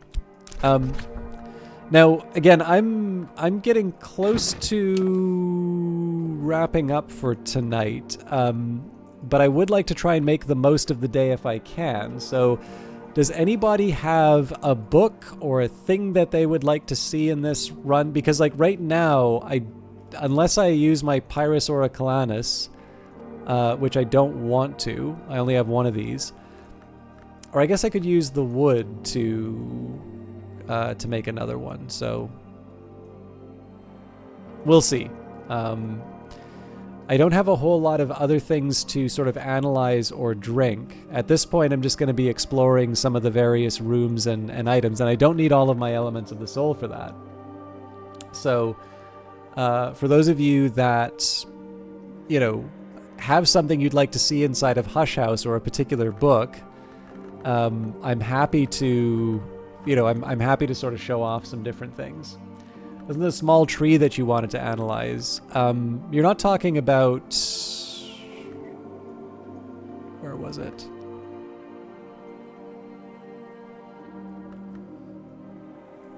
Oh, this one?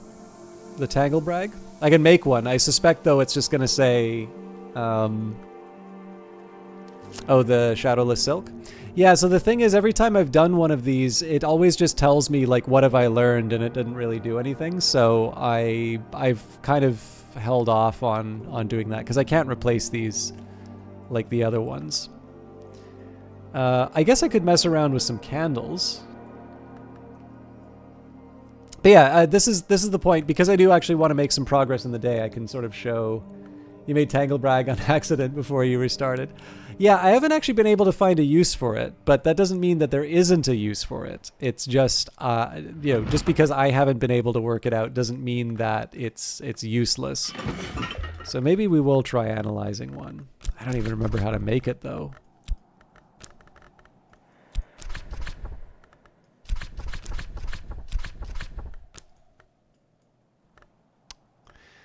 I would have imagined that... Well, it does have a lantern aspect, so... Deer Day lenses... Let's start with lantern. There we go.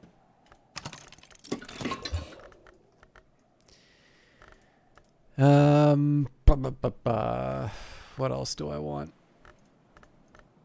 Oh, I could make a Didumos and an Ascendant Harmony. Yeah, okay, let's actually try upgrading some of our stuff. So...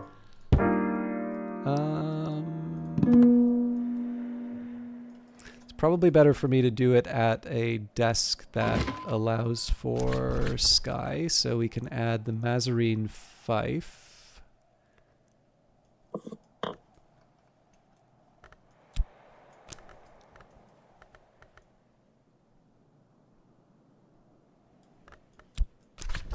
Not even close. Oh, actually, no, we are close. I just need one more sky, so probably just need a better bells and braceries. There we go. And Ascendant Harmony just needs an instrument with 10 sky, so that's not that hard for me to put together. The instrument noise scared?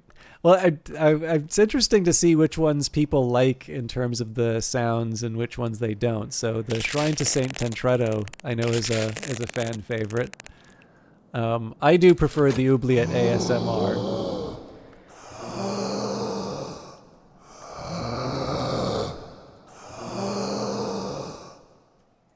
Or the Rowanarium?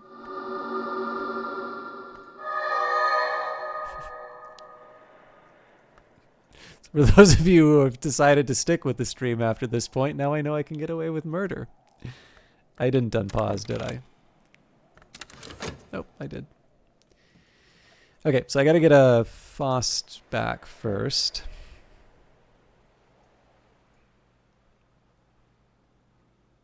Fair.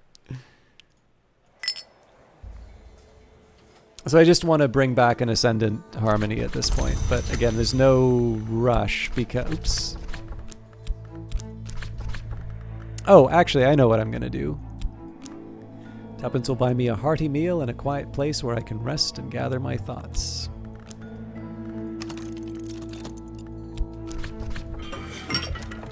Set it down softly, or it might roll away, even uphill. A clod of wood, leaves, and feathers that might draw the attention of the entity called Knowing Not. So I'll examine that one with the Whist. Analyze this substance. What I will do, because I'm really just sort of buying myself some time, let's go and examine the world.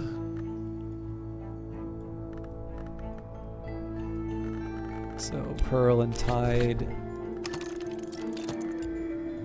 The Gull Colony. We'll use our health for that one.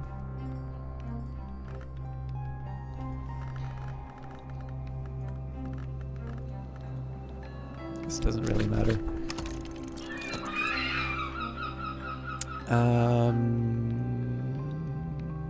beehive's not active.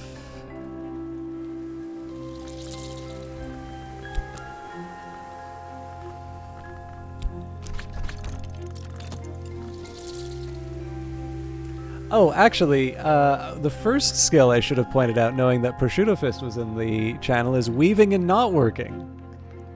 Yee. Valentine DeWolf.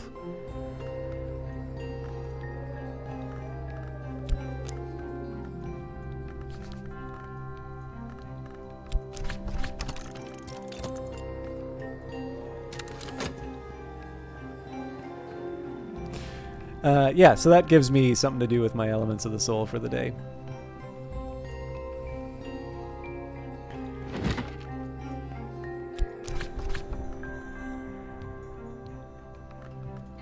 And let me see if I can do something with that Pyrus or Calanus after all.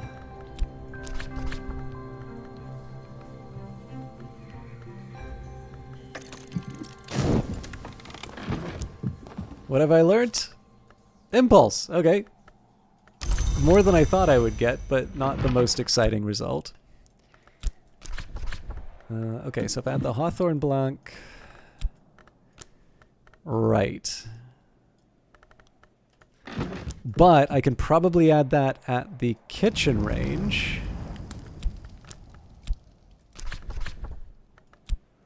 But I can't add the shot. Well, let's... Shucks. I really think I'm onto something here. Maybe orchids and narcotics? Tough crowd.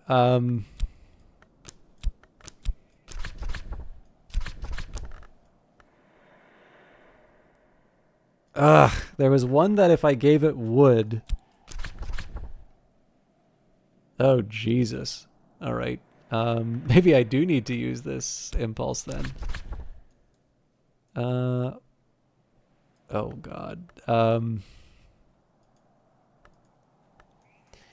So if I add the Lignum Vitae Blanc...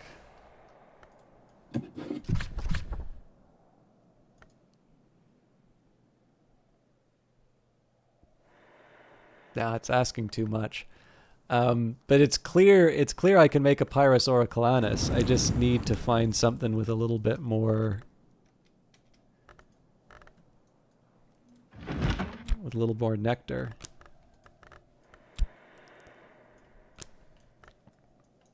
Orchids and narcotics in the kitchen? Who are we, Walter White? I believe there was actually a Walter White joke in the Reddit not too long ago. So, coming to a mod near you. Okay, is this even worth spending a lot of time on?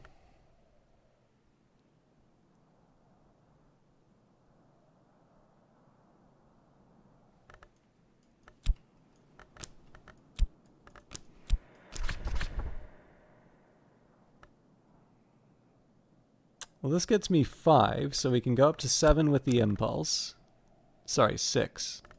Oh, that's right, because I need the earth sign. Well, I can always get the earth sign back, though. So that, if I add the Lignum Vitae Blanc, we're good. I feel a little bad that I'm doing this, but life's full of disappointment. Okay. I need to stop being a hoarder in this game anyway. So I've got a Shopped and a Whist to kick around.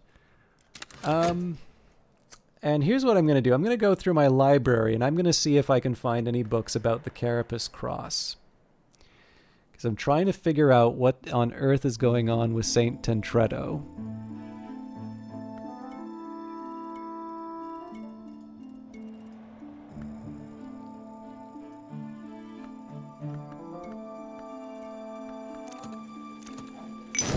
Better now. Oh, that's right. I was also going to make beautiful music, but not until after I've got my Daidu. Oh, well, here it is.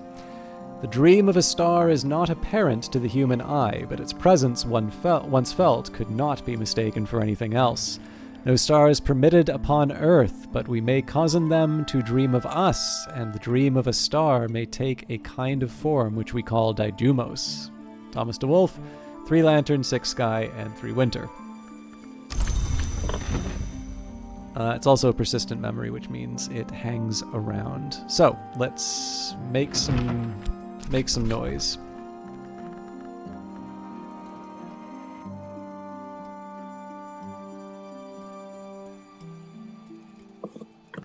Actually, one thing I remember, Pro, you were talking about getting like despaired or something. I remember there's on my YouTube series, I had a character who wound up fascinated. I think that's the affliction that happens to your Faust.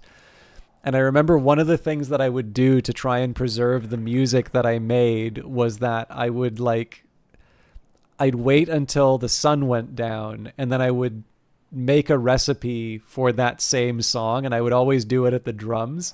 So I had this wonderful image of my fascinated librarian just banging away on the drums at all hours while the rest of Brandkrug is trying to go to sleep. So this is one thing I appreciate about this game, is that it can make for some creative creative interpretations, let's say. I don't think I need that much for... Yeah, there we go. Ascendant Harmony.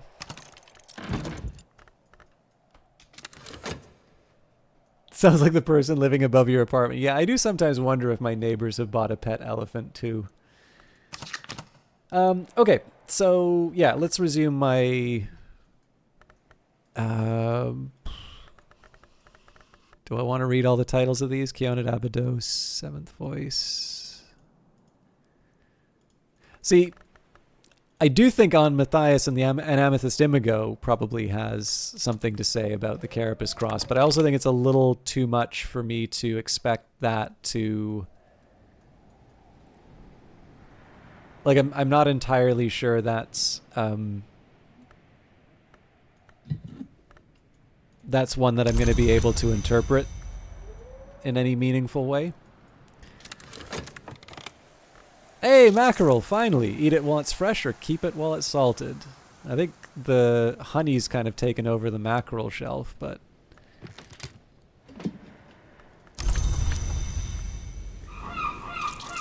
Scraps from the Isle's Edge, driftwood fragment. Okay, I'm running out of space. I do like the idea of keeping all the woodworking stuff in the same area, but we're full.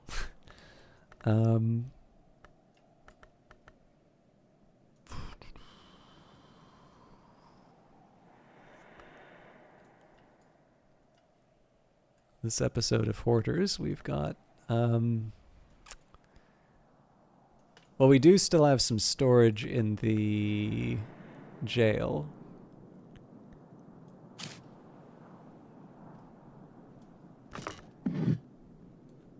Nope.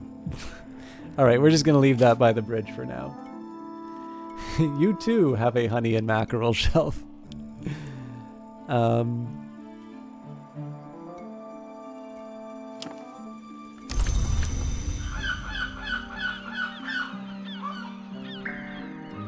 Ah! More Ava's locks! Alright, that one's going right back to the sea.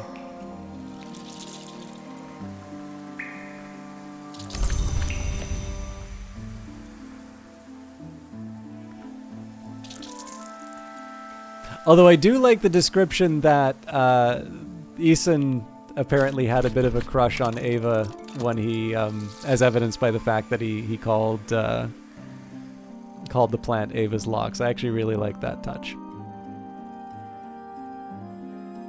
This jail room has immaculate Halloween vibes.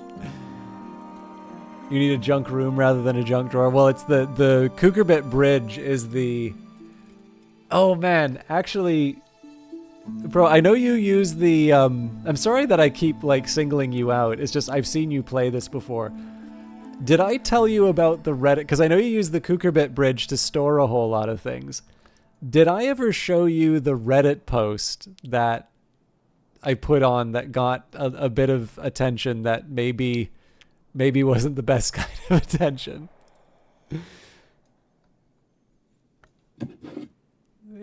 If not, I can It doesn't take that long to read, but it will probably not surprise you that that bridge was your library. Yeah. So I'm guessing you probably haven't run into this. Okay. I feel obligated to bring this up. How do I even find this now?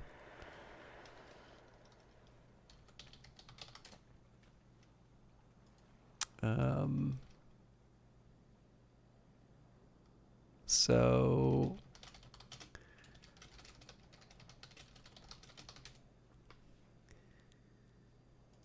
there we go.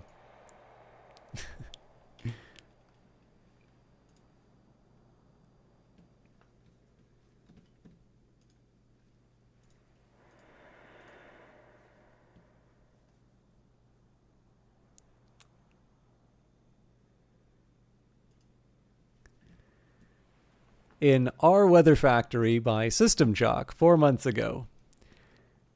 Sorry, I've been watching the YouTube people who probably didn't even pay for the game, and this is really bugging me. Everyone just seems to be wasting so much time fiddling around with where to put books on shelves instead of playing the game, and it's really annoying. Shouldn't you just leave it as a big pile outside the Keeper's Lodge? It's way more optimal. Reasons. 1.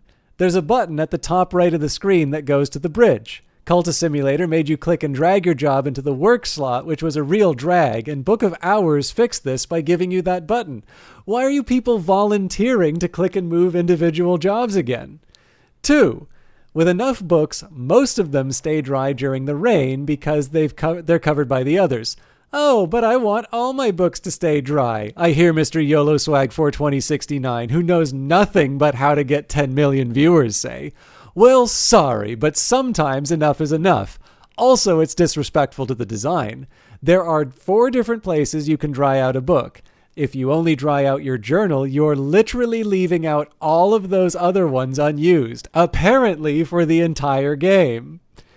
3. It's not just faster to navigate to with the hot button above, but you don't waste all of this time with, oh, should I read this one? Oh, should I read that one choices? It's a book. They all have words in them. You don't go, oh, I want that individual tea packet. The leaves look more like snowflakes than that one. Just pick one from the pile and read it if you have to.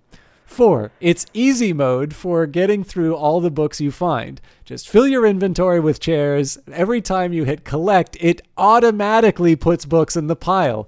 It honestly doesn't get any simpler. Anyway, sorry for the rant. There's so many more reasons, but I can't be the only one to have discovered that a big pile of books outside the Keeper's Lodge is the best system. No one can storm your manor when you leave the literature littered about on your only way home. So this is now 50 upvotes on here, but I can tell you when I published this thing, it was literally a 50-50 division. Like, half the people hated this post and half of the people got it. My favorite by far is by Godier. This man is the best librarian I've ever seen. Fire him immediately. Yes, Paladin actually also did a follow-up post, so trustees come to visit to see how their new librarian is doing, sees a pile of soggy books blocking the bridge. There's a follow-up post that they did which actually talked about a big pile of books. I can't remember, but it was a real-life thing. Then there's some people saying, like, wait, the books get wet again? So there's a bunch of other people who are actually get kind of mean about it. Where was it? Not everybody plays for efficiency. This wasn't necessarily me, but not everybody plays for efficiency only. It's not a difficult concept, to be honest. Long jump ad helping that. I am pretty sure that he's not serious. Pa Q0, unfortunately, is in for a rough fact when I refuse to believe that people read past the 3rd point and keep believing that this is a serious post. This is probably comedy. I think there was one actually, gets mad, looks at username. I still downvoted. But my favorite by far is the actual developer of the game stepping in and saying, I have flared this as fan work, you villain. So, anyways, every time I see your Kukerbit bridge storage, I wanted to to share that. There was actually one other one. I think they deleted their comments. Or you could just stick the books you've read into the reading room and move on. It's not that hard. People want things to look neat and tidy. Who are you to tell them what to do? If you don't like them doing that, then you just don't have to watch them do it. Play the game how you like to play. But one of the things that was funny is with all of those comments that were talking about how wrong I was, what was very funny about this was there was someone fairly early on who said something about accessibility and finding the game a bit easier to, like, they were looking for ways to find the game to be easier to play. And like, obviously I have a very trolly kind of temperament, but one of the things for me was when people talk about accessibility stuff or when they talk about things that cause them to enjoy the game, like, that is the sort of thing that I do want to be careful about. I don't want somebody to enjoy the game less because I'm having a laugh, right? Like, that's obvious. Like, that's kind of another form of bullying, really, if you're just, doing this esoteric joke that maybe somebody doesn't pick up on and having the laugh at their expense as opposed to just the absurdity of the whole situation. So for that one, I actually broke character and specifically wrote out, hey, I normally just double down whenever people take these things too seriously, but you mentioned accessibility and I don't want somebody to enjoy the game less as a result of this. I should just let you know, this is not a good way to make the game easier to play. If you find it, if you find it easier as a result, like, please keep doing it. But like, this is really just me being very silly. Like, please don't change the way you're playing the game as a result of this. And they were quite gracious about it, and I think they eventually deleted the comment, which is a shame because, like, it's nice to have that indicator there. But what was funny, right, is all of the people who are like, who are you to tell people how to play the game? They actually had access to me outright telling someone, hey, this isn't serious. I'm just playing around here. And what I was specifically doing was actually riffing off of a Steam commenter that was like talking about how bad it was that Weather Factory was giving people a copy of the game in advance to like show it on YouTube because they didn't want spoilers. And of course, I'm one of those people, right? Like, Weather Factory's really nice in the fact that I'm not a big streamer, but they've been very supportive in terms of letting me stream their stuff, and I'm very grateful for that. So, obviously I don't exactly want that kind of comment to go unchallenged. But yeah, so, I figured that was a fun way that I could sort of riff off of what the complaint was originally. But obviously I underestimated how much people like correcting people online. So you've heard it straight from the source. System Shock is a cyberbully. Yeah.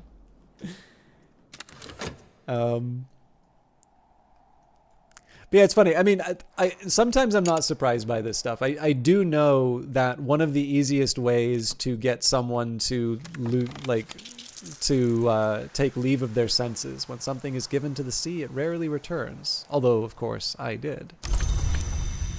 One of the things that I do think is fairly consistent is that you can make people really lose their minds, like lose any common sense that they have, if you give them a reason to think that they're smarter than you.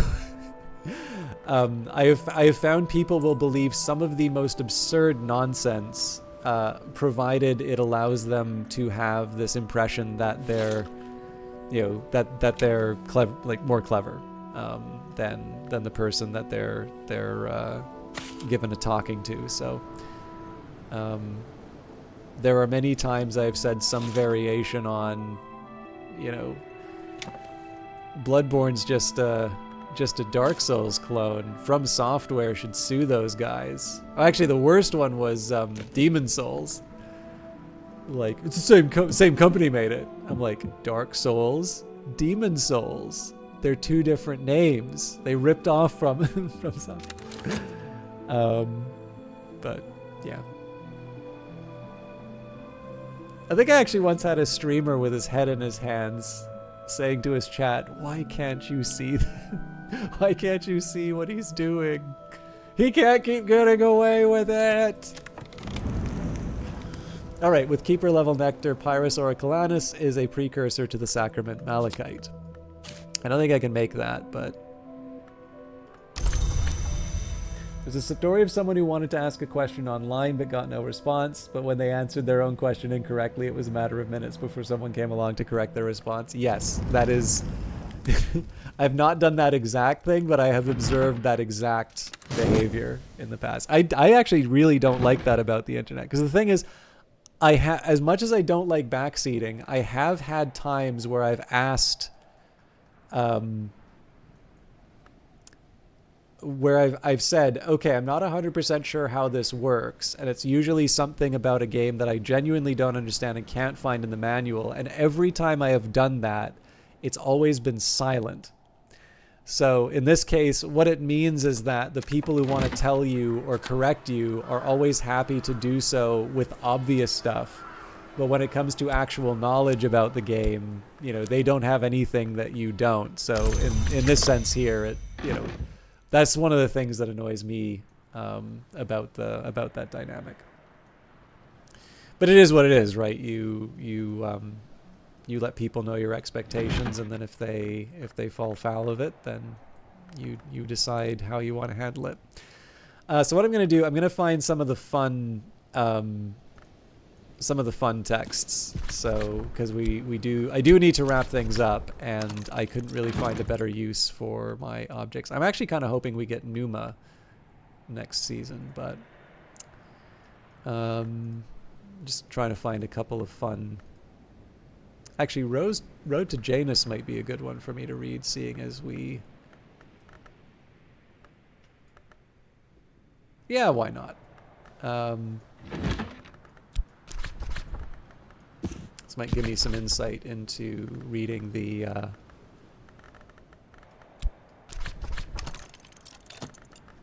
or after I drank Solomon's Preparation. Yes. There's something quite narrow about what Dunning and Kruger's paper talked about, but yeah, I certainly I don't need to split that particular hair. Like obviously,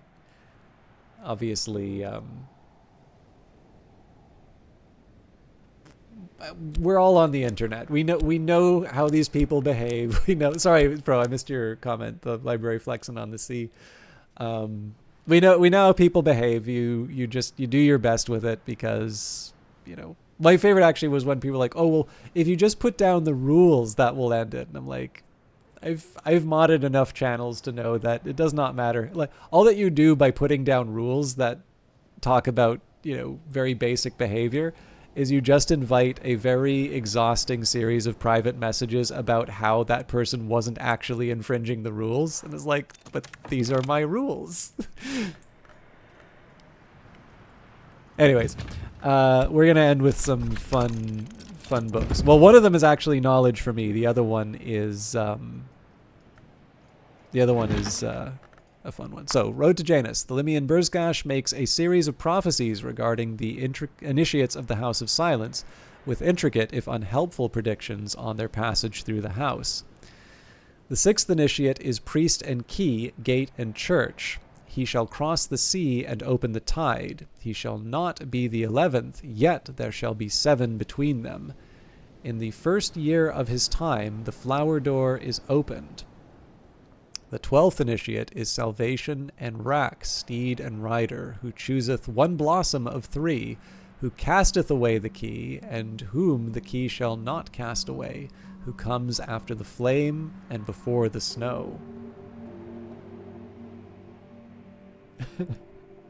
Okay, I really gotta find out. Both you and Ion have now referred to this unbanned request.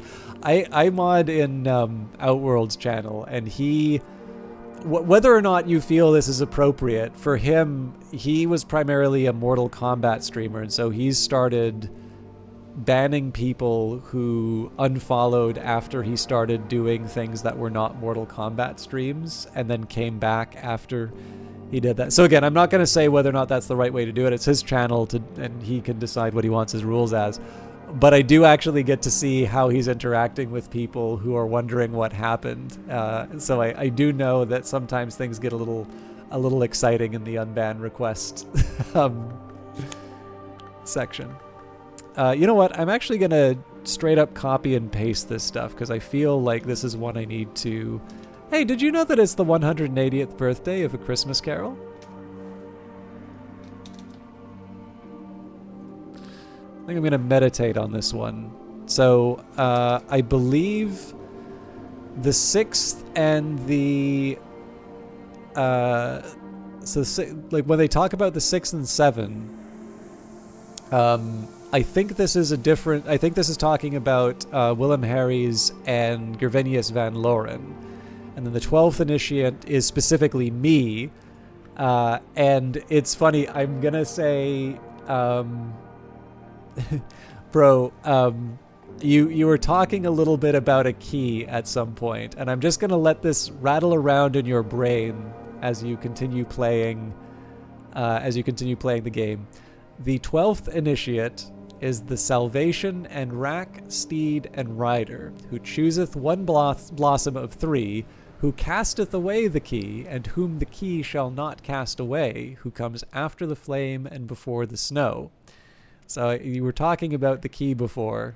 The game might have actually had a little something to say about your favorite key. So, knock his key.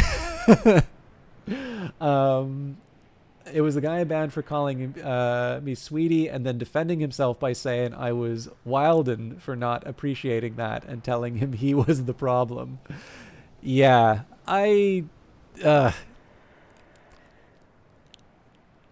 it's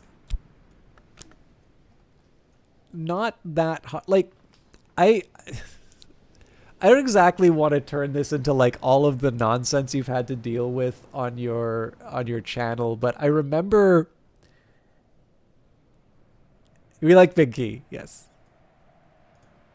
Heavy enough that it takes both hands to turn. Heavy enough to brain someone, though you'd need both hands for that too. So there's, if you want, I can tell you a little something about this key, which is a fun feature. But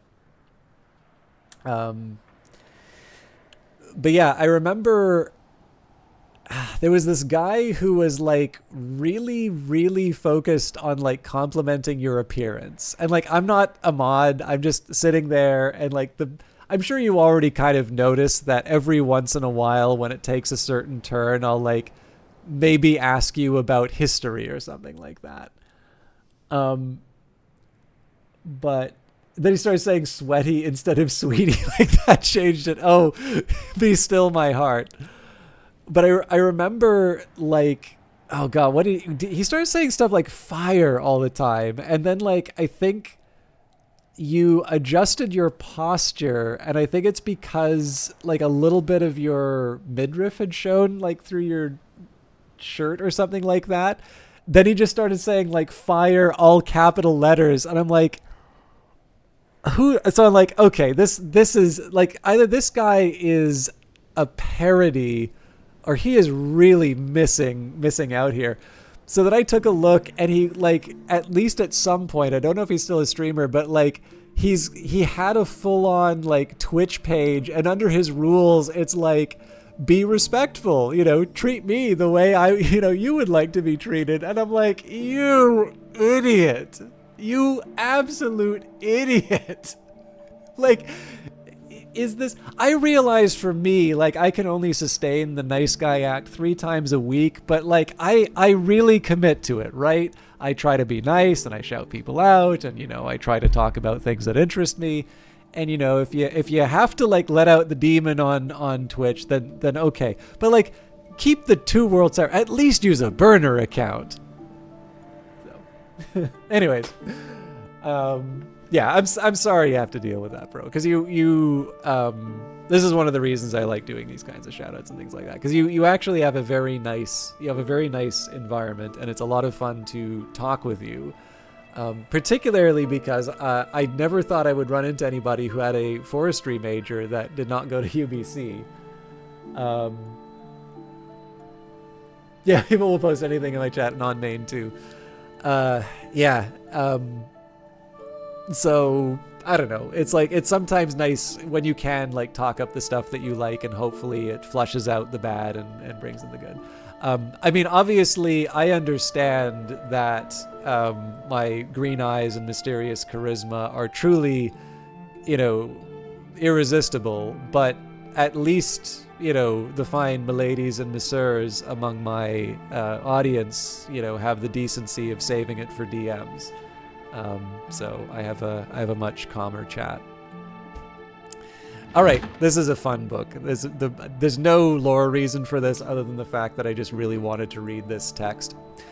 Those indignities perpetrated by the deceitful fraternity of Obliviates. It is not clear whether CROD, who is identified only by his initials, was in fact an initiate of the Obliviate Order of Immortal Adepts. He wrote in the 16th century, after the order, if he is to be believed, had passed the height of its power. 58.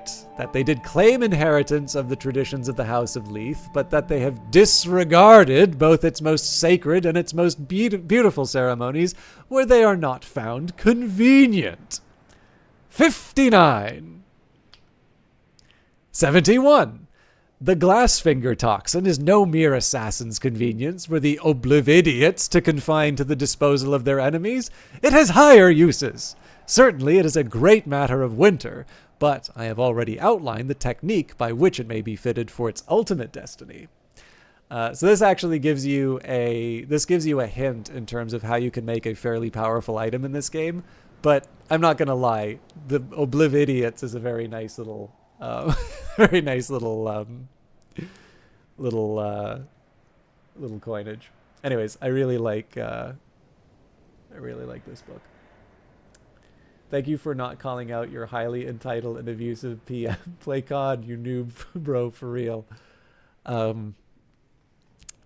actually tried COD of Duty Black Ops 3. COD Blops 3. Is it 3?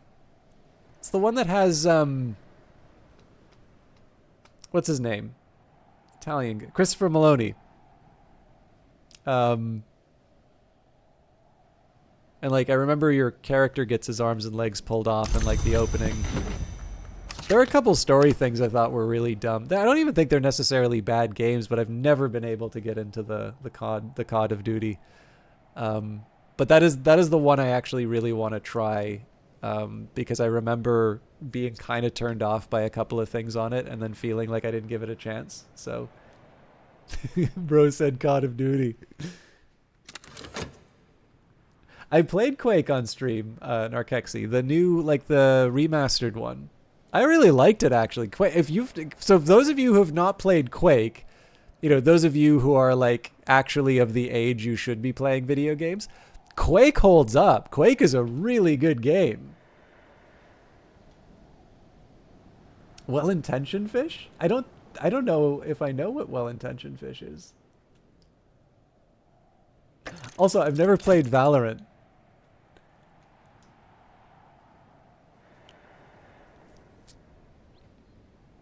Oh, a COD of Duty.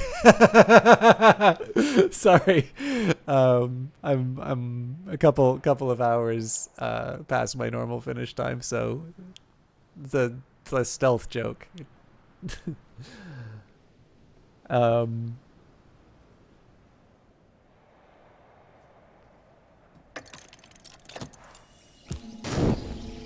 Okay, looks like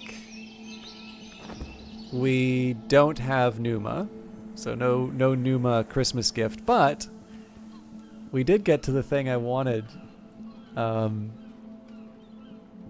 winter. It's all the decorations.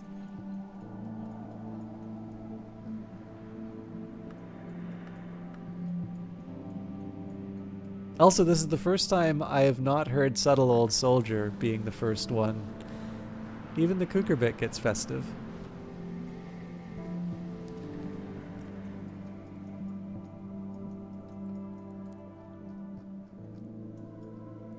Wait, where's the ham? Got the mackerel, deer day lens, flushed marmot, moly, sea glass, rose pearl. No ham. I guess the cat already took it. But yeah, so as long as you play during winter, Weather Factory. Actually, you know what? I should give you all the link for the Weather Factory Advent Calendar.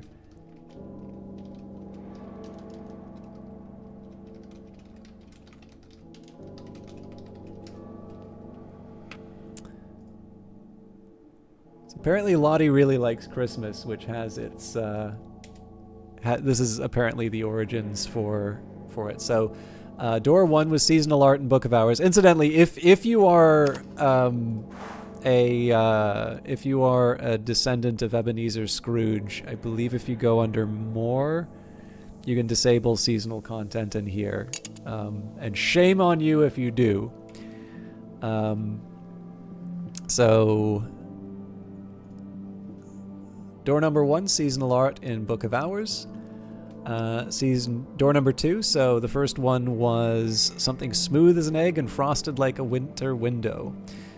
So some of these are also in real life rewards. So this is, I don't believe this is the case anymore because I think it was just 24 hours. But on the third day of Christmas, they took 24% off the boxed and digital versions of The Lady Afterwards, the Call of Cthulhu-esque TRPG based on the World of Culta simulator. Door number 4, something fiendishly simple and wretchedly fragile, so Dear Day Lens. Door number 5, new Reddit user flares. I should flare myself twice more, and I feel. Door number 6, something hard for mortal men to dig. This is the Moli. Door number 7, new coloring book. This is another item people have been asking about for a while. We are launching a tarot-based adult coloring book in 2024 featuring the stained glass tarot art from the Lucid Tarot. I am assured that apparently adult coloring book does not mean that the hours have taken their clothes off, so I was a little disappointed to find that news, but I'll probably wind up picking this up like all the other factory stuff. I've never used an adult coloring book before, but do I need a new set of tarot cards? Well, Lottie is working on the Lucid Tarot. Like, this is the coloring book based off of the tarot deck that she's making, but yeah, that's coming in 2024. Door number 8, something salty and savory. Collect today's in-game from Reverend Timothy's Christmas tree. So I must have picked up this ham before because, oh yeah, no, because I think I actually gave I think I called it like the ham stream or something. So yeah, I was gonna say the adult in the other sense is a like 10 intensity grail artifact. Sorry, 10 intensity chair artifact. Door number 9, 24% off the Tarot of the Hours for 24 hours. Now, I think actually the Tarot of the Hours might have come with the box edition of The Lady Afterwards. But anyways, I don't know how to read a tarot deck, but I do actually have one of these because, let's face it looks pretty cool. Oh, that's right. I did mention this. So, door number 10, something healthful and slippery, the mackerel. This was a really exciting announcement. So door number 11, only twins drowned twice. Europe 1937. The war in the world is coming, and worse yet, the war in the sun.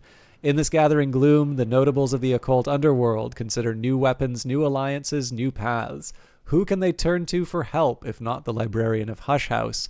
Explore visitors and their stories in much greater depth. Host exotic feasts and sophisticated soirees. And in your own quiet way, shape the genesis of the controversial Lighthouse Institute.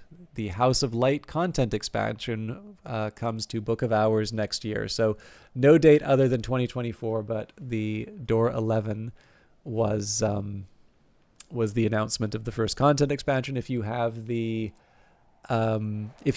perpetual edition, this is going to be one of the things that you get for free. And if you don't have the perpetual edition, I believe there will be like a collected version which gives a discount. But obviously rely on Weather Factory for pricing information. Door number 12, something musky. I already have on the list.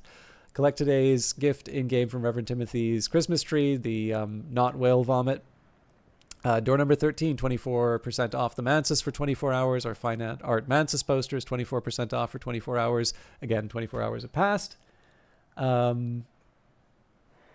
no, Book of Hours is quite literally one of the reasons, well, in fact, maybe the only reason I found your channel. So, even if you didn't wind up, like obviously Baldur's Gate is a huge game and bigger game and one that clearly you love playing. So like I was delighted that you were just a lot of fun to watch, but I do believe the reason I found your channel was, one, you were playing Book of Hours, and number two, you had a really fun, name. So, is there a Book of Hours? I'm pretty sure the loose... Oh! Narkexi, you might have actually found out what's... You may have uncovered a secret that is not yet announced. It is Green Whisper. So my understanding is that it's not necessarily intended for people who play RPGs all the time. So it's not like a source book that you'd build campaigns out of. It's better to sort of think of it as like an RPG / like one of those Evening of Murder things. Like I don't think you could necessarily play it and replay it, but yeah, that was I believe primarily driven by Lottie in that. Lottie, I've said this before, is one of these really frustrating people in the sense that she seems very, very good at everything that she does. So you kind of resent her for that. And then you wind up either interacting with her, like either in email, or I actually have had the pleasure of meeting her in Montreal on one occasion. She's also just like the nicest person, and then you feel really bad for feeling very jealous of her. So yeah.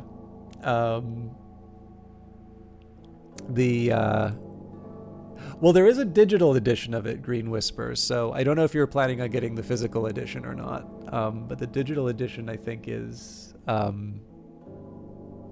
think the digital edition might give you an indication. I'm not sure.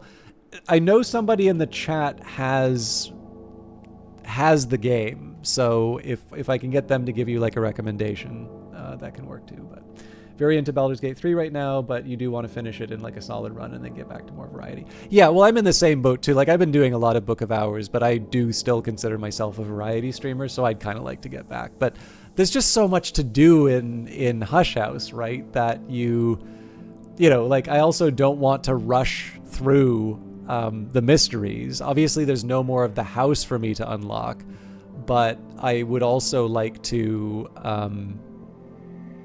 I would also really like to, you know, I if I can, try and find some of the treasures in the house that I haven't found yet, and, you know, try and maybe make a little bit of sense on a couple of the recipes that I want to make. So I know the feeling for sure. Although you are doing a really good job of convincing me to play Baldur's Gate 3.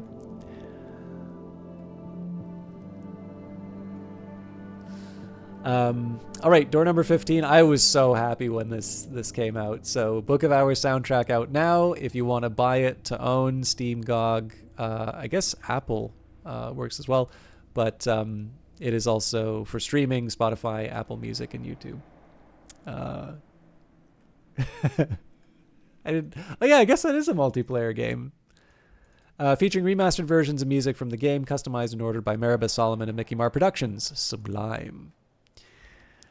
Door number 16, the Wisdom Tree necklace. Now, I don't really wear jewelry, but this is a handsome looking piece. So for those of you that like the Wisdom Tree, something that they will be making in 2024. Door 17, something alive to every draft and spark. The feather at the Christmas tree. And finally, door 18, the Wood Between Worlds. Lord of the Rings plus Narnia plus Jane Austen equals... Let's do a brand new episode of Skeleton Songs all about the beautiful world of Jonathan Strange and Mrs. Norrell, Piranesi, and a very English magic system.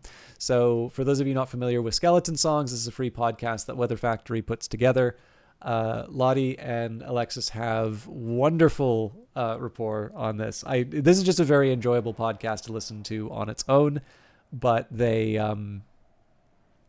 last 3 episodes, including this one, I haven't actually listened to this one yet, but they do they've been doing magic systems and sort of how they work. Talk a little bit about what was probably the inspiration for the D&D magic system in the one before this episode. Also, they're just very smart and very interesting game designers, and sometimes it's just nice to hear very smart and very interesting people talk about things that they're very passionate about. So I realize I sound like a complete fanboy, and that's probably because I really am. It's a micro studio that has made games that if you had asked me, I would have been convinced would vanish without a trace without making any money. And yet they have actually successfully made this incredibly interesting franchise of weird occult games. And this is supporting a bunch of neat little side projects, like hearing two game developers talk about magic systems. So that is the current state of the Advent calendar. Doors 19 through 25 will be opened all our way up to Christmas.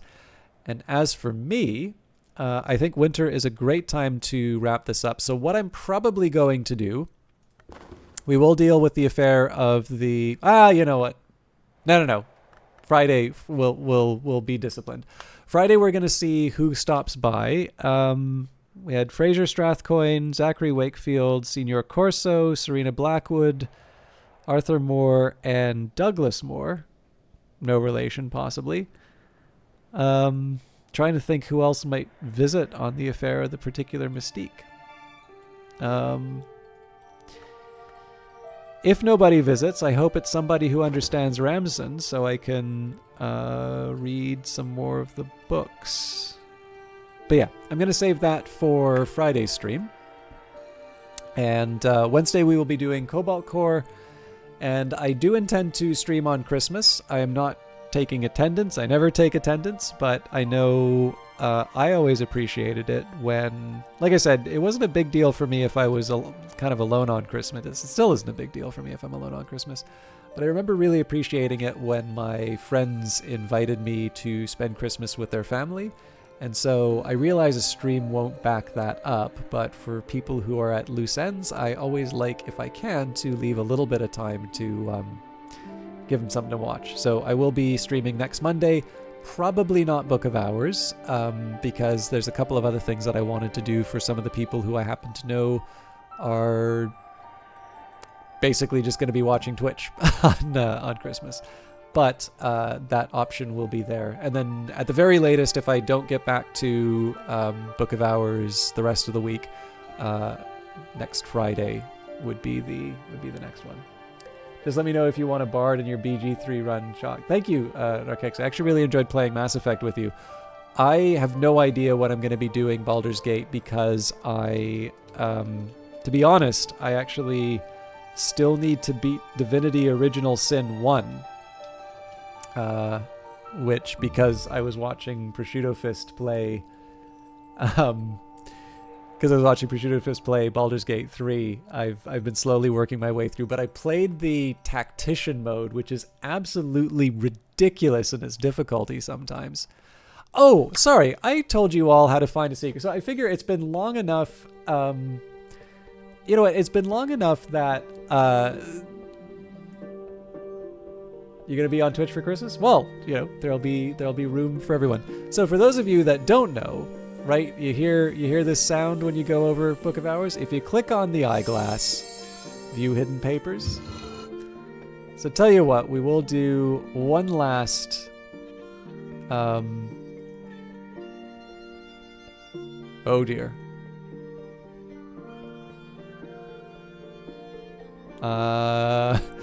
Sorry, I have a lot of windows open on Microsoft Edge. This is going to take a minute to open. For those of you that really like hearing me read stuff, let's read an in-game letter. So yes, if you click on the monocle for Book of Hours, there is a folder full of hidden papers. And there's the handwritten version of it, which some may find a bit challenging to read. I know for me it's a little challenging, but they do also have plain text versions. Now, for those of you who are like real maniacs about the setting, I believe most, if not all of these, have... I believe most of these have been on the Weather Factory site before. But...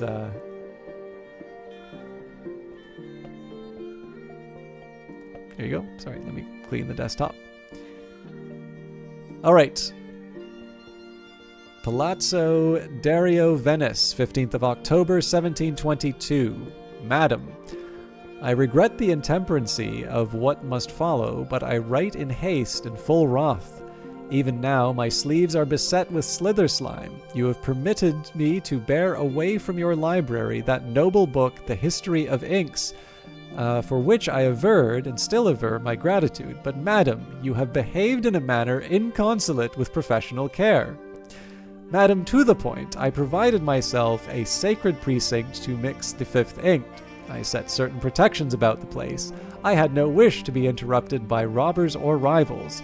One of my prominence and noble stature suffers grievously from the envy of lesser practitioners. You must know, madam, that I am an adept of wit and skill, and that these protections were mighty in scope and extent. I warded against worm and storm and bite and sight and the 8 principles and the 400 names. But, madam, I warded not against the pettiest and the meanest. When one takes a lease upon a place, one expects to bring one's own guards and retainers to defend against uninvited ill-wishers, but one does not expect to deploy ratting cats and mousing terriers for defense against rodentry. That, madam, is a given. So, madam, I had assumed that as a competent preserver of knowledge, you would place a ward salutaire. This is a hard word to say, and I really do like how it's all capital letters. Place a ward salutiferous to protect against such vermin as raw prophets. Madam, I have taken the necessary time to compose myself, and I will tell the rest but briefly. The raw prophet was drawn to the history of inks, by what I know not. Even as I turned to fill the calson, I fell upon the book, and by the time I had turned back, the book was all but engulfed. I strove mightily against the raw prophet with the great strength of my arms, but raw prophets are flexile and indelicate creatures, and I won only slime and besmirchment and intimate assault at no small cost to my dignity. Therefore, madam, I do now insist and demand that first, you abandon all claims on the history of inks. The book is gone. I do not wish to inquire exactly where, but I imagine within the doings of the raw prophet. Second, that you compensate me for your incompetence. A gift of the second volume of the unexpurgated De Oris will, I suppose, suffice. Thirdly, that you compensate me also for the cleansing of my garments. I attach the bill in full. Yours in honored, Hucabald of Posend. A note on the letter reads, fine takers dispatched against Master Hucabald. In case of non-payment, seek full compensatory redress from Society Oblivion. So, first of all, I was actually very happy to do this one because Pro actually had Hucabald of Posend show up. Hey, Beth Kaitasora, I'm actually wrapping up now, so I do apologize. But I had a good time with everyone. I was talking a little bit too much, but I did I did run through all of it. But what is also fun, for those of you who are going to be playing Book of Hours, now that you know how to find these letters, sorry, do take a look at Book of Inks. There is actually something related to this letter in Book of Inks, which is one of the main reasons why I was giggling like an idiot. But they did a really good job with this letter. So maybe this will be my new thing at the end of every Book of Hours stream. We'll we'll read a new one of these letters. And just a reminder for those of you wondering where you can get those, it's already in the game folder, but basically if you click on the monocle and view hidden papers, it's on. Yeah, no, I'm super late. It's like 1:30 for me, and I actually have a Christmas party that I need to be at like first thing in the morning. So yeah, sorry, Rouge Light Girl, I'm actually wrapping up, but I do appreciate all of you. I don't know if I should do a sound off for all of the streamers who came in, but let me just get a quick shout out for so we have Prosciutto Fist. Narkexi will be coming back to Phantom Brigade at some point. We had Lord Gloom. Lord Gloom I found through Cobalt Core and actually plays the game quite a bit better than me. I feel like I'm missing someone. Oh, there was Vanguard Master, who I didn't shout out his game, but I'm assuming you all know where it is and have either wishlisted it or decided that it's not your thing. And I must apologize because I do feel like there were a couple of other streamers who I missed out on, but thank you again. I had a great time tonight. I appreciate that, Prosciutto Fist, especially because I don't feel like I didn't make a whole lot of progress in the game, but it was very, very nice to have you in the channel, and I know I gave you overwrought shout out, so I hope you don't feel like you have to. I hope you feel like you don't have to say I had a nice time just for that. But no, yeah, I think you do a really good stream, and I am very happy that you got to stop by, and I got a chance to demonstrate to people why I am so enthusiastic about your broadcasts. Enjoy my Tuesday morning Christmas party. Yeah, I guess it's technically not like the crack of dawn, but yeah, there's definitely Christmas stuff that's happening earlier in the day. So, there for afternoons, at least sensible folk. The earlier part of it is mostly just the fact that I need to. I actually need to get to where the party is, so that's why it's an earlier start than I was expecting. But let's find. While I was doing all of this, I should have found someone to host. So please bear with me a minute. If anybody has anything that they want to shout out or talk about or say, now is your chance. And oh man, there's actually a few good people on here. So I've got a couple. We've got Dendrian, who's probably going to be going offline soon. But I do want to take a second here to shout him out, because he's doing my time at he's doing my time at Sandrock. Sorry, I thought he was doing Against the Storm. Selphea might actually be playing that with him. But Katako is playing right now, and Katako has been doing a knife-only run through Resident Evil 3. She's been having a little bit of a tough time at work over the last little while, but I know she's been putting some effort in on Resident Evil 3. It is also kind of fun because her kids will occasionally interrupt her broadcast, which is also really fun to see. I've still never played a Resident Evil game, so maybe that's one of the things I should play on Christmas to make people happy. But yeah, no, Katako is somebody I met through Outworld stream. Definitely a streamer I like to show some support for. And she also just puts up with my general bad behavior inside of her chat, so that's also a bonus. And yes, Green Whisper, I'm pretty sure I've had that one recommended to me, so that is one I'm definitely going to check out, and no less because of your own recommendation. So that is one I'm going to jot down. I think it's already on my wish list if it's the same game I'm thinking of, but I will make a note and verify that. As for the rest of you, thank you very much for hanging out. I'll be back Wednesday for Cobalt Core. For those of you who are just here for Book of Hours, that's Friday. And then in a week from now, if you have nothing better to do, and I really mean if you have nothing better to do, I will probably be live with a few games on Christmas. But have a lovely evening and enjoy Katako's stream. Take care.